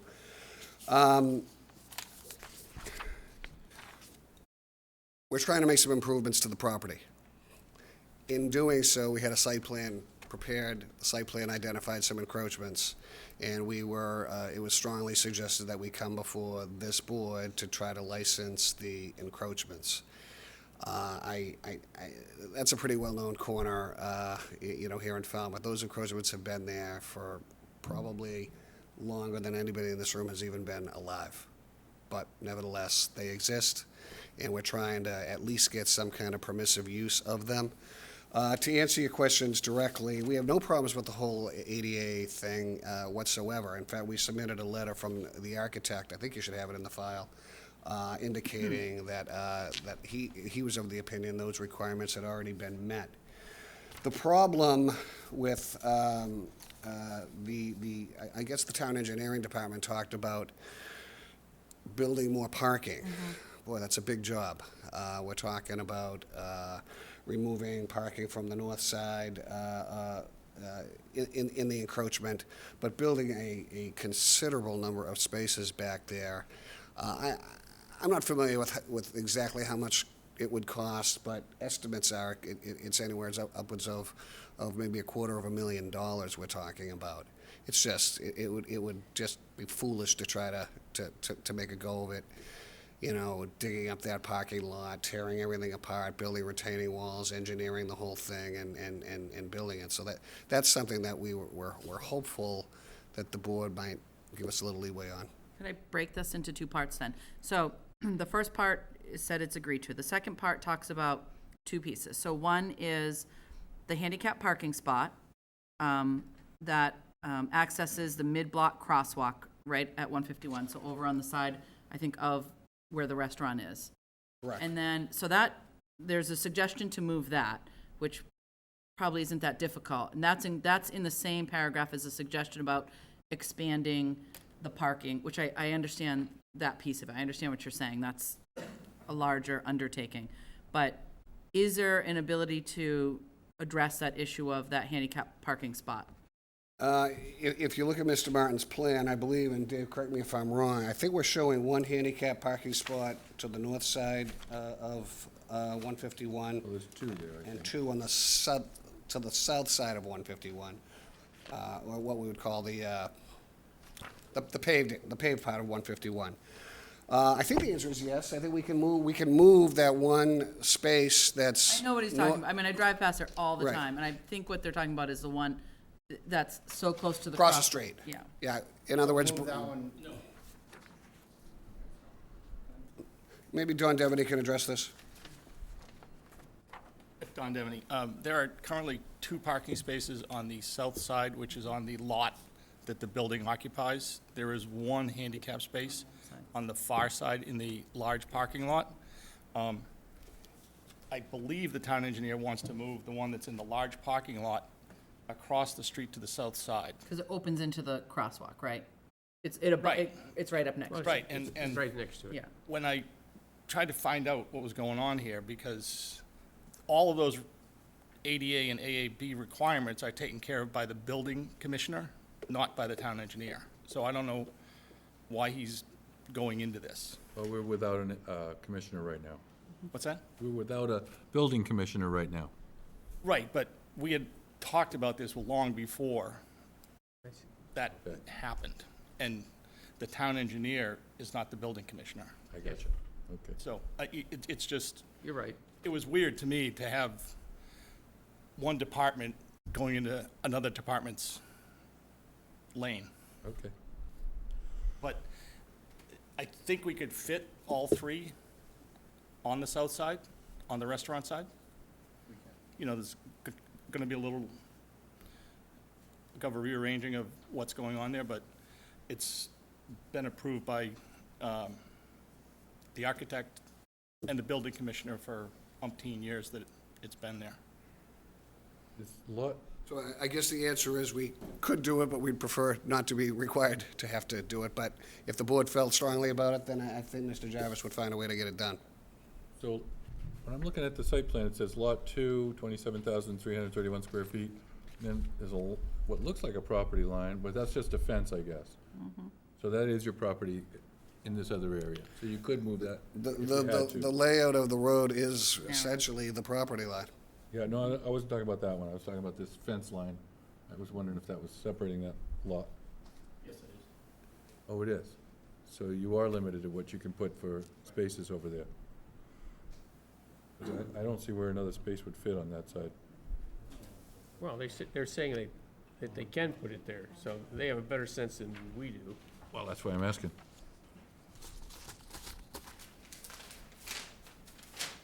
So you're comfortable with putting 3 handicap spaces But it on the says lot south 2 side of on the road? each side of, I would rather have all 3 on that side, it's just safer for. Yes, that's what I'm thinking.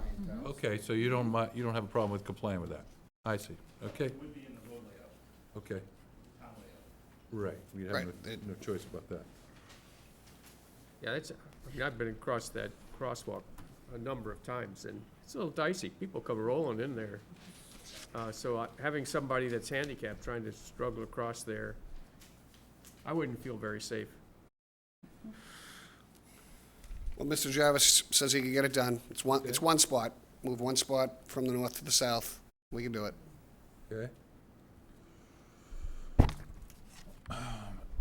As far as sunsetting the license for the fence and requiring the eventual abandonment of those spaces, I just don't agree with that because it's worked pretty well for a long time.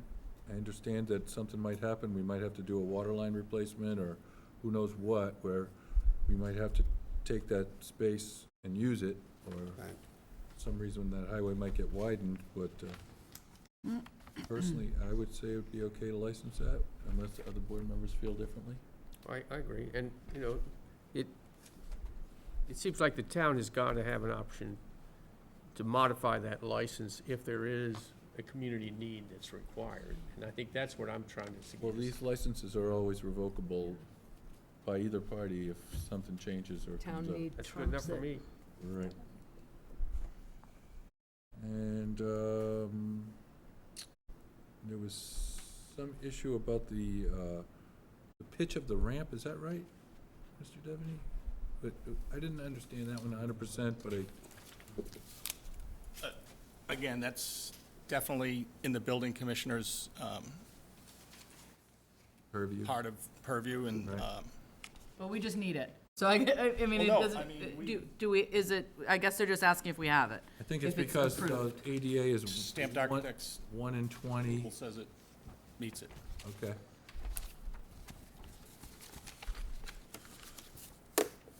I've been in there recently, I don't see an issue. Right. Well, again, I mean, he'll just, I appreciate that the architect has stamped it, as long as it meets with whether it's Mr. McLaughlin who's helping out or anybody from the building department, as long as the ramp is the appropriate, you know, angle, pitch it's supposed to be for ADA, that's not even our rule, that's an ADA issue. Right. Then, and probably it was if it was built correctly in the first place, so. Well, there's an improvement, moving the handicap space, if you don't mind, that's a good one. Well, with that condition, I would entertain a motion to consider approval of a license for this encroachment, unless there's any other comments? No, well, then I would Second. move that Oh, sorry, we go ahead. issue the license under the condition that the 3rd handicap parking space be added on the south side of the road in conjunction with the 2 that already exist. I'll second. All those in favor? Aye. Thanks for coming in. Thank you very much. Appreciate it. And next we have announced April 2022 town meeting schedule. That's in your packet? Yes, sir. Do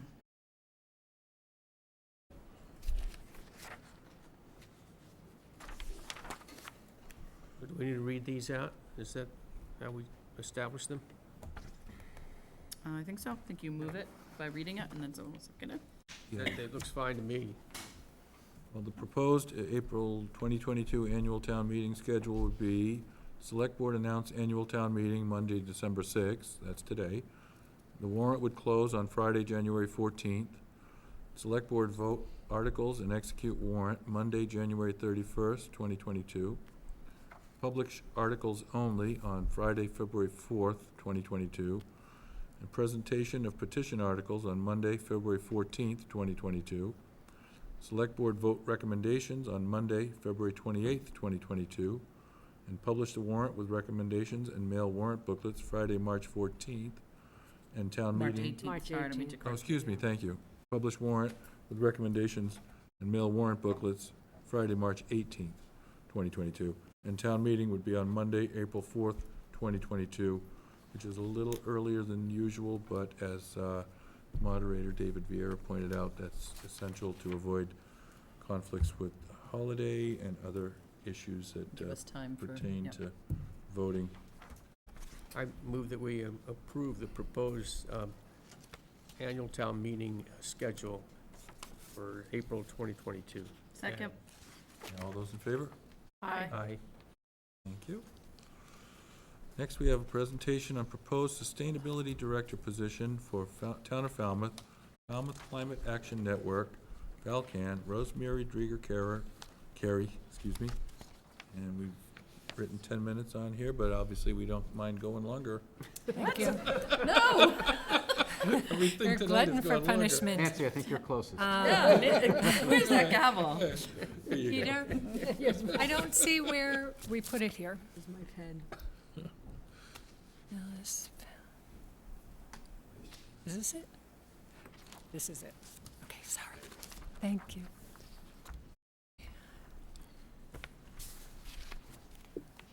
Good evening, and thank you for having us here tonight. I'm Rosemary Drieger Carey, a member of the Falmouth Energy Committee and the volunteer group Falcan, which stands for Falmouth Climate Action Network.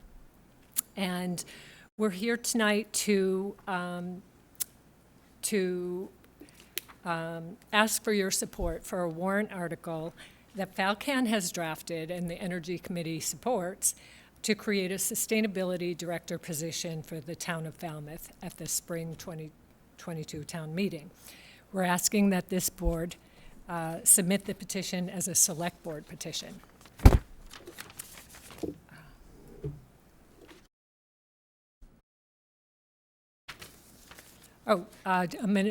Just a little bit about Falcan. Our mission is to initiate and collaborate in actions that our community can take in response to the climate emergency. And you know the Falmouth Energy Committee, we're an advisory board to the Select Board. So why a sustainability director for Falmouth? It's increasingly clear that the climate crisis poses a threat to our health, safety, and economic security of our vulnerable coastal community. We believe, like scores of other towns in Massachusetts, that a dedicated, experienced, full-time professional is needed to address the myriad challenges our town faces. A designated sustainability director will allow our town to fully integrate and drive a sustainability agenda through strategic planning and development of town policies and ensure that those policies get implemented. The position would also be collaborative and support and offer support to other departments for whom climate is important, but it's not their top priority.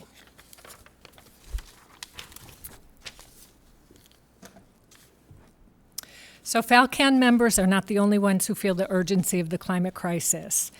In 2016, Falmouth adopted its local comprehensive plan, which encourages solar readiness and on-site renewable energy on Falmouth buildings. In September 2020, town meeting unanimously approved a climate emergency declaration that stated the town's intent to reduce greenhouse gas emissions to net zero as soon as technologically and economically feasible, and direct all officers in town departments to take actions to facilitate that policy. In 2020, the Energy Committee updated its Climate Action Protection Plan, and in 21, we achieved green community status, opening doors to grants and resources to reduce our energy in municipal buildings, facilities, and schools. Also in 21, the state enacted the Climate Roadmap Bill, a mandate to achieve net zero gas emissions, net zero greenhouse gas emissions by 2050. And that legislation will incentivize projects with energy efficient heating and cooling, renewable energy on site, and electric vehicle infrastructure. Also in 2021, the Falmouth Coastal Resiliency Action Committee recommended the creation of a coastal resilience coordinator to ensure that Falmouth continues to prepare for sea level rise, flooding, extreme storms, and other climate impact. And then finally, the Biden infrastructure legislation is expected to bring in $9 billion for Massachusetts in the next 5 years. And much of that can be directed to buildings and roads and infrastructure, with especially, important in our climate community, vulnerable community. So we need a dedicated person always looking out for Falmouth on these opportunities. So at FalCan's first public webinar, we hosted the Sustainability Director of Natick, Mass., Jillian Wilson Martin, who described how her town embarked on the net zero journey and using tools and resources that other towns can easily replicate. So that really set us on a path to learning more. We started looking at other towns in Massachusetts and reached out to 7 towns. They're supposed to be in red, but the colors didn't translate. The bolder ones, Acton, Amherst, Brookline, Concord, Lexington, Martha's Vineyard. Those are the towns that we researched by having conversations with the sustainability director or coordinator and doing online research on things that we didn't want to ask about in a first call, like salary. So, so we have this information available for you in this presentation, and also emailed you a spreadsheet about our findings there today.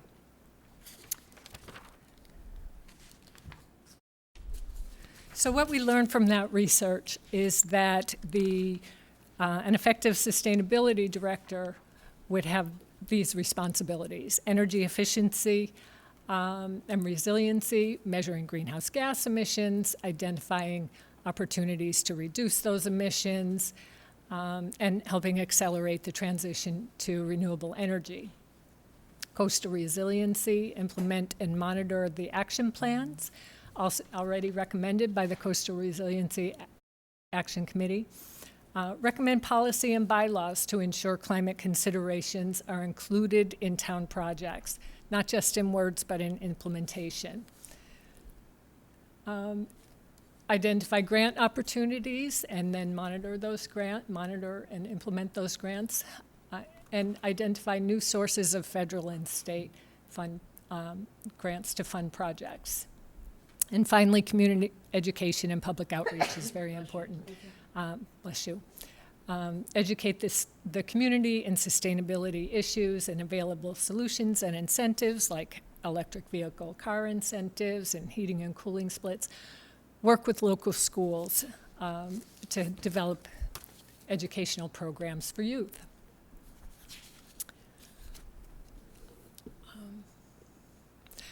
Probably the most important takeaway that I'd like you to take away tonight is that a sustainability director for Falmouth is a really good investment.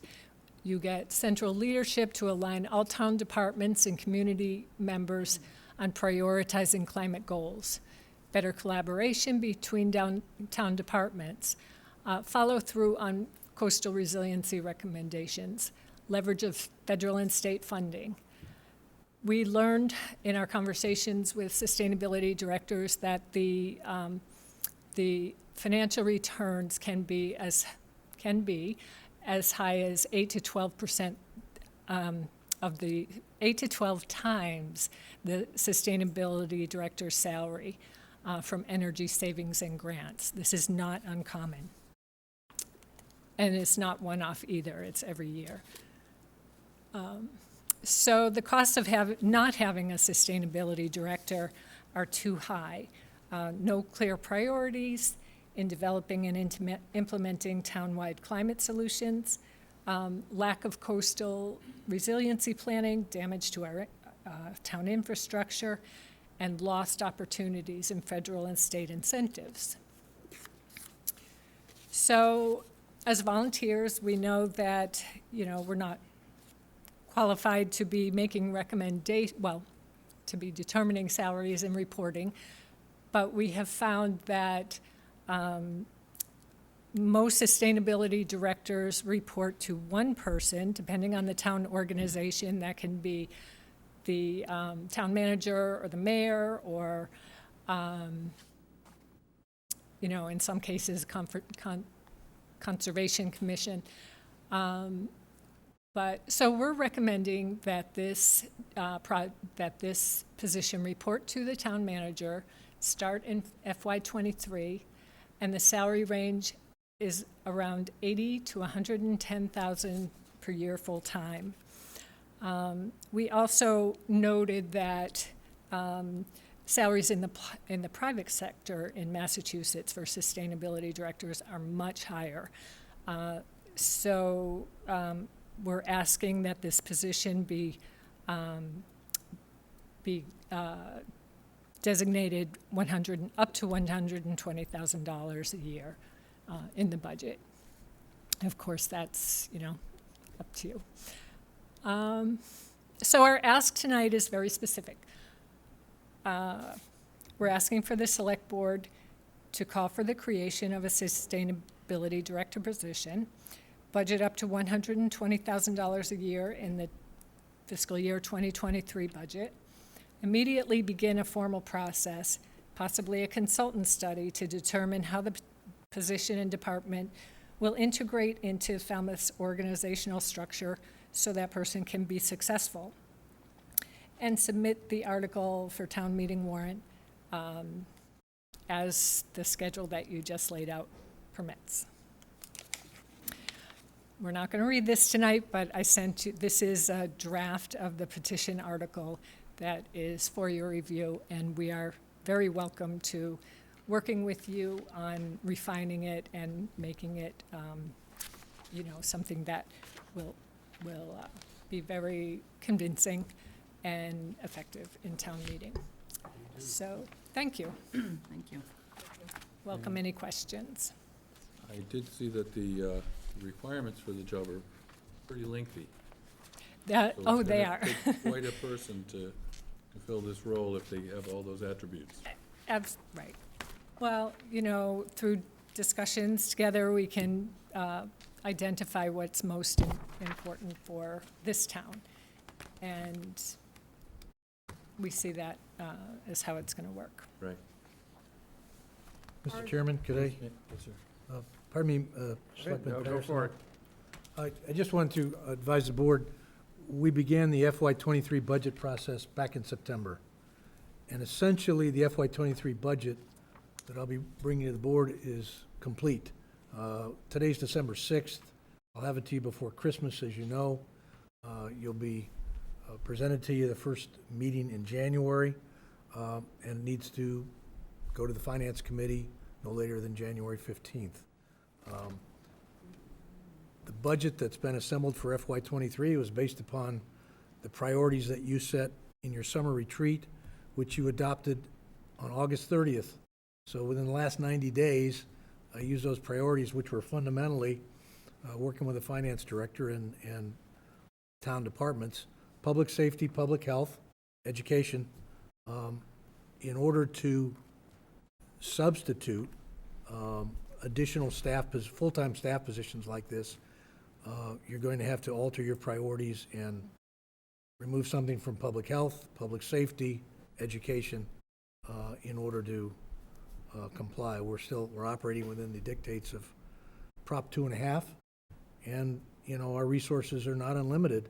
So if the board's priorities have changed since adopting your strategic plan in the end of August, currently the budget I'm planning to bring to you did not reflect what you adopted 90 days ago, and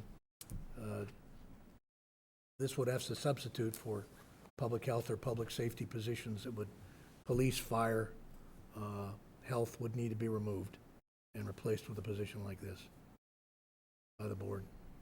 We also have coastal resiliency as a primary priority. Well, you do, but a new position in it was not emphasized in the plan. And in fact, the reason I believe for that is that in last year's annual budget and the current year's budget, there are tens of thousands of dollars which this board had recommended Finance Committee recommended and town meeting approved for a coastal resiliency committee to engage a consultant for some of the analyses that are being talked about now, so that you, when a decision time came about a potential future staff position, it could be based on good third-party information gathered by qualified individuals. And that is still an option available to this board if you would choose to do it. And I would certainly advocate that. I think I sent a report to the board, a brief summary where, frankly, I'm advocating that you consider expending those funds on a third-party analysis to determine what's really most appropriate for the town of Falmouth, and to recommend to the select board on taking a leap like this without necessarily having to abandon the priorities you've already set in the last, back at the end of August. So that is available to you. Those funds are appropriated, and that could yet occur if the board would like that for a future fiscal year, but not FY23. Can I? Yes, Sam. I think this position is right on in the area where we have not put enough emphasis. And I know every family's got to balance their budget. Fully appreciate that. But I don't think we have placed enough priority on the issues that would be covered by this kind of administrative position.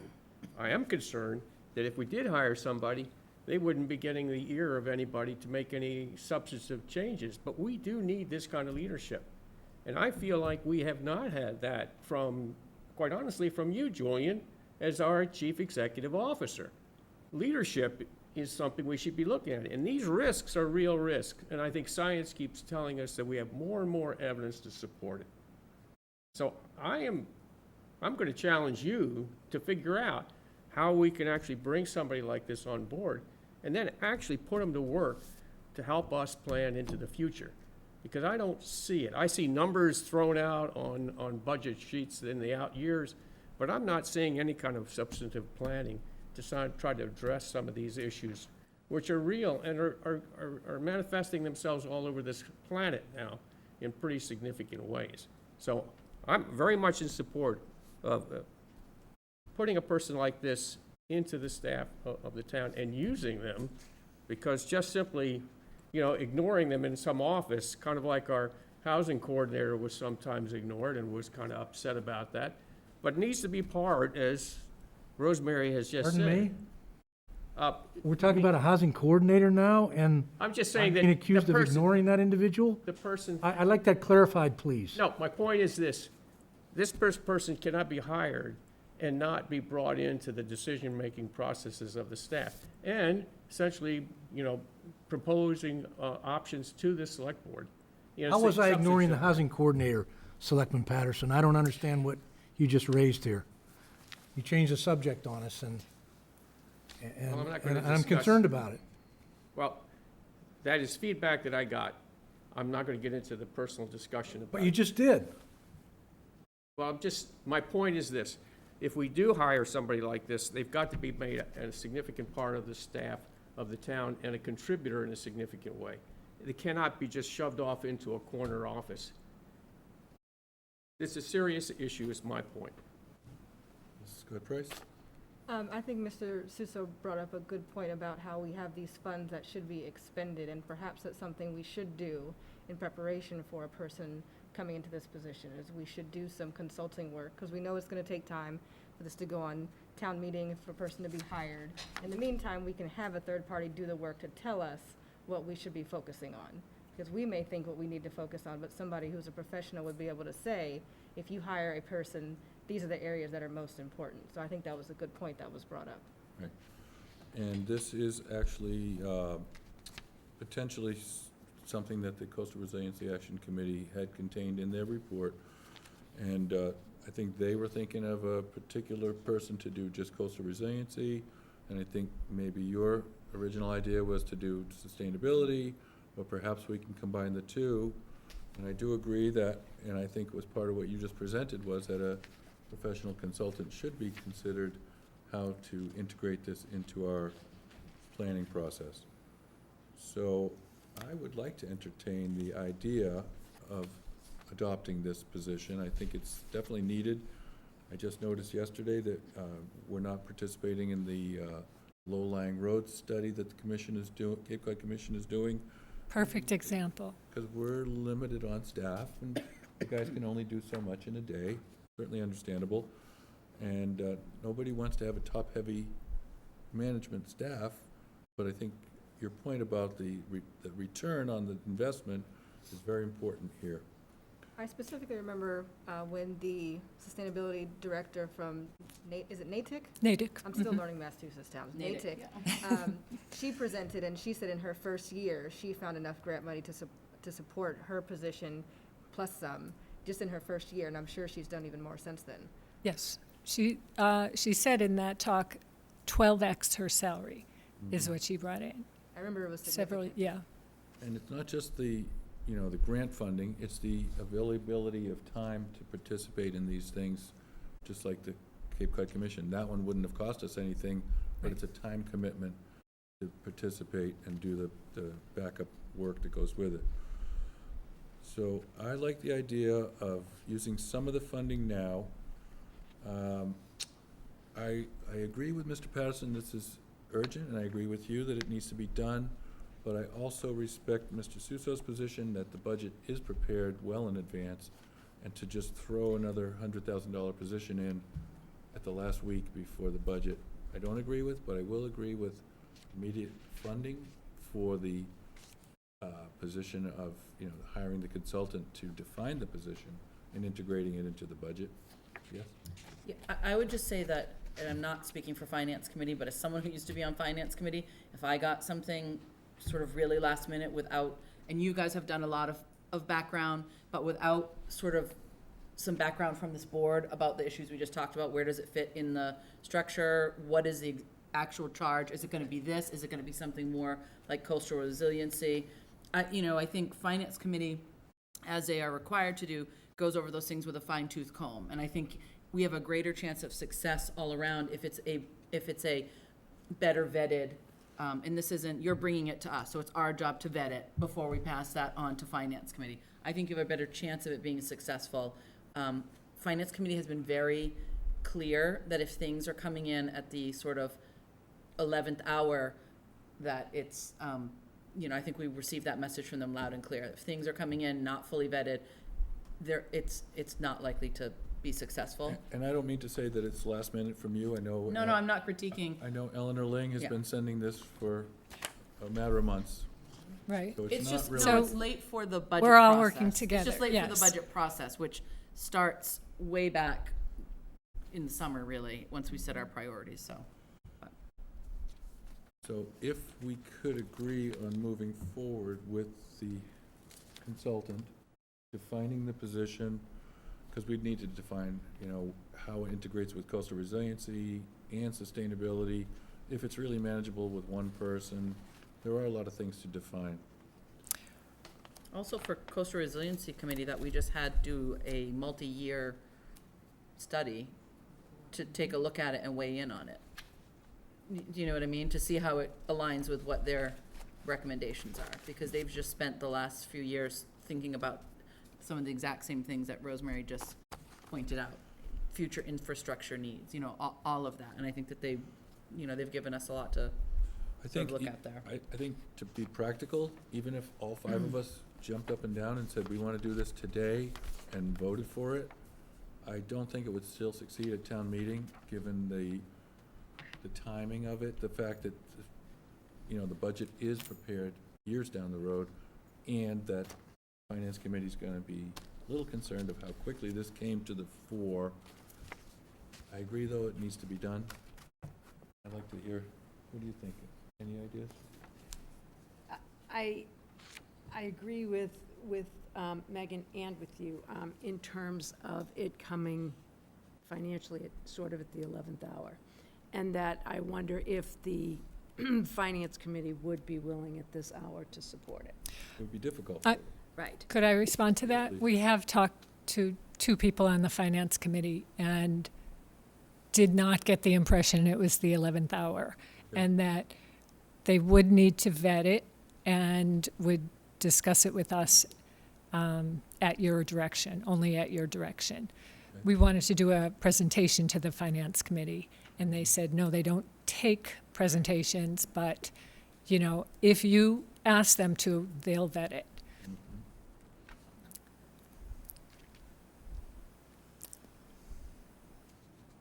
Any other sense of the board for discussion here? No? So how will we move forward? If the board would like, well, certainly, funds are appropriated for us to proceed with engaging a consultant to give you some definitive answers about the best way to approach this concept, and we can certainly do that. Can we direct you to do that tonight without it? Certainly, yeah. And I would love to see them entertain all that's in this packet, because I think it's pretty well done. I'm sure there'll be stuff that you and Peter probably want to go over and decide if they're actually, the wording and the language is correct. But I think it's a good basis to begin with. Well, I think what you'd indicated, there's a lot there. Some of the examples that were given and what was transmitted today include different organizational structures as well. They're not all unilateral, they're not all the same, from what I noted, and they have different bases in terms of what operating. So you mentioned also sustainability, coastal resiliency. There are parallels and interactions. They're not mutually exclusive, obviously, but trying to marry those together in a way that works organizationally. We want to make every effort to be successful. If the board wants to go in this direction and make certain that we have the proper model assembled. And we have the funds to do that if those are already set aside, if the board would like to move in that direction. I would like to go that way. Is that the sense of the board? Yes, if we need a motion, I would move that we allocate funds to, you know, I guess, engage consultants to help us with this next stage of crafting a potential sustainability / coastal resiliency director or position. Implementation plan for bringing on a sustainability director. I'll second that. All right. All those in favor? Aye. Aye. Thank you. Sorry, Thank you. it's maybe a little slower pace than you had in mind, but I think it'll ultimately be more successful. Next, we have discussion and vote on a 2022 Select Board meeting calendar. And it's basically says we're going to meet every other week, the second and fourth. There's a couple odd weeks. Can I just mention something quickly? In January, the MMA annual meeting is the 21st and 22nd. Okay. I haven't been getting emails, but I did a little research and found out that it is going to happen this year, and it is going to be in person. Well, we hope. Yeah. Okay, yes? I'd just like to make note that I will miss the January 31st meeting. I will be on vacation. Okay. Hopefully. For you, knock on wood, right? Yeah, right. Vacation. The 31st is questionable for me as well. Okay. But I might be able to do it remotely. Would the 24th be better? Oh, no, I plan to be Oh, on the vacation. 24th, that's Chris, no, that's not. I'm sorry, what? I'm going to be on vacation from the 18th through the 1st. Oh, you know how to do it, huh? Well, it's a 4-year delayed honeymoon, so. Okay. Wow. We are not going to interfere with that. But that's okay, don't worry, I mean, maybe we just leave it as it is, and we Yeah, still have a and- quorum with the three of us, and Yeah, we'll just, but I will try to do I think I can do it remotely. Decide everything without you. yeah. But really, Yeah, don't put anything important on that day. Oh, no, of course not. Okay, only so I co- guess we just have to vote it? The only comment I have is, at some point, I think we're gonna need to throw in an extra meeting somewhere here and there. I know it's troublesome, but I don't wanna get too backlogged on things that, I mean, we got a few items right now that we were not able to fit onto this agenda. I'm a little concerned that on December 20th is gonna be busy. So I hope we all can prepare to do one of two things, either start to separate out planning initiative discussions and use a Saturday occasionally for those type of things. And, Mr. Chairman, we don't have the joint meetings on the calendar yet. You're absolutely right. Okay. So those could be supplemented in whatever manner that you might ordain. Right, because So, good point, we yeah. might need to start putting in some Saturdays, just here and there, if you folks are willing, because I think it's gonna be, there's gonna be stuff that we're getting behind on if we don't. Agreed. If we That's stay with fine. every 2 Yeah. weeks, okay? Good But idea. otherwise, I don't see any other concerns about these schedules. And I've looked at them all. Has everybody had a chance to Good. go through it? I would move that we adopt that meeting calendar for 2020 as laid out. Second. All those in favor? Aye. Aye. Aye. Okay, Do you want me to do this? if you're ready. I'm just gonna say in advance, and I'm gonna abstain from the vote on the Portuguese American Association. I don't get any money from it, but I'm a member of the board, so, okay. I only spend money there and lose money there.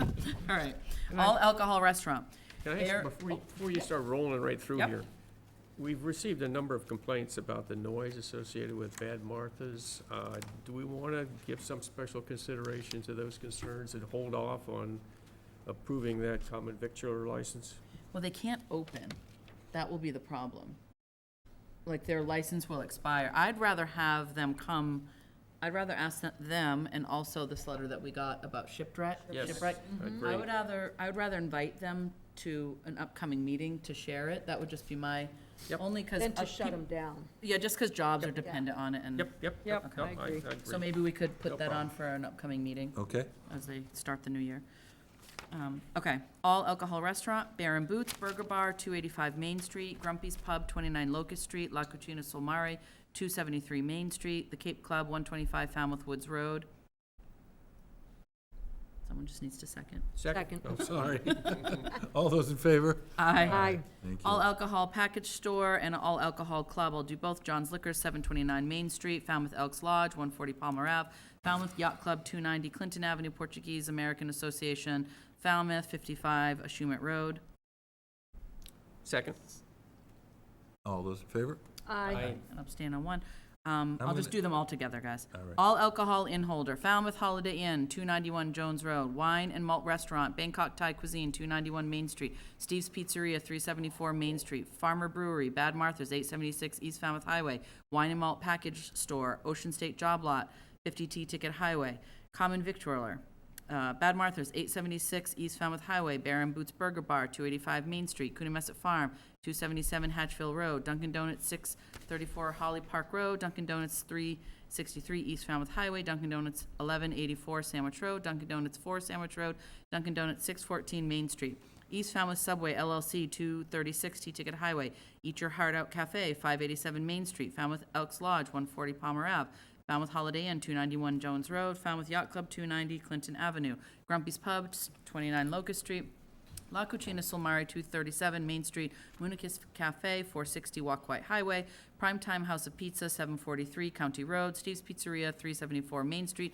Supreme Pizza, 147 T-Ticket Highway, The Cape Club, 125 Falmouth Woods Road, Entertainment, Bad Martha's, 876 East Falmouth Highway, Coonamessett Farm, 277 Hatchville Road, Falmouth Yacht Club, 290 Clinton Avenue, Grumpy's Pub, 29 Locust Street, La Cucina Solmare, 237 Main Street, Portuguese American Association of Falmouth, 55 Ashumet Road, The Cape Club, 125 Falmouth Woods Road, Sunday Entertainment, Bad Martha's, 876 East Falmouth Highway, Coonamessett Farm, 277 Hatchville Road, Falmouth Yacht Club, 290 Clinton Avenue, Grumpy's Pub, 29 Locust Street, La Cucina Solmare, 237 Main Street, The Cape Club, 125 Falmouth Woods Road, Inn Holder, Falmouth Holiday Inn, 291 Jones Road, Automatic Amusement Devices, Falmouth Elks Lodge, 140 Palmer Avenue, Grumpy's Pub, 29 Locust Street, Classified 2 Used Cars, Costa's Auto Body, 222 Carrot Shop Road, Falmouth Auto Works Incorporated, 151 Worcester Court, Falmouth Motor Car Inc., 716 T-Ticket Highway, Save on Hatem, 561 Thomas Landers Road, Vehicle for Hire, AA Taxi, 90 Boxbury Hill Road,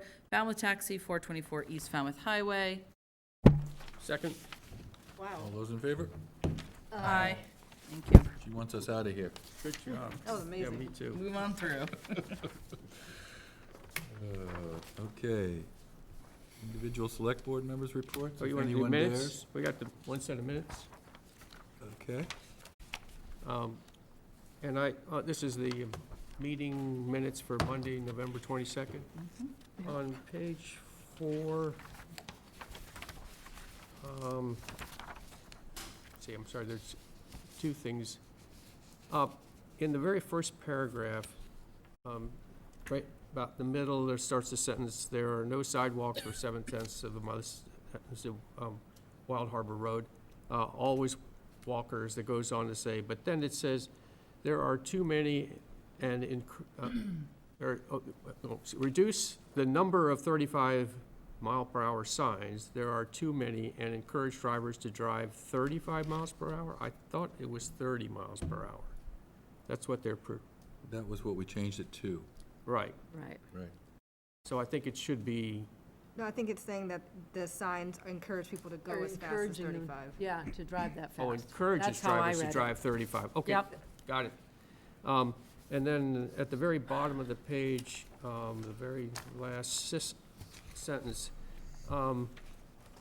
let's see, the acronym AGO, I think really should be Attorney General's Office, because the average citizen doesn't know how to necessarily interpret that, so I would suggest that we spell that out. Those are the only two edits that I thought we should make. I think it's great we're getting these every week now. Right. Yes, thank goodness she's got Great back improvement. on track. So with those edits, unless somebody has any others, I would move approval of the meeting minutes of Monday, November 22nd, 2021. Second. Second. All those in favor? Aye. Aye. I'm going to abstain because I was absent. I Okay. was on vacation. Any other, anybody want to make a select board member report? I just mentioned the MMA annual meeting, so that you put it on there. I did get a chance to participate in the Falmouth Housing Corporation lottery for the eligible candidates for the second set of 10 workforce housing units on Gifford Road. It was kind of a neat thing to be able to do and see those units being occupied. And certainly enjoyed the Christmas parade. And that's it for me. Yeah, Christmas parade was awesome. Okay. I just want to report quickly that the Assembly delegates voted at our last meeting to adopt the ordinance process for using the ARPA funds of 41-point-something million. We're still at odds with the county commissioners who believe that those are grant funds and they should be able to allocate them at their discretion. And I think the ordinance process is very similar to what we have here. Town administration want to use ARPA funds to do the wastewater plant, brought it to the select board said yes, and it's a very simple process. It's similar if the county commissioners want to spend money on wastewater planning, they bring it to the assembly says yes or no, and, you know, I just don't understand their hesitation to use the same process we've used for other things, but it's interesting because they are really, they feel strongly. I think that's why, because we have two different councils, different opinions, and they're so diverse opinions. So I was hoping that we would have worked it out, but we didn't work it out. And the assembly voted unanimously, 15 members voted to maintain use of the ordinance process for disbursement of the ARPA funds, and the commissioners feel strongly otherwise. So it's interesting. I mean, we're not yelling at each other, but we're just, you know, not agreeing, and we're continuing to discuss it. Interesting. I just have a couple of things. I just want to remember that I would really like the opportunity to review the recommendations from the Charter Review Committee. When you're talking about needing more time, more Exactly. meetings, that's something that I really want to take a look at. I think that the Affirmative Action Committee is struggling. And I think they're going to be looking at their mission statement and potentially revising it and asking the board for some support on that. Okay. It's really struggling. And then Council on Aging. So I attended a meeting today with the Council on Aging, and the issue of the concession stand came up. And so I said I would bring that back to the board. They knew that Peter was aware of that and that you're trying to work through that, but that continues to be a real a rub for them. Given that it was agreed upon, is what I'm told, that would have been taken down when they cited. That is not true. Okay, that's what I heard at the meeting today. So, I know we don't want to get into it. No. But very briefly, there were several meetings among the multiple players. This is about the Ray Paltz building and what's the future of it. And there was no consensus at the conclusion of those meetings. It ultimately was derailed by COVID. So there was a season that was lost to Cape Cod baseball because of COVID, but there was no consensus, no decision about what the future of the Paltz building and the concession was going to be at the conclusion of those Okay, meetings. what my understanding was from Jim Vieira was that when they agreed on the siting of the senior center, there was an agreement at that point. And he even mentioned that Sue Moran and Doug Jones were part of that, coming up with that agreement that would be removed. So I'm just bringing it to the attention of the administration and that's. Thank you. And did you have a question about that? No, Peter already answered it. Okay. Thank you. Yeah, I remember that there was some assumption that that building was going to go away because there was discussion of a potentially new one being built, but it wasn't really guaranteed that the new building was going to be built. It was just that that was something that could have happened but didn't. I would move that we adjourn unless someone, oh, I'm sorry. Just give a quick, that's okay, just a quick update. As we've noted, your next business meetings, last one scheduled for the year is Monday, December 20th. And just a quick update on the building commissioner hiring I've been asked about. We are still involved in the interview process. In fact, I had an interview of a candidate today. So the process continues and is underway, and I'm guardedly optimistic, so we'll continue working it. Okay, good luck with that. Yep. And as everybody said, That's a big holidays one. by the sea over the weekend, parade, the stroll, everything was terrific, so, Except for including the weather. The pace was, you guys were Yeah. a little slow, we were a little We gotta fast. pick it up, we gotta pick it up. More leisurely, I yeah. had kids for the last part of it, so that's my excuse. They were trailing with us. I would move we adjourn. All those in favor? Aye. Oh, sorry. That's my collection right there. You're a good I lady wanted to to bring come that back back. to Diane.